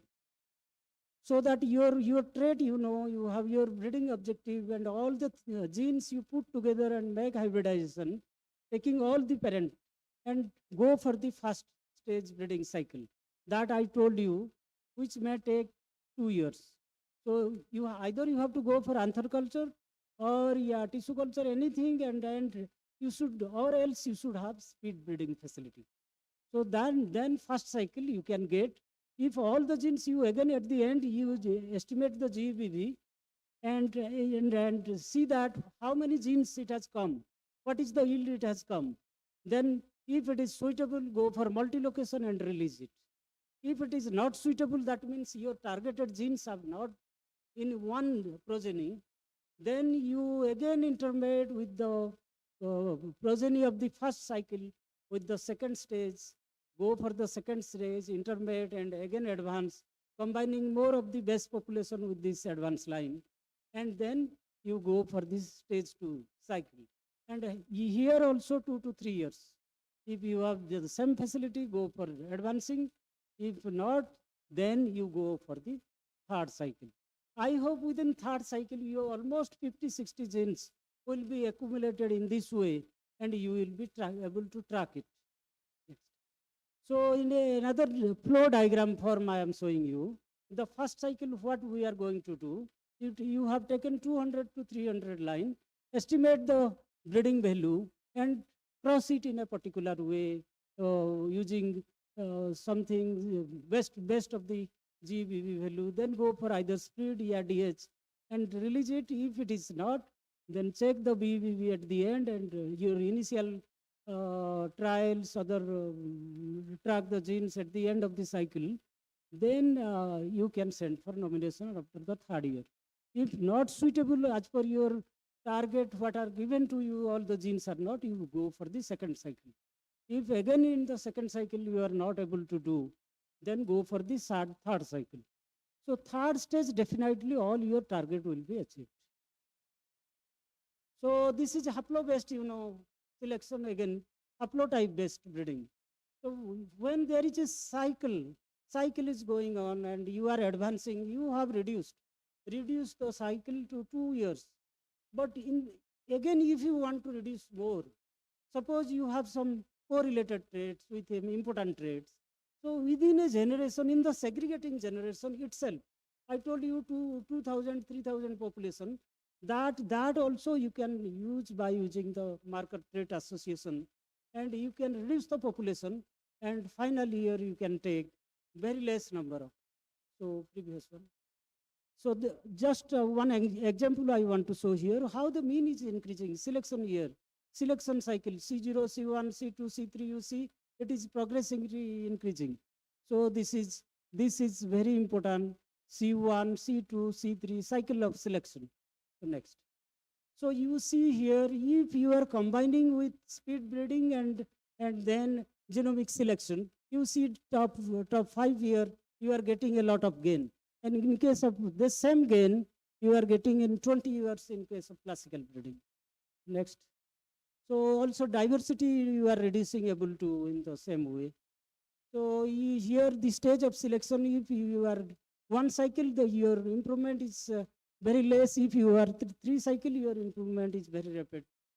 So if you are going for genetic gain, you are thinking, you see the location. If your population size is 100, you are able to increase even if your location. So if you are having resources, you can go for multi-location.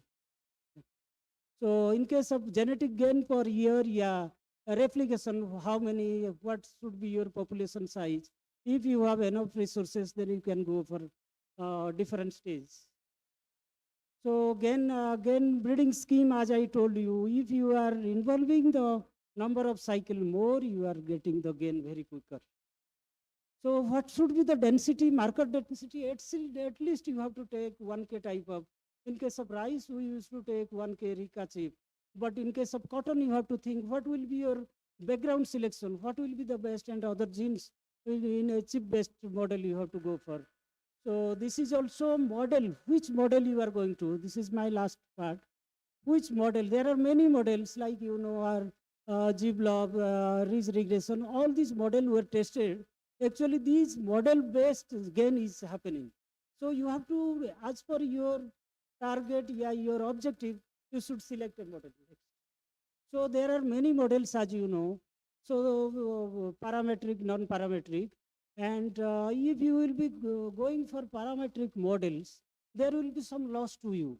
If you are non-parametric model, there is a little bit less penalized. So for example, I am telling you few example, G-blob model. G-blob model, what it estimate using the markers, actually it estimate the breeding value, average breeding value. Average breeding value means average effect of the genes. Suppose there is a major gene, another is a minor gene. So in that case, it will estimate the average effect. We are becoming tempted and we are always taking G-blob here. But G-blob will not give you the accurate prediction. So therefore, you should think other models like RR blob, regression based. But in case of regression based, it is something not giving the average. It is regressing the effect, but finally it is shrinking. The model is shrinking, finally, you will not be end up. But good models like Lasso, yeah, Bayesian Lasso, these models are there. These models are actually you have a priori effect. The genes, this genes effect you can assign. If it is a monogene, you can assign more weight. If it is a polygene, you can assign less effect. So in that way, you can adapt Lasso, Bayesian Lasso, your model's effect you can estimate. In case of additive effect, we usually go for these penalized model. But when we think for dominance, epistatic models are there your random forest, machine learning, and RKHS. These are the elastic net. These are the sophisticated models you have to analyze, actually put in the analysis, and you have to estimate the breeding value. So here actually, when you have large number of interaction, epistatic gene, yeah, so many things are there, you should go for machine learning, yeah, random forest. So neither you should go for this penalized model.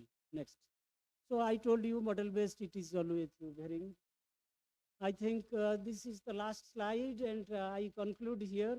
In brief, we can say that yes, multiple genes we can put together into one by adopting a genomic assisted breeding. This is possible. Biotic, abiotic, and yield, so many things.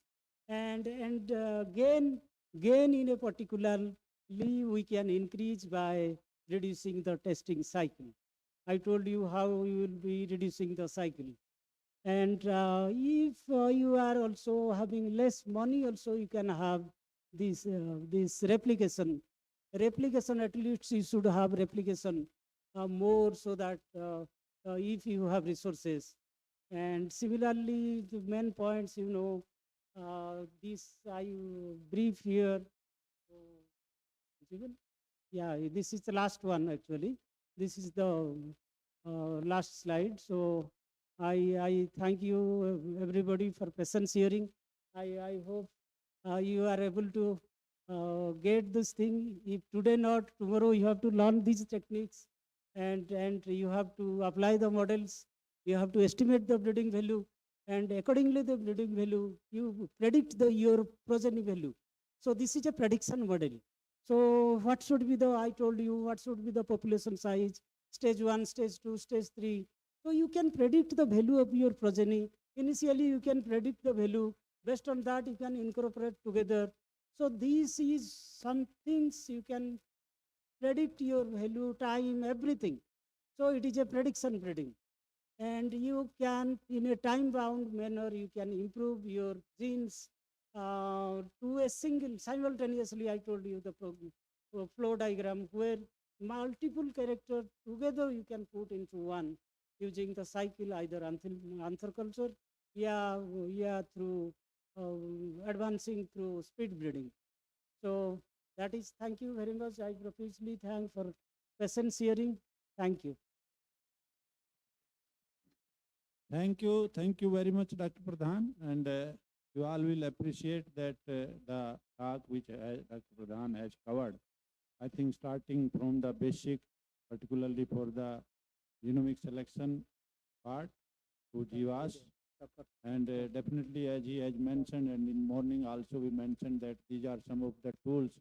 Ultimately, we have to go towards them. Many of you already having some basic understanding, but a very good lecture, just like teaching from the basics to the advances.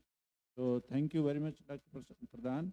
And I think if somebody has some discussion or query, so definitely he will be here for all the Recording in the time of progress. lunch or tea. We can definitely discuss further. Thank you very much. Thank you, Dr. Pradhan. Thank you. I request Chairman Dr. D.K. Yadava sir to please felicitate our speaker by presenting a memento.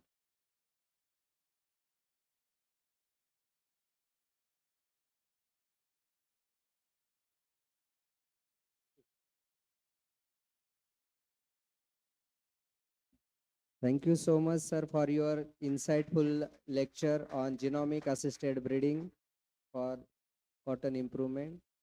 Thank you so much.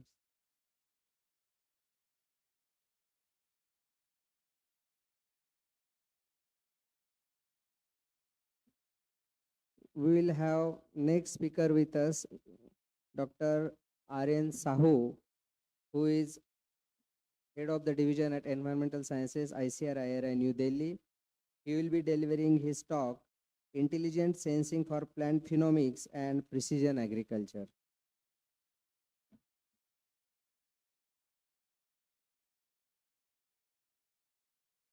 Dr. Sahu, sir, are you online, sir?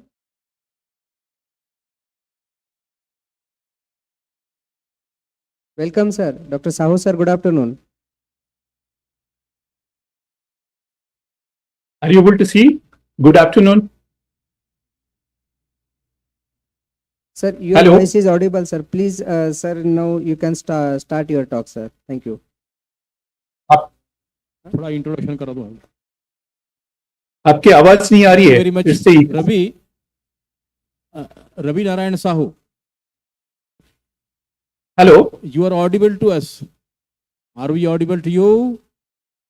yes sir. Yeah, this is Dr. S.K. Chaudhary. Is it I am audible? Yeah, you are audible. So, friends, this is the second presentation in this session. The presentation on intelligent sensing for plant phenomics and precision agriculture. You know, the plant phenomics is a relatively new approach, and many of you are already aware of this. And if you club it with the precision agriculture, particularly with the sensing mechanism, then it becomes an advanced technique wherein you can do a lot of experimentation.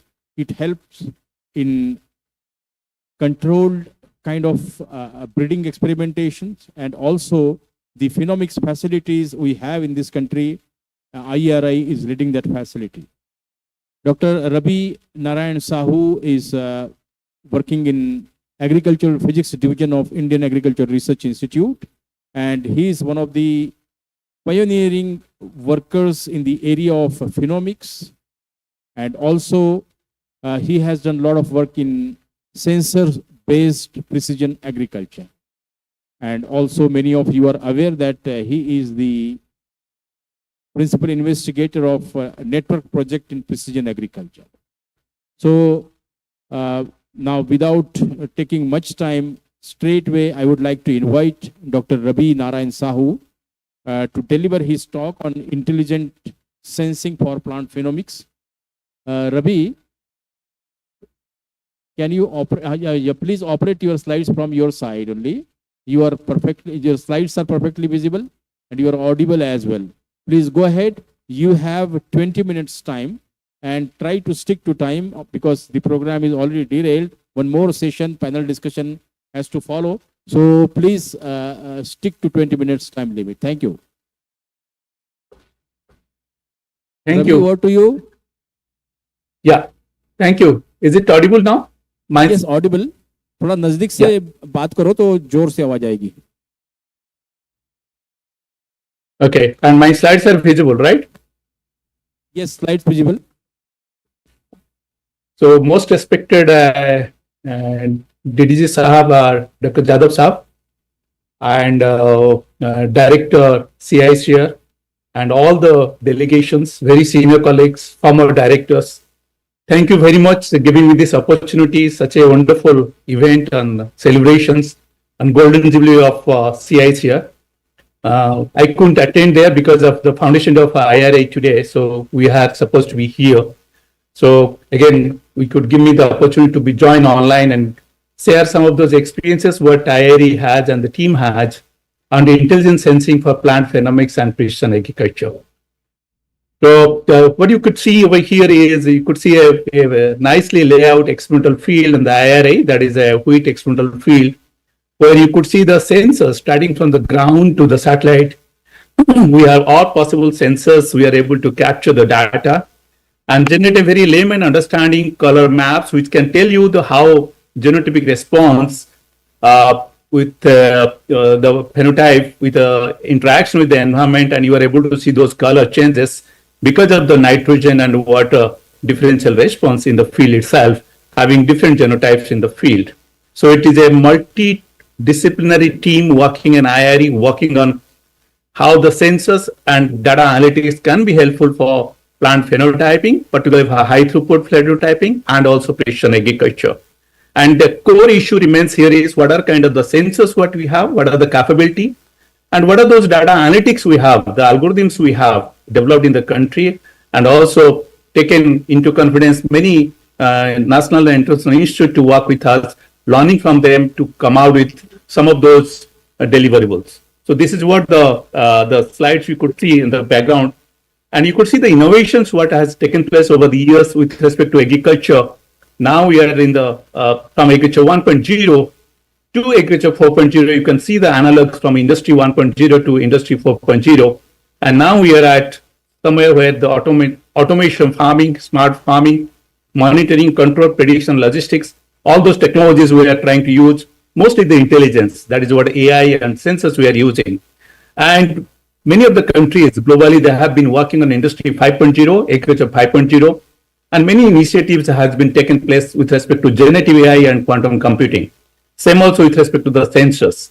So how technological advancement has taken place, all those fields, how we can use for the precision farming and high throughput phenotyping, that's what going to be the deliberations now.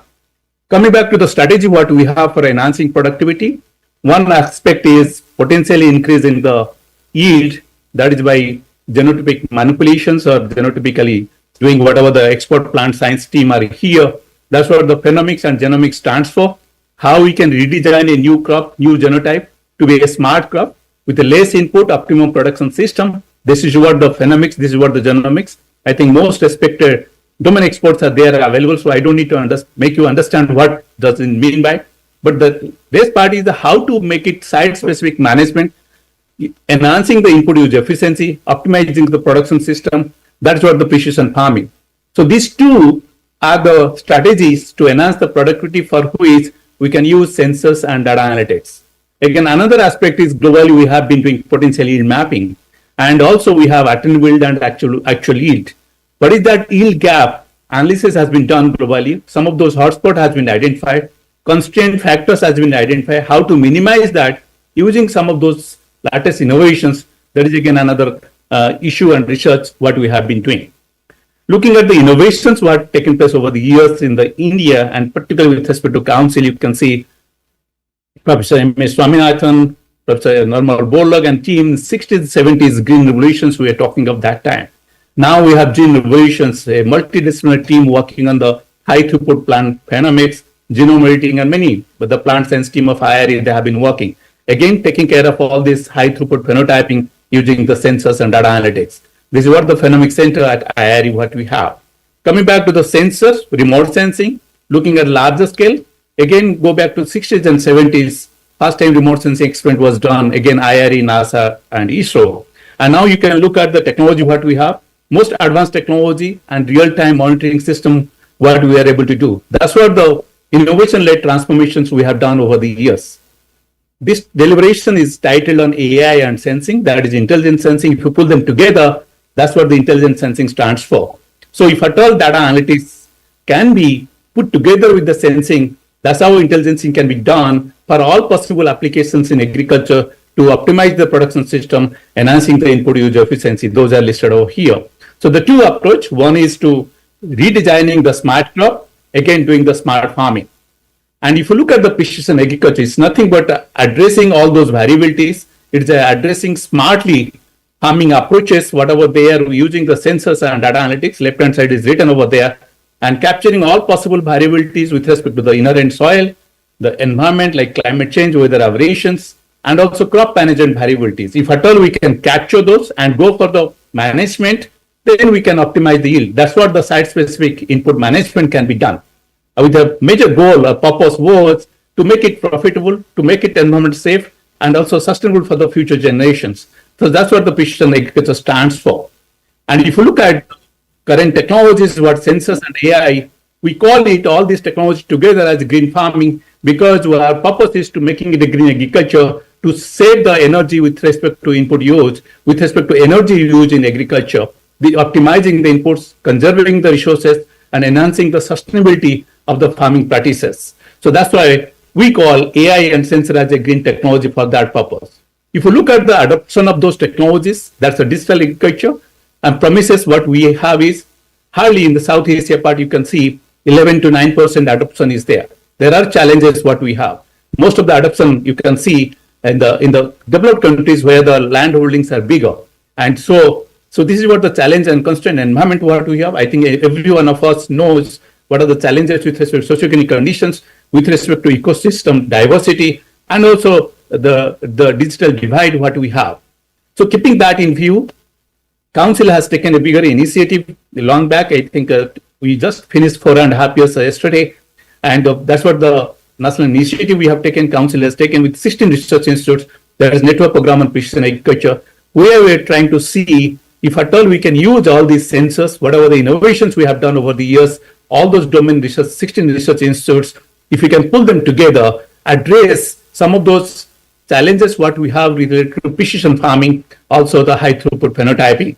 So starting from the monitoring of the soil health to the crop health, precision decision tools and technologies, and upscaling them in the larger scale, not only that for the soil and crop management, also for the precision aquaculture and livestock. So this is what the whole program which has been taken place. And I am happy to say here, there are around 32 technology which has been developed. Out of them, 25 are recommended by steering committee for upscaling into larger scale. That's what today onwards we are trying to work with.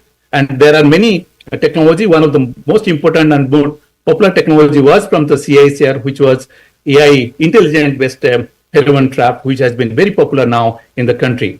Thanks to the team and honorable director for their possible solutions for that purpose. Coming back to the sensors, these are different sensors what is available from the ground to the satellite level. Each sensor has its own limitations and challenges. But somebody has to see, we have to see what are those challenges, what are the opportunities, starting from the lab conditions. For the example, you look at the soil health, look at the leaf level analysis, any basic strategic research you want to do, that can be done. Then you can go to the experimental field, then you go to the large scale. Finally, we have to utilize our own satellite-based systems to go in a community level, take up the precision farming, even if high throughput phenotyping using satellite technologies. So these are what the technologies what we have over the years in the IRI with the many departments what we developed with gadgets of sensors has been developed and has been procured and developed the facilities, most ambitious facility what we have, trying to see 360-degree if at all, we can capture all possible traits of the soil and plant to characterize them and also go for the precision agriculture, starting from the control lab conditions to the field conditions using all those gamuts of sensor. Again, these are all facilities what we have with respect to airborne capturing the data and also the sensors, most sophisticated sensors of the world, what we have, and also some of the in-house developed softwares.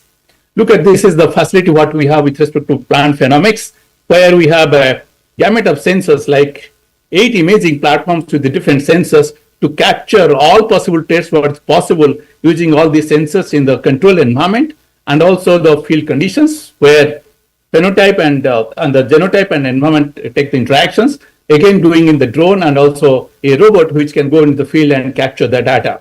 In case of Phenomics Center, it is a control environment where soil and environment is taken care. Whatever the response you are getting with respect to growth, with respect to particular treatment, that is because of genetic variations. That is because of, that's what we were able to capture and go for QTL mapping, developing new varieties. That's what the team of the Phenomics team is involved for that purpose.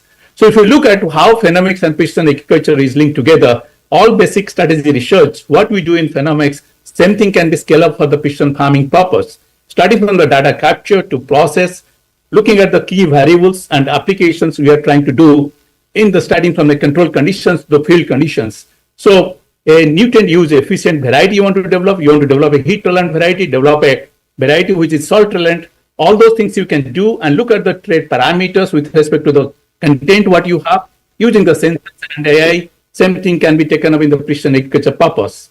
Looking at the AI and data analytics, this is what over the years, it has been for the last 2.5 decades, this is what the changes has been taking place. Starting from simply regression equations, now we have foundation model, even a process-based model, using all possible data, starting from the ground sensors to the satellite. And these are all big data because they qualify all possible characteristics for the big data.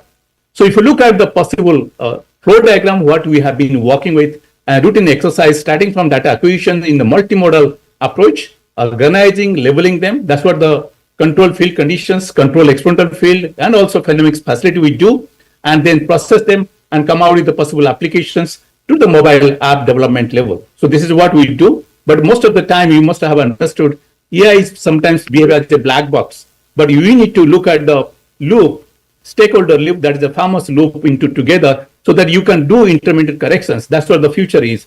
AI is going to be accountable. AI is going to be transparent. AI is going to be audited. So this is what the AI Summit has come out with the policy document. And that's what we are trying to do, how AI can be interfere with respect to the stakeholder requirements so that corrections and accuracy is much better. It's no more going to be a black box, rather we should drive it. So this is what the AI pipeline and the futuristic AI, what we are looking at. And looking at the sensors and big data analytics, this is what the field where we are able to capture the data. And starting from the data capture to the process, we try to make it almost an automation mode, how we can do it.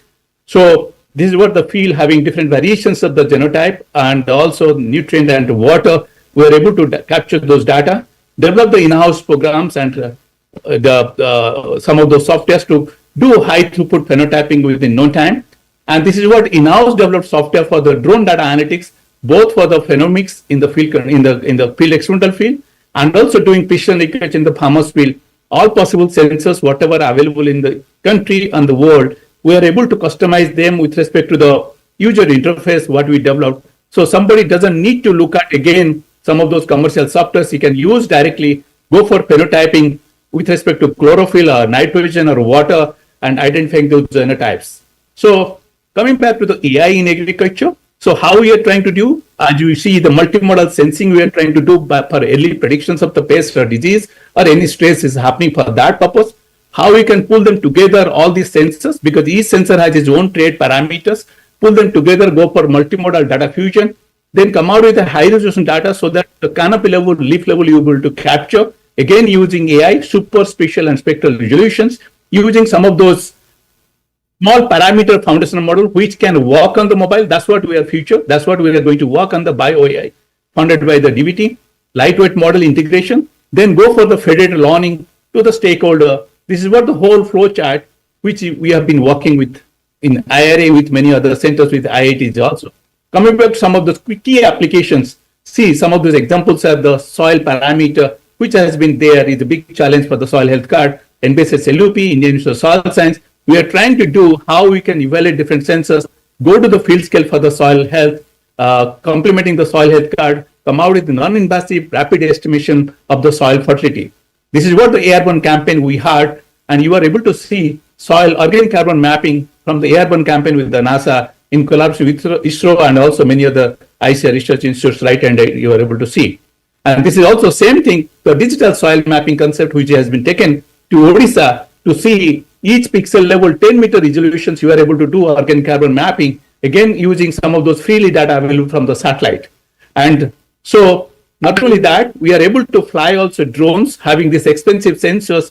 If you fly the drone, you are able to do organic carbon mapping from the drone and also from the ground and from the satellite. These are all prototype level now. We are trying to take over in the field scale. If at all satellite data is not available, if it is not possible in the ground to do, you can fly the drone and do all those possible applications. What I mean to say is there are technology now available to take up in a small lab conditions, petri dish level to the field level for the soil fertility purpose. You can see toward the left hand side, what you have is lab conditions to get the soil fertility estimations. And finally, you can go to the field level having an app based on the target yield, how much fertilizer recommendation you can do. So coming back to the crop improvement, there are many, since I told, using those different sensors and data analytics we are able to do. For example, this is one experiment just I am highlighting over here, which was conducted in 2024-25. You can see there are 150 genotypes of rice, the wheat crop, where we are able to see tolerant genotypes and susceptible genotypes. We could cluster them using sensor-derived some of those indicators, which has been very high throughput and with no time we could do. And that can be related also with respect to what my domain scientists have developed with respect to grain yield in control and nitrogen. That mapping has been done and cluster analysis has been done. So this is what high throughput phenotyping can be done using some of the sensors in the field conditions also.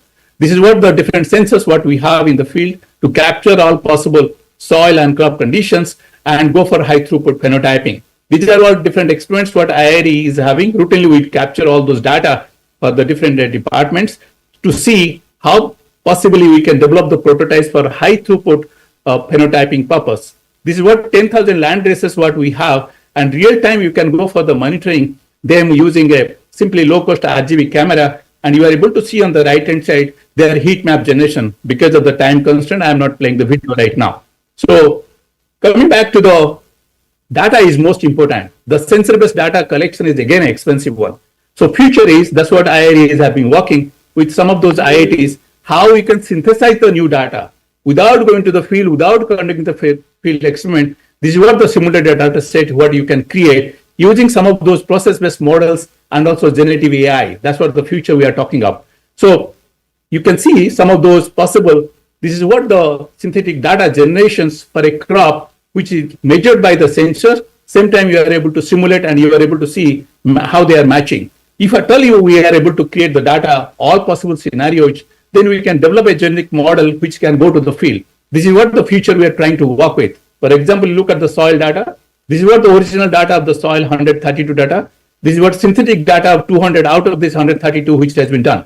Not only the data, sensor data, same time also metadata like soil fertility parameter, plant parameter you can synthesize. So these are some of those futuristic work what IIRE have been working and looking forward to see in the large scale for the possible applications. Once you fly the drone, using all those AI and data analytics, you can create a biophysical protocol like this, leaf area index, chlorophyll mapping, nitrogen mapping. So within a 5-acre field, you are able to see this color grain tells you how the variations with respect to biophysical parameter, chemical parameter, then you can go for site-specific applications with respect to requirement what you have for the nutrient or for chlorophyll. Not only that, you have a yield predictions much before harvest. So these are all possible applications what you are able to do. This is what from the drone, we developed our in-house developed program, which you can go to the field scale for the large scale mapping, same thing for leaf area index, chlorophyll and nitrogen. I'll take just 2 minutes to finish it, maybe another 1 minute only, sir. Look at the field conditions. This is what the canal, where the farmers field blocks or villages, you will be able to monitor mostly the real time. Only you have to draw a boundary and you have a satellite data field available. Only thing what we have done is we have customized the AI data analytics to do it more of a real time case, and also historically you can do that. So these are some of those phenotyping what you can do using low cost RGB camera, counting of the tassels of a maize crop. That's what has been done by Indian Institute of Maize Research in our experimental field of IRA. We are able to do that thing. Same time, you can see the canopy temperature differences. Looking at some of those genotypes which are heat tolerant or water efficient. This is what the heat map generation on the right hand side. These are the genotypes which has grown in collaboration with ERI, with Dr. Vishwanathan and the team. They have been working with a real and different genotypes for that purpose. This is what the pre-symptomatic disease detections of rice blast. And we could identify some of those sensitive bands 6 days before visual symptoms. You are able to do rice blast. This is what on the publications already done. Purpose is how the sensitive protein, which because of the stress you are able to characterize, and those proteins are sensitive to these particular bands. So based on these bands, you can go for the early prediction of the rice blast. So this is again a futuristic work what we have been doing. Of course, possible studies we have been doing on the rice and wheat and many other crops. Again, this is what the futuristic edge computing device you can put on board on the drone and get a abiotic diagnosis done using AI models, multimodal sensing. You generate anomaly maps, then go for actuation. This is what in the field conditions we are able to do. IRA again developed a prototype. This is a drone where you have a sensor, you have an edge computing device. That's an artificial brain taken on the computer and on the drone itself. And this is what another sensor which is integrated. And the real time, you are able to process them. How real time, that depends on that edge computing device, how good it is. This is what the biophysical product it generates within no time. Then you can give a command to the drone, goes to the same place and spray and come back. Not only spraying, also off and on, that can be done. Once you do this is what the variable input applications you can do, starting from a marginal farmer to a tractor level and finally up to the drone level. So these are all possible because of time constraint. Just I am giving an idea how we are able to do. This is what the future of AI and data analytics, how somebody should work with the soil with respect to IoT integrations, variable technology, using some of those swarm technologies what we have. And this is what again in IRA we have done this work in a case study level and demonstrated to International Telecom Union using edge computing devices and couple of drones that are talking to each other using 5G technology. You must be knowing national initiative on the AgriStack, how we can be part into that. AgriStack is nothing but all possible digital layers can be put them together, come out with a farmer's level registry with the crop, with the farmer and also field, and come out with all possible technology related to sensor and AI to give a real-time solutions and taking to the mobile data analytics level. We have a lot of challenges. These are all challenges what we have. India has a diverse ecosystem. You have a lot of heterogeneity, many way of data collection. So multimodal is a challenge. Then there is always a shifting, this seasonal shifting, climatic change, weather aberrations. How we can address those? These are some of those research issues what we are looking at. So this is what the way forward for AI in agriculture to minimize the digital divide, handle the model training, whatever the lack or awareness we have, how the data we can own. These are some of those policy related issues what we should take up. So if you look at the AI for agriculture, you look at the global perspective, Indian perspective, we have to see that. Accordingly, looking at the socioeconomic conditions, feasibility, how AI can be integrated with the sensor, coming back to the low-cost technology in the mobile level to come out with the precision agriculture. These are some of those documents which we shared with. Again, challenge remains is ethics. AI can't be used like this. This is what recent publications have happened in computer and electronics in agriculture. And these are the Indian context, how we should address them. And looking at some of those priority initial investment, particular infrastructure, inclusive adoption, and there is a policy, there is a fear that AI may take off our lever. So this is what the policy has to come up, establishing transparent regulatory framework, accountability. So this is what the concluding slide. We should have a best institutional support with the new innovation agenda, public-private partnership. We have been doing a lot of research, but we don't know how to make it a business model because we are poor on that. Unless until we shake the hand with them, it's not possible. Digitally empowering the team, like we have a network of KVKs and CSCs, how to do that. Seeing is believing, making a lifetime demonstration with the KV coach, with the FPOs, that will be good. Of course, the hand-holding and capacity building of young researchers and also the stakeholder, that's what very much important. Thank you very much to Honorable Chair, Co-Chair, and Director, and all elite delegation team over there. Thank you very much giving me this opportunity. I'll happy to take up Thank some you, of Ravi. those. Thank you so much. Thank you. Ravi Sahu has made his presentation on intelligent ways of going forward for precision agriculture and phenomics applications in agriculture. He has very well covered the applications of these precision sensors in soil fertility management, water stress management using near infrared and also thermal sensing.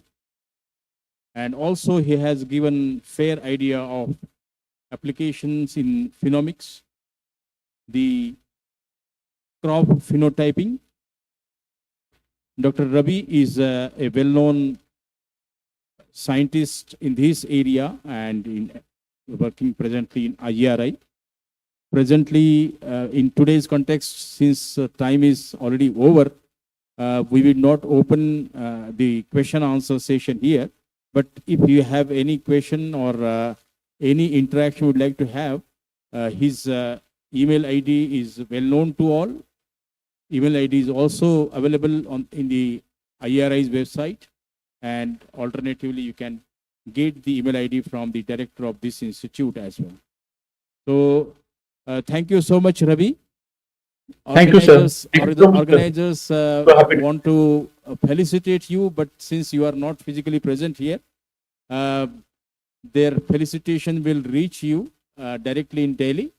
Thank you very much for sparing your quality time with us. Thanks a lot. Thank you, sir. Thank you, sir. Thank you so much, sir. Thank you so much for your insightful lecture, sir. We will be presenting you virtually your memento, and meanwhile we will arrange to send it to you, sir. Thank you so much for your valuable time and guidance. Thank you. Thank you. Thank now you. we will proceed with the panel discussion. Panel discussion is on topic challenges and opportunities for enhancing the cotton productivity. I request Dr. D.K. Yadava, Honorable Deputy Director General ICAR, to please chair this panel discussion session, sir. I would like to invite all the respected panelists, Dr. P.K. Das, sir, ADG Commercial Crops, Dr. S.K. Shukla, sir, Director ICAR-CICR Mumbai, Dr. N.G. Patil, sir, Director ICAR NBSS and LUP Nagpur, Dr. B.M. Khadi, sir, former Director ICAR-CICR Nagpur, Dr. Rajendran, Managing Director Rashi Seeds Private Limited, Dr. Ashwin Kashikar, General Manager Ankur Seeds, Dr. P.K. Singh, Chief Scientist CSIR NBR Lucknow, Dr. A.L. Wagmare, Director DCD Nagpur, and Convener Dr. V.N. Wagmare, Director ICAR-CICR Nagpur.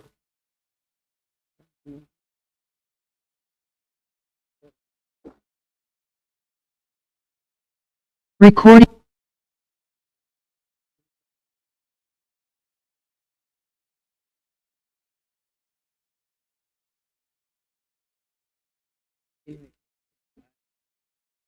I invite DDG sir, Dr. Chaudhary sir on the dais, please.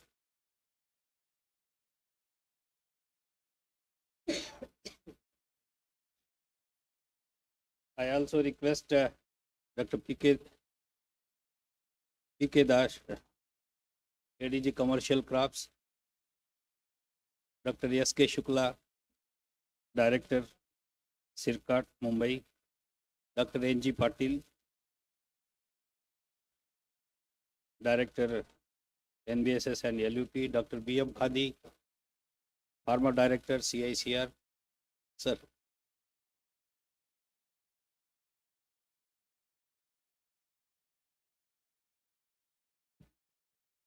Dr. Rajendran, Managing Director Rashi Seeds. Dr. Yam Prabhakar Rao is he could not make today. Dr. P.K. Singh,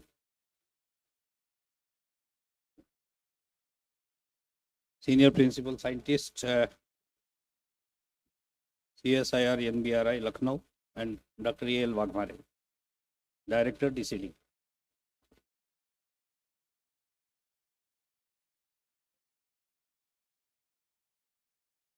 I welcome you all for this panel discussion. This panel discussion is, we have proposed on the challenges and opportunities in enhancing cotton productivity. We are aware, and now in last 1 year, we are frequently speaking on this topic, how to increase the cotton productivity, because it is a major issue in cotton. Because from 13-14, the yields are continuously stagnating, it is going down, and our cotton system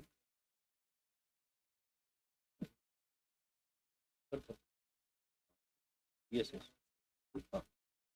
And this cotton sector, we are facing the several challenges, the pest problem, the varieties and hybrids, their performance, the technologies for enhancing productivity, and limited adoption.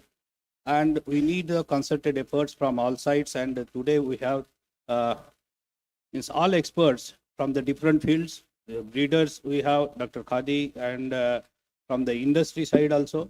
So I hope we will be discussing the issues concerning this cotton productivity and how that it can be enhanced from industry side also.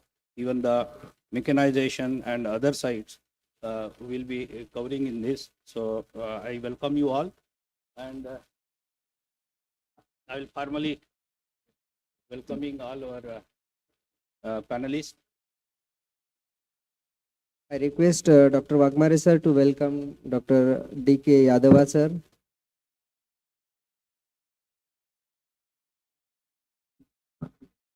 Director Dr. Shukla sir, Director Sircot Mumbai.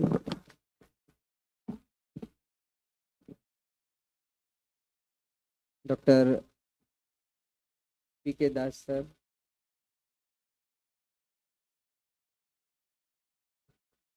Dr. P.K. Das sir, ADG Commercial Crops, ICAR New Delhi.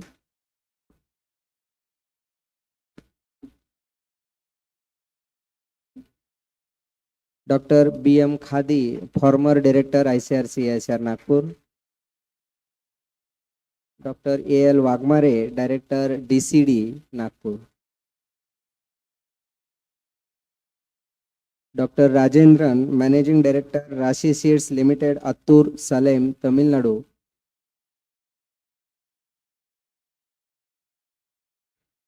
Dr. Ashwin Kashikar, General Manager, R&D, Ankur Seeds.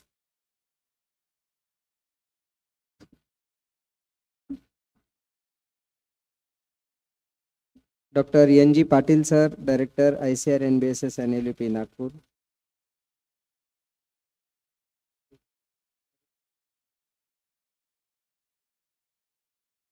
So I hand over to Chairman sir to. Thank you, Dr. Wagmare. So I think this is a very important panel discussion. That is challenges and opportunities in enhancing cotton productivity. So the subject is well known, and we have been discussing since morning. So my request to all the honorable panelists is kindly take 5 to 6 minutes so that we can have some discussion also at the end. And rather than going to history and other things, we should come up to the challenges and what can be the possible solution. So those points, at least 2 to 3 points if we get, and that will be, I think, a good compilation, although most of the things are known. But even if some specific points are there in any of the areas of your specialization, so that will be most welcome. So with this, I welcome all of you, and thank you for agreeing to the request of CICR for being the panelist during this panel discussion. So first of all, I will request my colleague, Dr. Prashant. He was there in the morning also. So I request that he can flag few issues within the stipulated time. Dr. Prashant, please. Good afternoon, each one of you. With the permission of the chair, DDG sir, I want to tell that today is your 50th foundation day. So I'll tell it subtly, but it has really, some problems that are nagging at the council level and the institute level as far as cotton innovations are concerned. So point number one, please try to understand the intensity of the statement. This is the only statement I will tell. There was a meeting in which myself and your director was there and our DD sir was online, and we were told, आपने देश को अंधेरे की तरफ धकेल दिया है. Please try to understand how painful and how piercing it is a secretary level meeting. आप पिछले 10 साल से देखिए, 15 साल से देखिए, we are lagging behind the development of the varieties. It's a major issue that is really nagging everybody because we can't control the hybrids. We had a discovery of a genetic male sterile system in 1973, and that has been deployed to develop some of the hybrids. But after that, nothing has been done. So it's on for all of us. We should see that we should focus on the development of the varieties if possible, because we don't have the parental lines. And if you don't have parental lines, suppose in the 100 years, someone has to address what all we have done in the last 50 years. Can we develop some parental lines? I mean, with the help of the private companies, if we can donate, if we can, collaborate, have the good parental lines where we also are from the public institution, we can develop varieties. That is point number one. The point number two is we do not have really good cotton. All of you must be knowing that we are importing the good cotton. Duty free it is coming, ELS it is coming. Can we work on something that 32 mm and above? I know that there are a couple of varieties which are 32 mm and above. But can we have some varieties which are really 33 mm, 35 mm? Australia is developing a 38 mm cotton variety. Because that will not only increase the yield, it will also increase the spinning and ginning capability and ultimately the fabric that comes out of it. The third thing is that we are really burdened and we are actually sinking because of the pink bollworm infestation. Crygenes have worked for quite long. BG1 was there, BG2 was there, BG3 is there, but I can't say so surely it is there or not. But I have heard that they have it with the VIP gene, both the Crygenes and VIP gene, they are still working, but nevertheless, we have the Roundup Ready Flex RRF. Of course, from council side, our DG sir is really trying hard. He's there in the GSC committee. Probably it will see one day the light of the day, and that probably BG4 might come. But I also came to know in the morning that we have multiple genes for herbicide tolerance. You can read it in the literature. Dr. P.K. Singh was mentioning. DD sir has already told in the morning. We can have multiple genes which you can do and incorporate in the plant, to the cotton. That will impart some kind of resistance to the devastating insect. And the third thing, the fourth thing is that the management practices also play a great role in resurgence of the PBW. The way we are growing, the way we are stacking the cotton, staggered planting, it creates a havoc at the farmers level and at the policy level.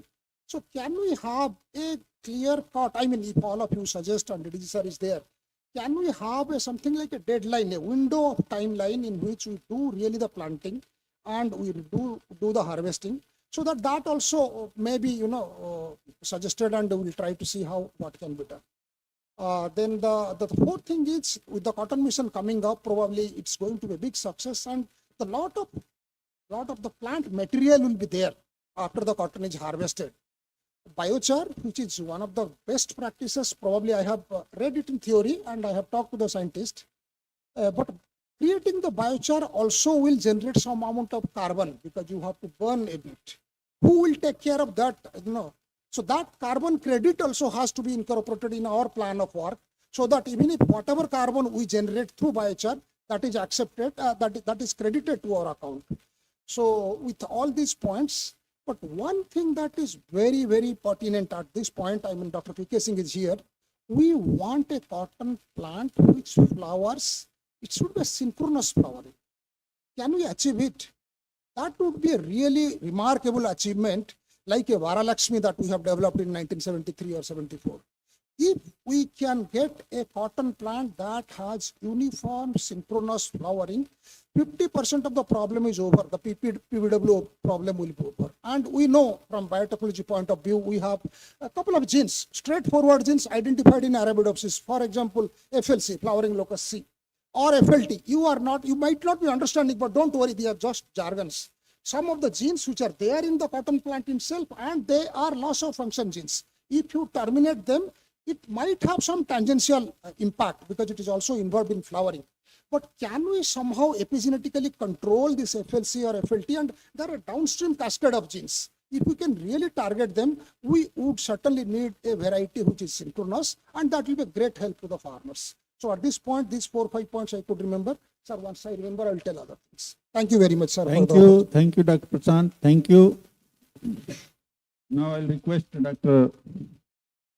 Shukla Saab, Director Sirkot, Mumbai.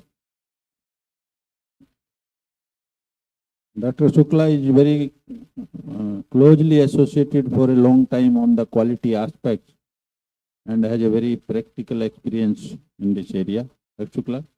Respected Chair, Co-Chair, good afternoon to one and all. The topic is how to increase cotton productivity, and on this aspect, I will mostly focus on quality aspect, that how to maintain the quality with increase in the cotton productivity. So along with the quality, productivity means how we are affecting. We are mostly going to present cotton processor, how they are facing problem. India was a net cotton exporter from 2003 to 2024. We can say 21 years, India was net cotton exporter. We used to export around 65 lakh bales to outside countries, and we used to import hardly 15 lakh bales, and those bales were not produced in our country. Those bales were extra long staple cotton. But from 2024 onwards, this scenario has changed. We have been importing from 24 onward around 60 lakh bales from countries like Brazil, Australia, and USA, and hardly exporting around 10 to 15 lakh bales of cotton. That means we have become reverse totally net importer of cotton. And where from the cotton is coming? Cotton is mostly coming from Brazil, Australia, and USA. And how they are able to sell cotton to our country, though our country is cotton surplus country, it is not that cotton is not available. Still we have a backlog of the bales which are not sold by the CCI as well as subgenic factories. Also cotton may be available. So reason is very simple, that cotton is available at cheap price in those countries. And also second thing, that cotton quality is better. So then how to compete those countries, countries like Australia, USA, and Brazil? They are producing cotton with very high productivity, around 2000 kg per hectare, and compared to 450 kg cotton per hour in our country. Then what is the difference they are making? Mainly it is this plant varieties which they are promoting. We have hybrids here. Around 1200 hybrids or more than that is available in our country. And those countries, they are wholly dependent upon varieties. And they are growing high plant population, a high density planting system they are adopting. In our country, we are going for sparsely population. Hardly we are going for 2 packets per acre. They are going for 6 to 8 packets per acre. I am surprised to mention that seed in USA is cheaper, that it is hardly 500 rupees per packet available in USA than in our country, 900 rupees per packet in our country. It is mainly because we are promoting hybrid to safeguard the seed industries rather than safeguarding the farmers. So first thing what we have to do it, if we have to adopt high density planting system, we have to adopt varieties, we have to discourage totally the hybrid system. Second thing what we have to do, that other countries, they have very high ginning percentage, around 38% ginning percent minimum available. Even in African countries where not a single amount of research is done. But in Australia, not less than 42% is not at all allowed. Our breeders used to say that if we are increasing ginning percentage, our length will be compromised. It is just misnomer. Australia is having not less than 30 mm cotton staple with 42% ginning percent. Even Egypt I visited twice. They are having not less than 42% ginning percent with 34 to 35 mm length. But our breeders, they don't want to do it. Reason being, they want to increase the seed size rather than increasing the lint. Seed size will give the better productivity. Farmers, they will claim that they are getting more product. So second thing, high GOT has to be promoted. Third thing, that we have also seen that in several places like in Dharwad and Hubli places, we have seen currently we are getting less mic and less strength, so that CSP of the yarn is reducing year by year. That is also forcing our textile industry to import cotton. We have to develop such varieties which are climate resilient, so that climate effect is not there on the quality aspect. And another very important aspect is mechanization. Unless otherwise we adopt mechanization, high density planting system is not going to work in our country. For mechanization, we need to have suitable varieties, plant varieties, and another aspect is defoliation. Though many parties claim they have defoliants which are working in Indian condition, but I don't agree with them. Only defoliant which are working worldwide are Drop Ultra and also Finish Pro 6. So we have to promote this by allowing this country to register these chemicals here, so that these chemicals can be used in our country. And harvester, we are focusing much. Harvester is already available in our country. We need not do the much work for focusing the harvester. We have to focus on ginning of mechanically harvested cotton, which would contain around 12 to 15% trash. For that, special machines are required. I am requesting everybody who is decision maker to promote at least 1 or 2 demonstration plant in cotton growing zone, so that people can see it and adopt the technology. Now coming on the Pima cotton, which we are importing for last 25 years or more, for if you want to replace that importing, we have to actually target that what are the things required. For ELS cotton, if you want to reduce import, our target is Pima and Giza, where strength is not less than 42 GPT. Mic is not less than 4. If mic is less than 4, like Subin is having 2.9, 3.2, 3.3, it is not going to work for textile industry. They will keep on importing Giza and Pima, because for running their machinery, they require strength and mic together. So for that, we have to target 4 mic, 42 GPT, and 34 mm strength. If we get that one, immediately the import of these will be totally stopped. Thank you. These are the points I wanted to convey. Thank you. Thank you, Dr. Shukla. I think very practical points and pertaining particularly to quality, which you have been talking at all platforms, and I'm sure that we'll try to address all these. So now I will request Dr. N.G. Patil. Dr. N.G. Patil is the Director of the National Bureau of Soil Survey and Land Use Planning at Nagpur. So, Dr. Patil, I think he will be talking more about the soil nutrition and the various parts of the country and how to make the soil healthy. Sir, please. Sir, I have only 2 or 3 points to make. As mentioned during the morning hours, that soil nutrient management is one of the key aspects of precision agriculture. In a modest way, we have been supporting the research endeavors of CICR through technical backstopping by sharing our soil maps, especially to promote HDPS, finding out the suitable areas or shallow soils where you could do some agronomic management and soil management to ensure better productivity. Now, continuing with that, I would suggest that the yield is a product of what? Soil, weather, and crop. Now, we know much about crop, or the breeders are doing their lot for improving crop productivity. Weather information is also available in plenty, but the soil information is lacking.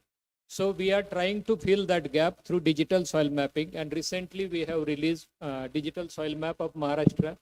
And in the context of peninsular India, Maharashtra, you can very well generalize that the soils which have shallow depth, low texture, or coarse texture have less soil water retention or less soil moisture availability inherently.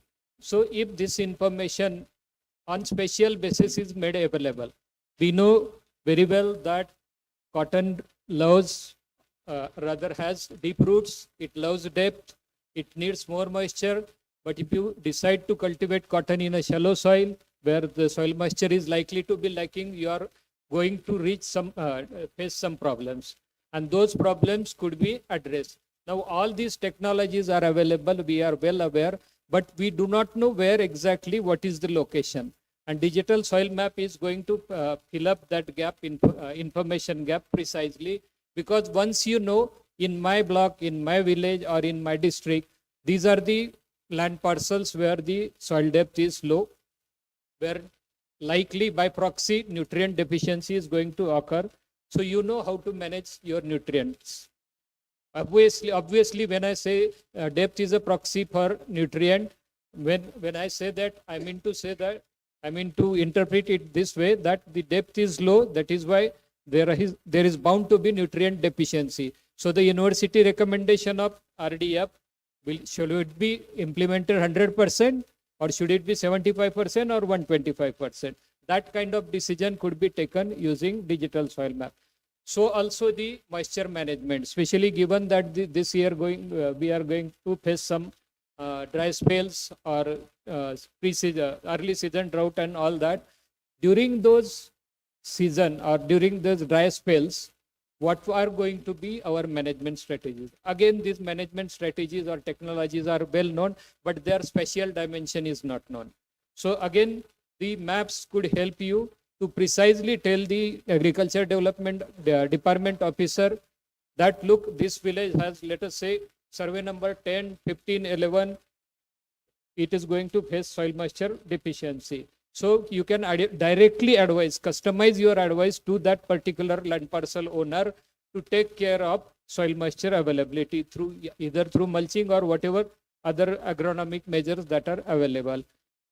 And the last point I would like to make is we have also released depth map, soil depth map of India. So the precision data or soil map for Maharashtra, Karnataka, and few 2 or 3 limited states is available for many properties. For pan-India level, we have released the depth map of India. That could also be leveraged in other states where such information is not available. Thank you, sir. Thank you, Dr. Patil. I think very important information which is generally ignored, and that is can be one of the very important component for the breeding, particularly the root types which we have.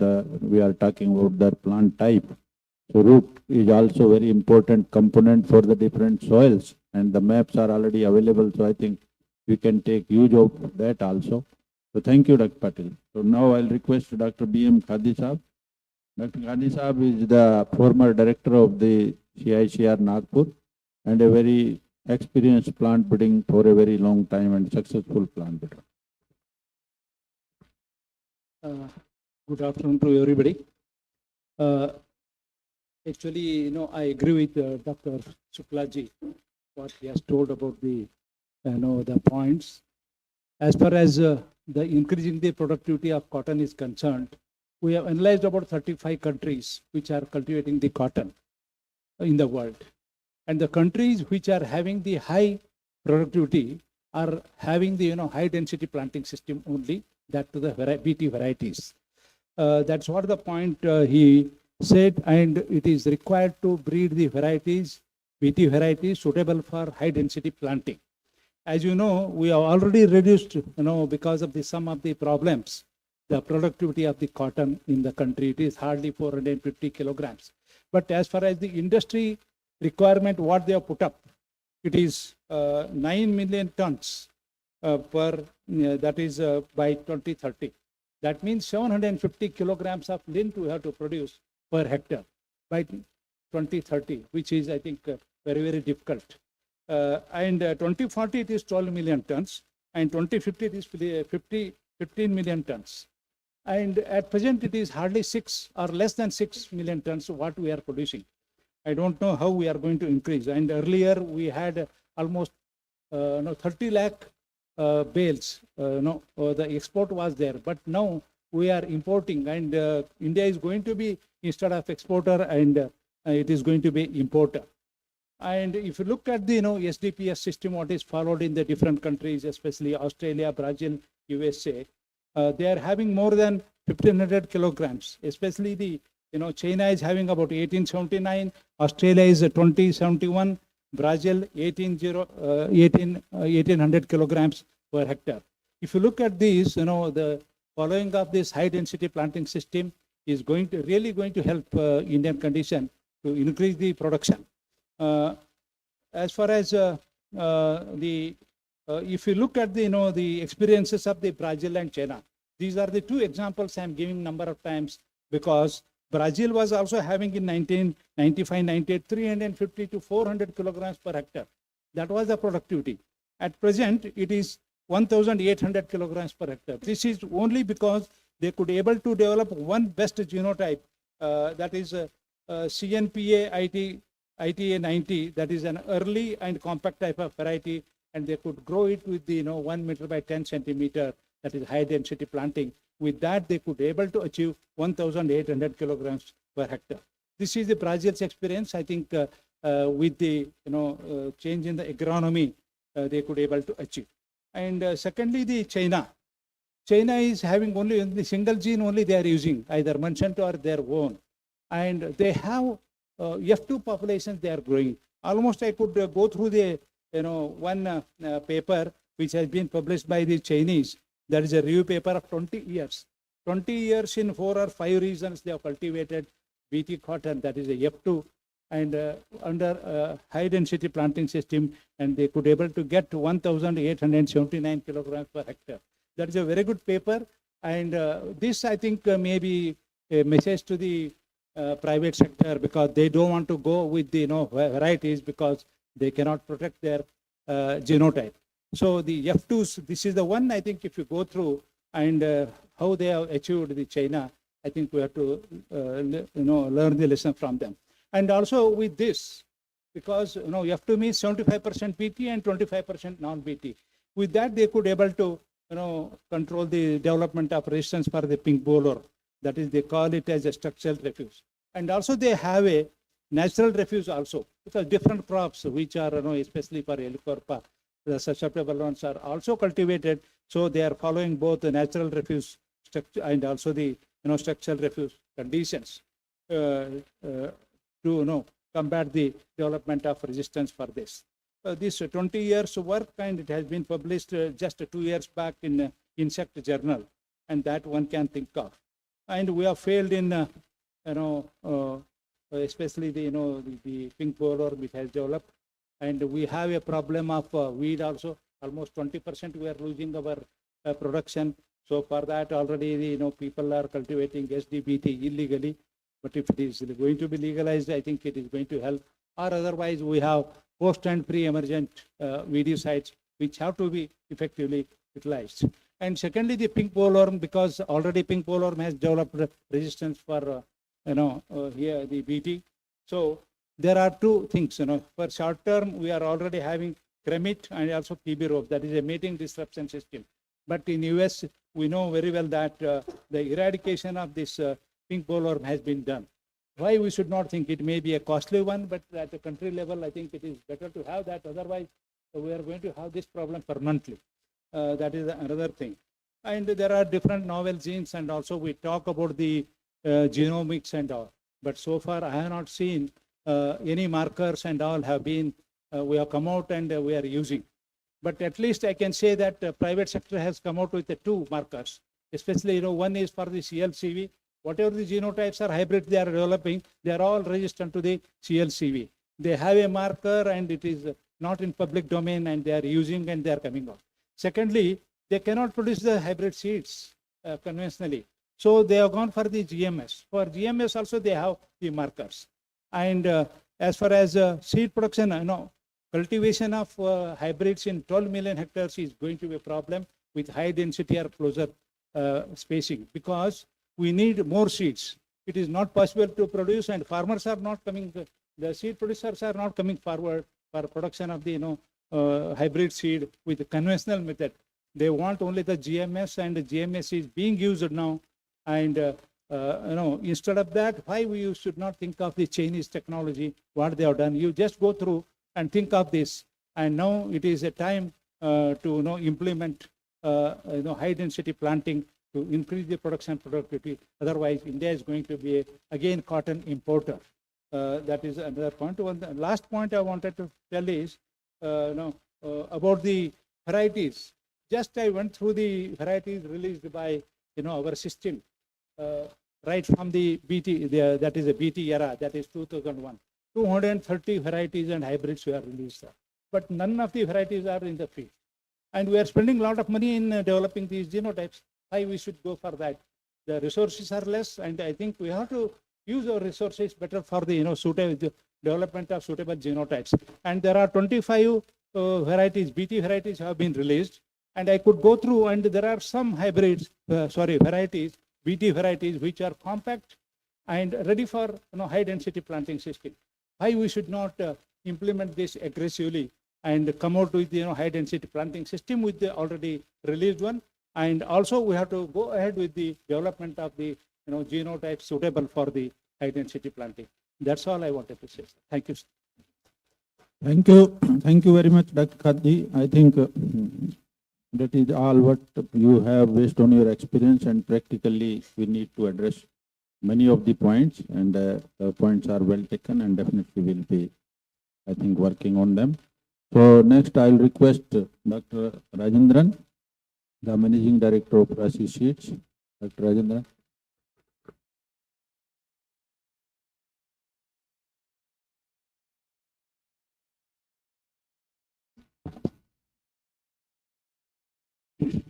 Good evening, everybody. My best wishes to the CICR on the 50th Foundation Day, and to all the cotton fraternity here. Thank you for giving me this opportunity, sir. On behalf of private industry, I'm standing here, and also as the largest cotton seed company in the country, we are also equally responsible for protecting the cotton in this country and making sure that cotton is always there and the farmers are continuously benefited and they continuously stay with the cotton, so that we all have our livelihoods along with farmers. With that interest, I may not be that experienced in front of all of you, but I'll just, in my own thoughts, basically I'm an engineer.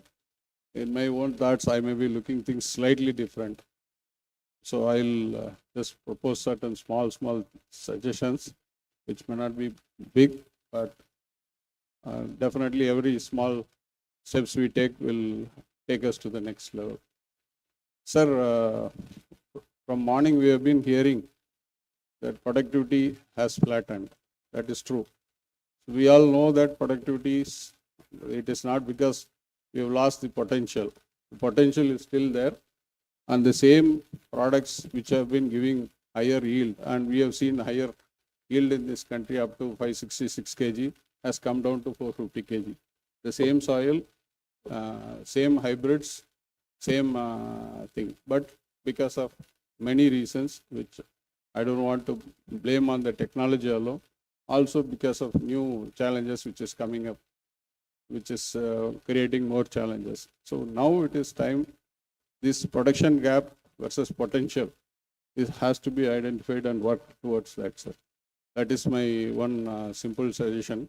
And the second suggestion is, there is not only the technology gap, sir, We all know after Bolgat 2, we don't have any technology which is enabling us to enabled us to sustain the productivity. That was another reason why we also dropped our yield levels, which is now we are facing a challenge.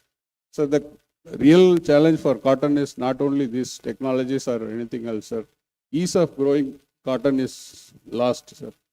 Actually, in other competitive crops, sowing to harvest is completely mechanized. So take for example in paddy or corn, sowing is mechanized, drone is used for spraying, harvest is through harvester. So farmer doesn't find any difficulty in growing that, sir. Coupled with the good corn prices in last 3 years, 4 years, it has created more challenge for cotton. This is my observation. And also the rice, which used to be more of hand harvested, now has become more of mechanical harvested. So that is another challenge, sir, which we are seeing in northern zone, where rice is a very big competition for cotton. So this is continuing, sir. Without finding a solution for farmers' ease of cultivation, we will not be able to achieve anything, sir. Even with technology, maybe to some extent, we will go to the next level. But after a few years, again, the same challenges will come. The technology may give us a lift for 5 or 6 years, but that is not going to be permanent. But we have to find a solution to make the farmer feel comfortable that I can grow cotton also. I don't have much problem. I don't have to depend on anybody else. That message we have to take, sir. We have to convey this very clearly, and we have to work on a collective large scale, sir. It is not only the private industry, it is not only the government. We all have to work together, textile industry, agriculture industry, textile ministry, agriculture ministry, everybody, every one of us who are connected to agriculture, especially for cotton, we all have to work together, sir. That is when we can achieve something.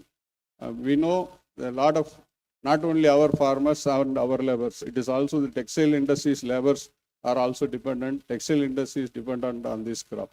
So mission mode work is badly required, sir. And of course, many sessions are going to come from many of my colleagues and the seniors sitting here. I don't want to get into too technical side. My only suggestion is let us all work together and make sure that we'll be able to deliver better solution to farmer and make this crop comfortable to the farmer. That is, with that submission, I'll take leave, sir. Thank you very much. Thank you, Dr. Rajendran. I think ease of growing cotton is one of the most important aspects. And definitely we all are working together and we need to work more closely. That is correct. Now I'll request our next speaker, Dr. ICAR-CICR.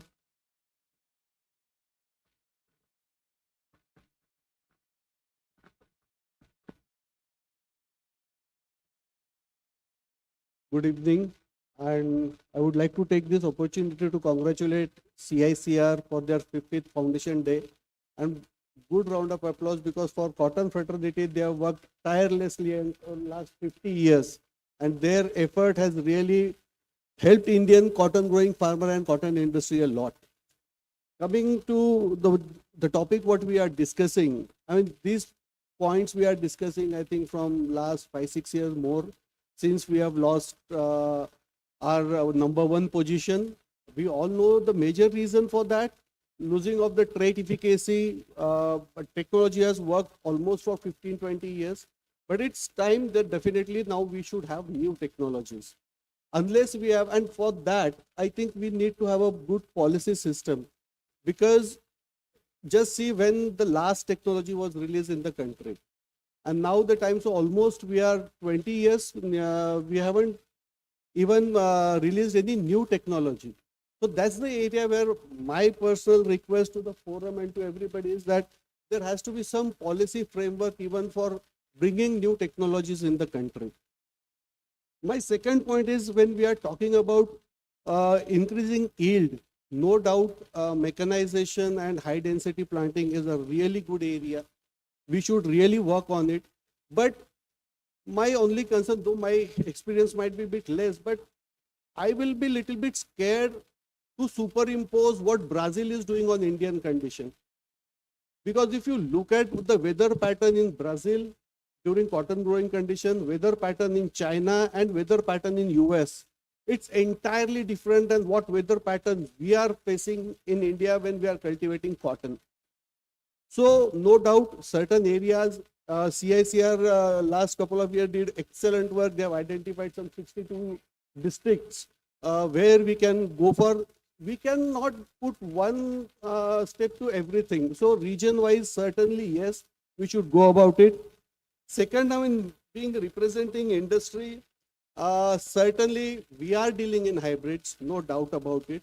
But if you see, Dr. C.T. Patel was the one who first bred H4. And that time the yield what we were used to harvest when we used to use variety, there was an increase in yield, we all will agree this. So it's not that industry have an interest to sell hybrids, that's why we are sticking to hybrid. I mean, we are into wheat business. There is no hybrid in wheat. Still we are selling wheat seed. So it's the market need. And currently if you look at cotton, hybrids are giving you better heterosis. If now today we had a very good lecture on genomic selection or even on soil health. If we can utilize those and create varieties which will really have a better heterosis kind of a thing close to hybrids, certainly we should go about it. My last point about even, I'm sorry, but about the seed cost. Just check it out. The cultivation cost in US is almost $150 to $300 per acre. And the cultivation cost in India is hardly $30 per acre. Or it will be $40 per acre. So, I mean, no doubt about it that we have to improve on certain things as an industry. But what we are saying is that it's not just the industry who is having, right? And there are areas where we all should collaborate together. My one request to all the panel and to the policy makers that if we want our cotton yields to increase and farmers, we should collaborate. And one very good example of collaboration recently what we did is with CSIR NBRI Lucknow. We are coming up with technology. Similarly, we would like to collaborate with ICR Institute, CSIR Institute, and even with DBT. Because unless we all collaborate together, we won't be able to, because we have seen that 50 years we are working with our experience and knowledge, we can reach up to one level. But if you want to really break that ceiling and go, then we have to collaborate, we have to come together, we have to sit together, and we have to accept each other. So let's accept each other, let's work together. I think that will be a good thing for the country. Thank you, sir. Thank you, Dr. Ashwin. I think very good points and definitely need to be addressed. I don't see Prabhakar Raoji. वो तो आ रहे थे, not he is not coming. अच्छा, चलो तो next then I'll request Dr. P.K. Singh ji. Dr. P.K. Singh is the chief scientist at NBRI Lucknow and the man behind development of PVW resistant gene. So Dr. P.K. Singh, please. Sir Hindi में ठीक रहेगा? Thank you for this opportunity and big congratulations to CICR Nagpur. मैं उन बहुत कम लोगों में से हूँ जो कि इस इंस्टीट्यूट की सिल्वर जुबली में भी मैंने टॉक दिया था और फॉर्चुनेटली इसकी गोल्डन जुबली में भी मैं डायस पर हूँ. कुछ 10-11 पॉइंट्स हैं, बहुत क्विकली कवर करते हैं इसे. अगर आप डॉक्टर क्रांति का एक 2016 का रिसर्च आर्टिकल देखेंगे तो उसमें समझ आएगा कि मैक्सिको को छोड़ करके बाकी मेजर कॉटन प्रोड्यूसिंग कंट्री की यील्ड 150 से लेकर 250 किलोग्राम पर हेक्टेयर. पीटी आने के पहले ही उनकी yield 700, 800, 1000 kilogram per hectare cross कर गई थी और हमारी यील्ड वैसे नीची रही. और फिर जैसे डॉक्टर खादी ने बताया कि 1996 में ब्राज़ील की यील्ड बढ़ना शुरू हुई और यहाँ तक पहुँच गए और हम नहीं पहुँच पाए. ये हमारी कंट्री की पेरेनियल प्रॉब्लम है अभी मैंने रिसेंटली सर्च किया तो पाया कि ब्राज़ील का शुगर जो है वो 28 रुपए पर केजी उन्होंने वो प्रेजेंट टाइम में उसकी मार्केट प्राइस है। यूक्रेन का वीट इजिप्ट के सी पोर्ट पे जो 18 रुपए पर किलोग्राम है। तो ये बताता है कि हमारे कॉटन की यील्ड भी बढ़िया होनी चाहिए। एक पॉइंट, मैं टिपिकल गवर्नमेंट साइंटिस्ट हूँ।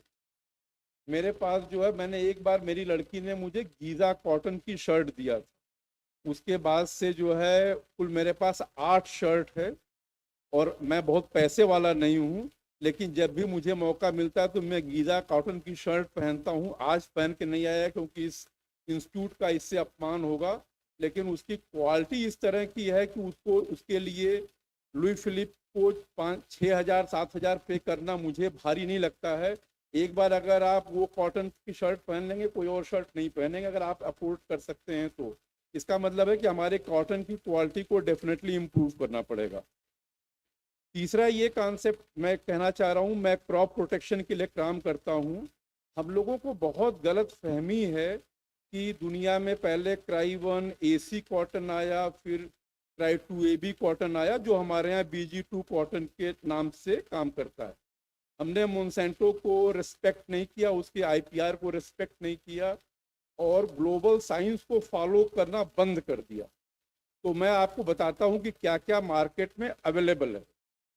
Cry 1 AC, cry 2 AB, VIP का कॉम्बिनेशन जो है ये मोनसेंटो के पास अवेलेबल है। अब उसके पास क्राई 51 है, तो 4 BT जीन का कॉम्बिनेशन एक साथ है। क्राई 1B, क्राई 1F और VIP का कॉम्बिनेशन जो है वो बैर के पास है। क्राई 1 AC, क्राई 2 AE और VIP का कॉम्बिनेशन डाउ एग्रो के पास है। अब मैंने तीनों कॉम्बिनेशन में 3-3 जीन है। मोनसेंटो के पास अब 4 जीन की टेक्नोलॉजी है। सब में एक चीज आप देखेंगे, VIP कॉमन है। क्या आपको मालूम है कि VIP का ये इवेंट किसने बनाया है? VIP का सिर्फ एक इवेंट दुनिया में है जिसे सिंजेंटा ने बनाया है। वो सिंजेंटा का इवेंट है, सारे कंपनीज उसको इस्तेमाल करते हैं।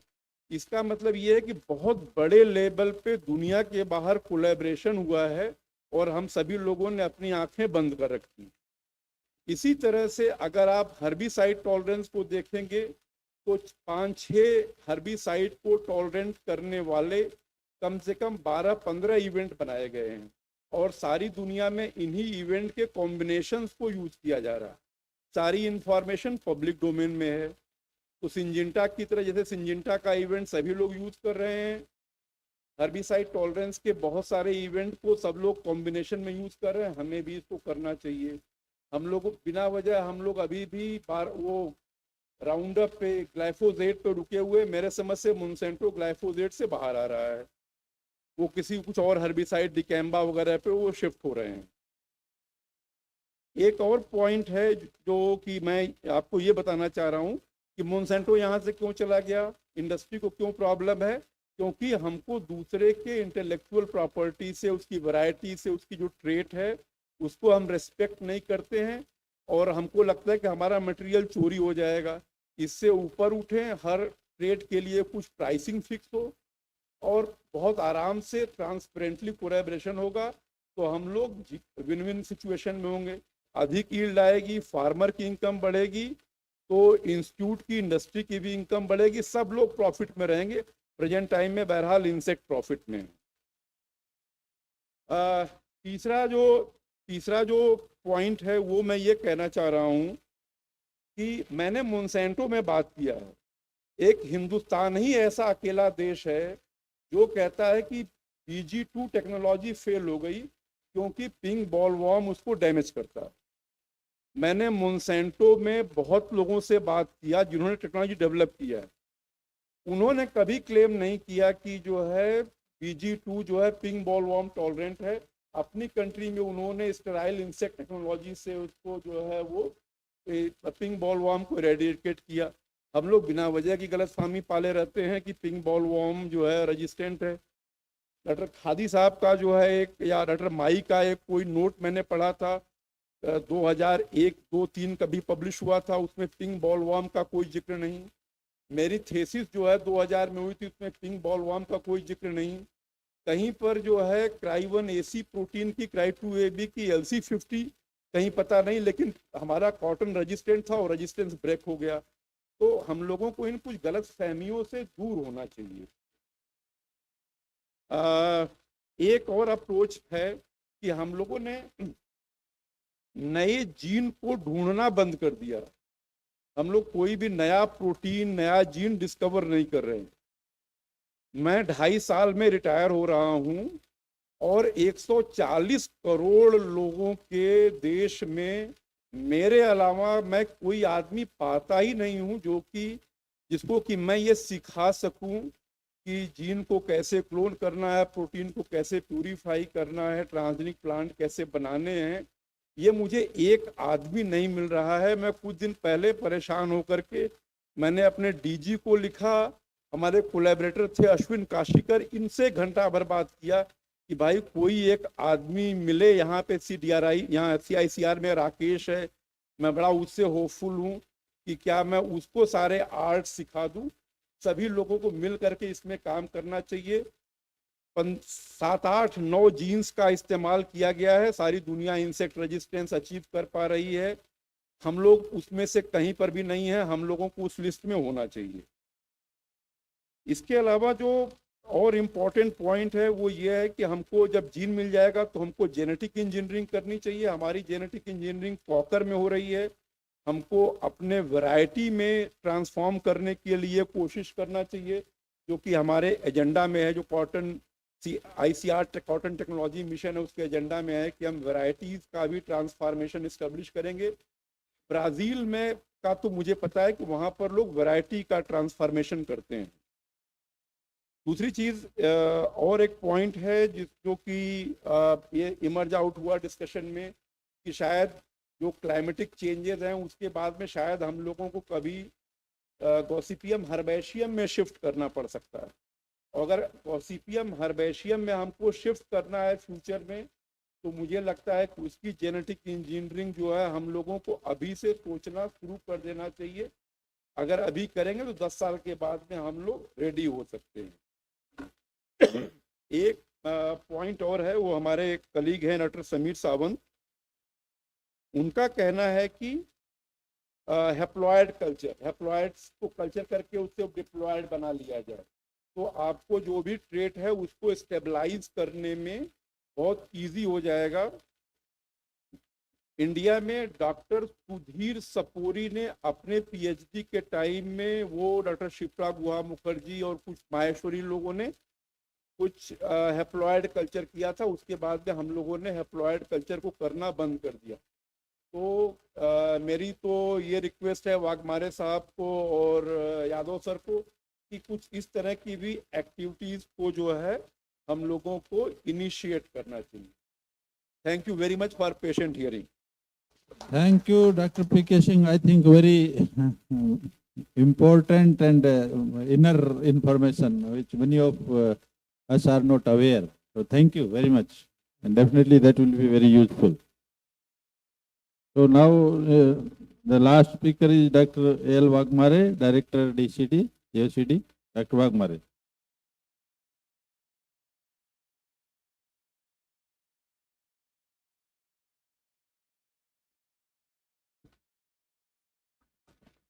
Namaskar. Firstly, I congratulate Director and his team, CICR Nagpur, for wonderful journey of 50 years. In this session, Chairman Sir, Co-Chairman, panelists and fellow delegates, we are discussing about how to increase the productivity. If you see the scenario of area, particularly during last years and this year, it is stagnated to 115 lakh hectare. That is almost equal that last year. Previously, during 2020 to 24, it was 126 lakh hectares. So area has been stagnant down. It is rounding about 114 to 115 and will remain same if you look the situation last year and this year. It is decreasing trend was observed particularly in Gujarat state for last year and this year, Maharashtra state, Punjab state and other states. If you look the production point of view, it is also decreasing trend. Last year, it was estimated at 297 lakh bales, and this year, at second advance estimate, it was about 291. So, production also has been decreased down. If you look at the productivity for last year and this year, last year it was 440 kg lean per hectare, and this year estimated at 431. But that we look that it is productivity has been equally not decreasing too much, but there is a need to have increase in productivity. The mission targeted for the coming years up to 2034-35 at and 1000 kg lean per hectare. So a lot of efforts will be required for increasing the yield. If we look the special project, cotton project, for the last 3 years, the results shows that the increase in yield, particularly in SDPS, about 30 to 35%, whereas in closer spacing also the yield has been increased about 40%. So we are need to upscale that technology. In special project, we are targeting 8 states. Now in mission, we are proposing in 14 states. So lot of papers will be done simultaneously. There is a need to have a capacity building of farmers for the particular technology, so that the technology will be spread in large area in a shorter time. Thank you.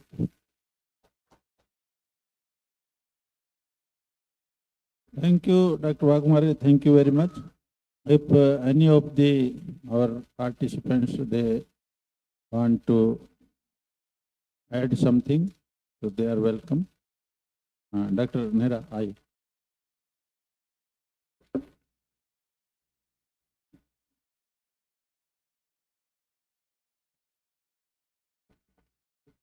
सम्मानित कृषि मंच, professor Yadav साहब, DDG ICAR, dear friends. Sir, northern region की बात करें, canal water की जो supply है, हमारा ऑप्टिमम सोइंग टाइम है वो 15 अप्रैल से लेकर के 15 मई है, और काश्तकारों को जो पानी मिलता है वो मई के अंदर जाकर के मिलता है। लेट सोइंग होती है, जिसकी वजह से सकिंग पेस्ट का अटैक, चाहे इंसेक्ट की बात करें, लीफ कर्ल वायरस की बात करें, ये चीज़ लास्ट जब सोइंग आती है तो प्रभावित होती है।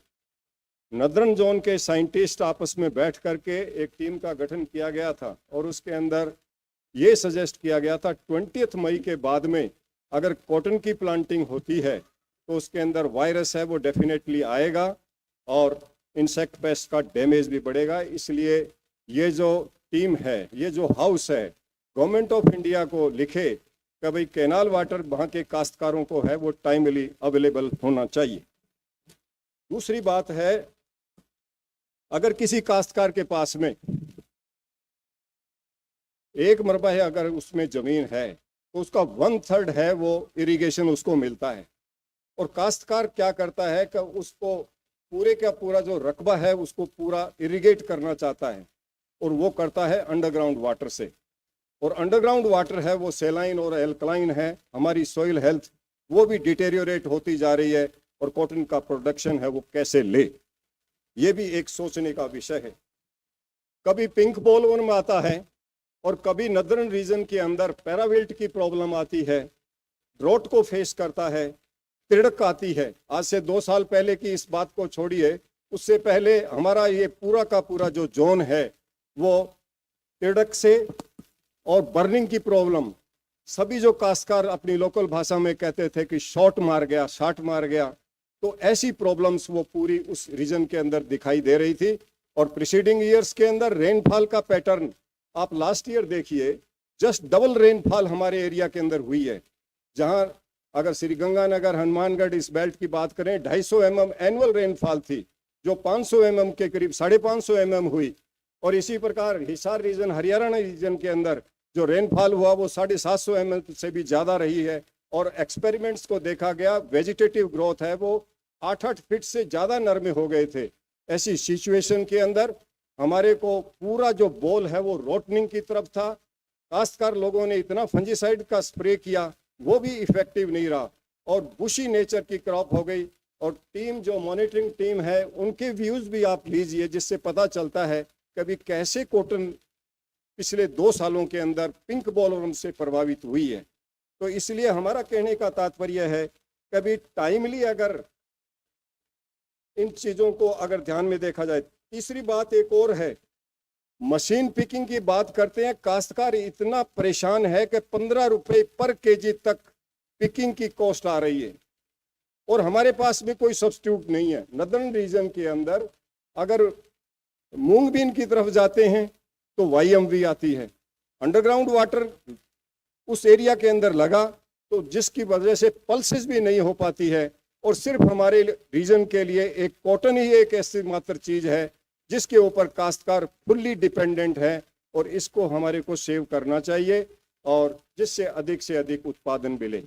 रावला, गड़साना, खाजूवाला ये एरिया आप लोगों ने भी देखा हुआ है, वहाँ कॉटन बहुत अच्छी तरीके से हो सकती है, पर IGNP एरिया के अंदर तो 20 मई के आसपास ही पानी मिलता है, तो वो लोग अच्छी तरीके से कॉटन की कल्टीवेशन कर सकते हैं।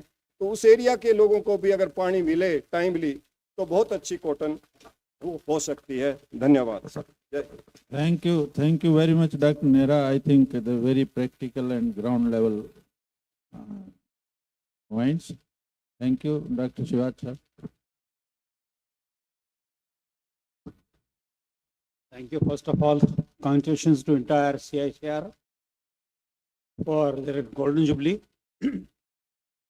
मेरे को एक क्रिकेट का इंस्टांस याद आता है जो लीजेंडरी सुनील गावस्कर जी और तेंदुलकर जी कहा करते थे कि आप 50 बनाते हैं फिर सेंचुरी भी बना जाते हैं। तो वो ये कहते थे जब 50 बना लिए तो एक नया स्टार्ट लेता था। तो मेरी एक रिक्वेस्ट है CICR से कि इन्होंने गोल्डन जुबली तो ली है, now take a fresh start. और आज के दिन, आज इंस्टांस में नीचे डिस्कस हो रही है, वहाँ ये जरूरी भी हो गया है। वो प्रॉब्लम्स जो हैं वो दूसरी तरह की आ गई हैं। जहाँ तक बात डॉक्टर खादी ने ब्राज़ील की कही और उसकी कही, आई थिंक 2015 या 16 में या उससे पहले शरद पवार जी एग्रीकल्चर मिनिस्टर हुआ करते थे, उनके टाइम पे एक मीटिंग हुई थी रिगार्डिंग ब्राज़ील कल्टीवेशन। वो बड़े शांत स्वभाव से सुनते रहे और जब मीटिंग खत्म होने को आई तो उन्होंने एक ही शब्द इस्तेमाल किया कि पहले उनका रेनफॉल पैटर्न चेक कर लो और फिर अपना रेनफॉल पैटर्न चेक कर लेना, फिर इस बारे में सोचना। जहाँ तक पिंक बॉलवर्म की हम बात करें, अभी कुछ दिन पहले HU में किसान मेला हुआ था, उसमें कुछ फार्मर्स के जो उनसे प्रेस वालों ने पूछ रहे थे तो उन्होंने एक ही बात कही थी कि लगता है कपास तो हमें ख़त्म करनी पड़ेगी क्योंकि पिंक बॉलवर्म हमें छोड़ नहीं रहा है, ना इसका कोई कंट्रोल है और ना ही इसकी कोई वैरायटी आ रही है। अब हमारे डॉक्टर सिंह साहब ने बताए हैं कि कल भी हम डिस्कस कर रहे थे कुछ कि they have gone for BRL2 और उसमें हमें पूरी उम्मीद है कि हम कुछ ना कुछ कर पाएंगे। Otherwise right now crop cultivation is at stake, क्योंकि जब फार्मर ही जब हमसे दूर चला जाएगा तो हम क्या करेंगे। तो मेरी सारे साइंसदानों से, चाहे वो प्राइवेट सेक्टर का है चाहे पब्लिक सेक्टर का है, let's come together, join together and work out for the better crop in future. Thank you. Thank you very much, sir. Thank you, Doctor. So thank you. I think very good suggestions. Many of them they are discussed, but some of the new things have also come. So I'll request comments. So thank you. And my colleagues, they have already taken note of it. So one of the issue is hybrids versus varieties. So definitely there are different domains for the varieties also, for the hybrids also. A large rain-fed area where farmers are generally not able to spend more, and so the different domains are there. It is not that by coming or bringing the varieties, hybrids will be vanished out. So this is a very large country and large area, and definitely some balance can be made. Quality, Shukla ji has raised some very pertinent points, and which he has been talking time and again, the fiber length, fiber strength, and the other parameters of quality. Then enhancing the ginning percentage, which generally is a big issue. We are just somewhere hovering around 33%, whereas in other countries it is going up to 40%, and by enhancing the seed size only, we are trying to enhance the yield, but the lint percentage up to until we don't increase, so somewhere we are failing. So that is also essential requirement. Mechanization is a big issue. Almost all of us have discussed. Dr. Shukla has given very in detail, and Dr. Nehra has also raised this point. And then defoliant, though we are claiming, but Dr. Shukla at every platform he is not satisfied what we are claiming. So definitely we have to go to the field. Now the machine is also there. We are claiming the defoliant also. So we can have some demonstration in the different areas, and we can practically see whether they are working or not. Then only we'll be talking about the mechanization, the huge contaminants which are coming. So I think the Ministry of Textile has the component for how to reduce the contaminants during all these process. So that needs to be addressed. Dr. Patil Sahab has given very good point of the type of soil, the depth of soil where the cotton crop should come, and definitely that point needs to be taken care of, while particularly for the breeders who are going for breeding the varieties, and the root architecture that should also be considered while going for the any type of the plant.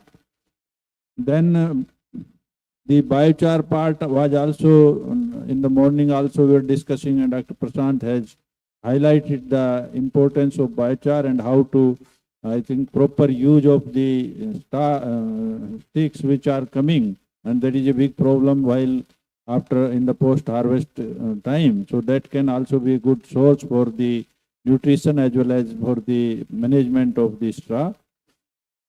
The earlier and compact types, Dr. Khadi Sahab has emphasized that the genotypes that to avoid more exposure to the drought, more exposure to the insect pest. So we should have the early type of the genotypes, and then compactness for the HDPS, which we are talking time and again. Genomics and novel tools, which he has already told that we should come up with some of the use of the molecular markers. The number of identified genes are there, and genomics Dr. Pradhan has presented in detail. So I think some of the centers, at least CICR and some of our advanced center, Dr. P.K. Singh is already working on the transgenic component. So we should work on that also, and not only theoretically or publishing a paper or giving the reference of the paper. That will not work. We have to show that yes, these are some of the parent lines which we have, I think, insulated for a particular stress or for a particular disease, rather than talking only some gel pictures or giving some publication in high-rated journal. So that should be a practical part, and those products which we are developing through mass or anything, so they should come to the farmer's field. Not only that we have developed a variety through mass. I have at present 135 total varieties developed through mass. Maximum is in case of rice, about 73. We have in maize, we have almost 30 varieties in case of maize, and in wheat also. So those varieties, how much of them they are going to the farmer's field after improving the trait? Many times the other important traits, they are disturbed, and the farmers are not agreeing for that nil which we are developing, so EDV. So that is also an issue. And then Dr. P.K. Singh has very rightly told that we are just not like a कुएं का मेंढक. तो हम ना कुछ बाहर से ले सकते हैं, ना हम दूसरे वाले को मान रहे हैं. भाई क्या साइंस है, प्राइवेट कंपनीज का इशू बड़ा इशू है, जो लोग छोड़ के जा रहे हैं, एक बड़ा मुद्दा है. और इस पे definitely to honour the IP of any of the agency who are coming and working with us, that is essentially required. और उसके लिए we need to work. Dr. Price का अभी बात की डॉक्टर अश्विन ने. The price is a big issue, and some of the very important points which he has just mentioned. So definitely in these points we need to have some policy interventions also. So in the morning also we were talking the sowing time. Dr. Nehra is pointing out earlier also these points are being discussed. So these are some of the policy issues, and definitely for the new technology, the delay which is happening, he was referring about the HT component is there. Thanks God, the PPW 3-4 events are now in BRL1 stage, and we hope that very soon they should come after 2 years. We'll see that we don't take 2 years, which we are generally taking for testing under AICRP, and we can go even with 1 year data also if some good thing is coming for saving the farmers.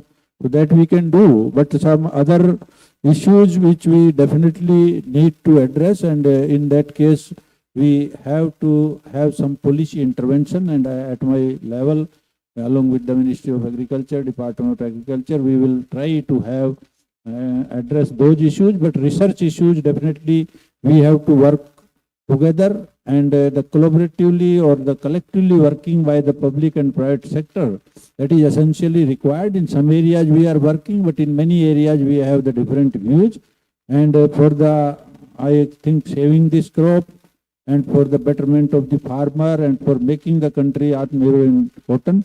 So we need to work together. So these are some of the major points which have emerged, and definitely during the program discussion and even in the mission, we will be taking these points on priority, and so that these issues can be resolved.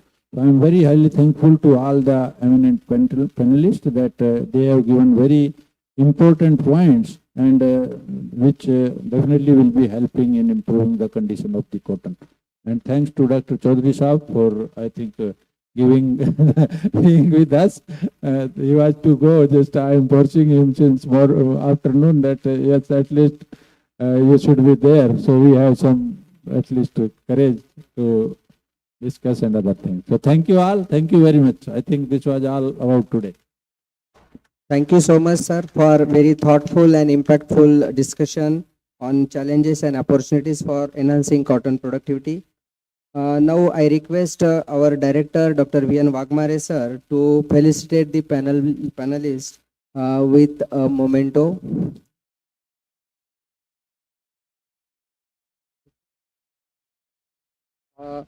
First, Dr. D.K. Yadava, sir, Honorable Deputy Director General Crop Sciences, Chairman of panel discussion. Dr. Wagmare, sir, will felicitate him with a memento.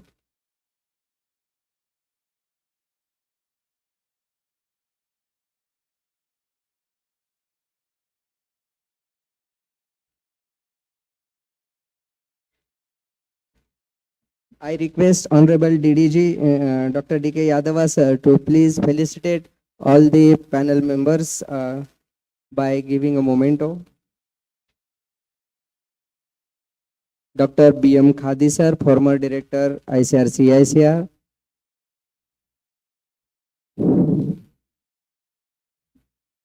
Dr. A.L. Wagmare, sir, Director, GCD. Dr. Rajendran, Managing Director, Rasi Seeds Private Limited.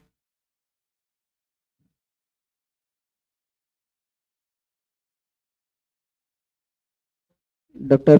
P.K. Singh, Chief Scientist, CSIR, NBRI, Lucknow.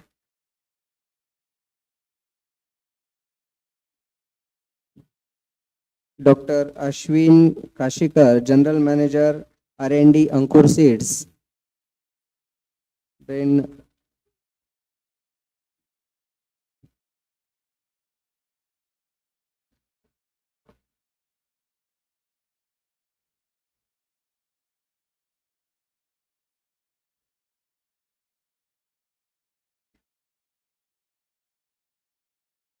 Then Dr. S.K. Shukla, sir, Director, ICAR-CICR, Mumbai.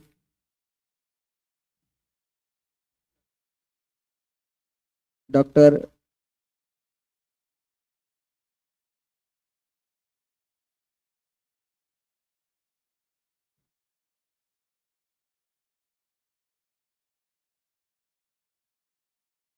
Dr. P.K. Das sir, ADG Commercial Crops, ICAR. Dr. N.G. Patil sir, Director, ICR, NBSS and LUP, Nagpur.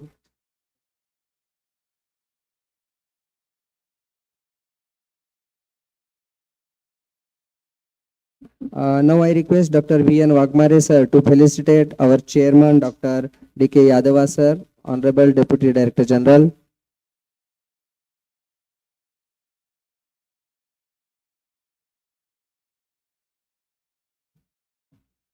Also, I request Dr. Wagmare sir to please felicitate Dr. S.K. Chaudhary sir, Director General, Fertilizer Association of India.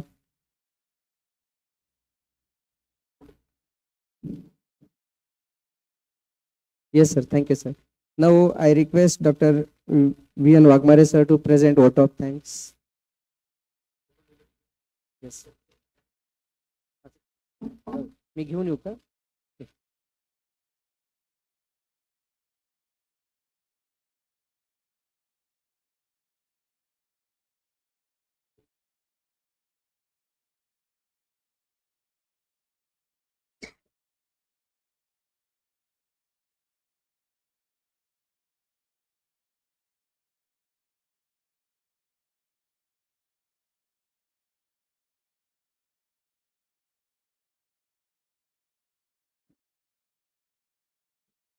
I request Dr. V.N. Wagmare sir to please present vote of thanks.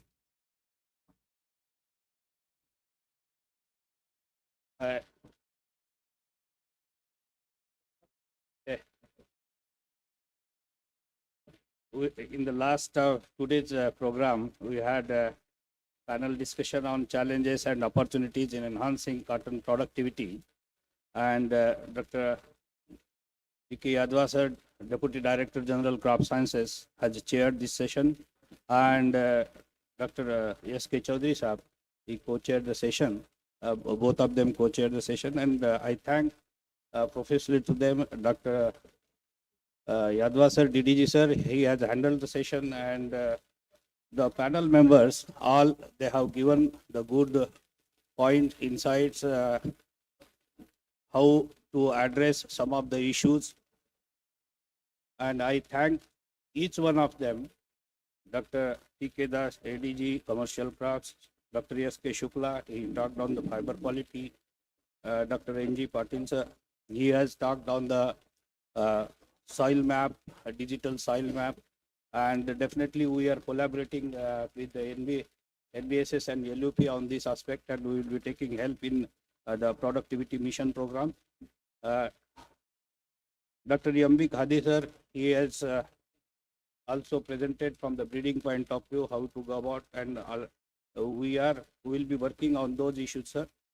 Dr. Rajendran, Managing Director, Rasi Seeds, Dr. Ashwin Kashikar, Dr. P.K. Singh, he talked about the genes available and how those can be stacked. So those issues we will talk, because he is also one of the collaborators with us. And Dr. A.L. Wagmare, he talked about the special project that already we are trying to upscale through the mission program, through our own efforts also, and through the Ministry of Agriculture.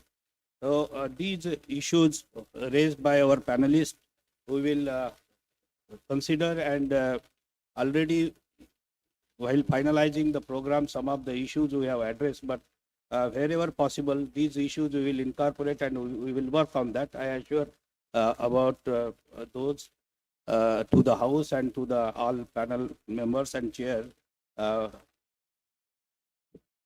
inclusion and addressing those issues. So with this, I thank each one of us, one of the panel members, all, and our खास करके हम chairman और हमारे चौधरी साहब को मैं खास करके बहुत बहुत धन्यवाद देता हूं कि आज वो हमारे 50वें जो हमारा फाउंडेशन डे है, गोल्डन जुबली सेलिब्रेशन, उसमें शामिल हुए हैं। और पर्टिकुलरली मुझे भी और मेरे संस्थान के सभी वैज्ञानिक, सभी स्टाफ को ये एक बड़ा इनकरेजमेंट है, और मैं सोचता हूँ कि ये हमारे लिए 50वां वर्धापन दिन बहुत बड़ा दिन है, तो उस हिसाब से हमारी जो आगे की फ्यूचर की रणनीति हो वो भी उसके लायक बने और हम जरूर उस पर काम करेंगे। मैं आप सबको एश्योर करता हूँ और मैं ज़्यादा बात ना करते हुए मैं आप सबको फिर से धन्यवाद देता हूँ और मैं सभी को हमारे जो EICRP मेंबर्स है, हमारे एक्सपर्ट्स है, हमारे एक्स डायरेक्टर्स है, एक्स जो स्टाफ है of the institute, retired staff of the institute, जो भी यहाँ पे आज आए हैं, हमारे सभी साइंटिस्ट CICR के कोयम्बतूर, सिरसा और नागपुर के और सभी स्टाफ भी है, हमारे EICRP के सभी साइंटिस्ट, सीड इंडस्ट्री से पार्टनर्स है, उनको सबको बहुत बहुत धन्यवाद देता हूँ कि आज ये मौके पे आए और हमको बहुत प्राउड फील हो रहा है कि आप सब शामिल हुए and as a really look like real collaboration and through PMC mission program also we are looking forward for strong collaboration with all the stakeholders. So I thanks once again all. Thank you so much.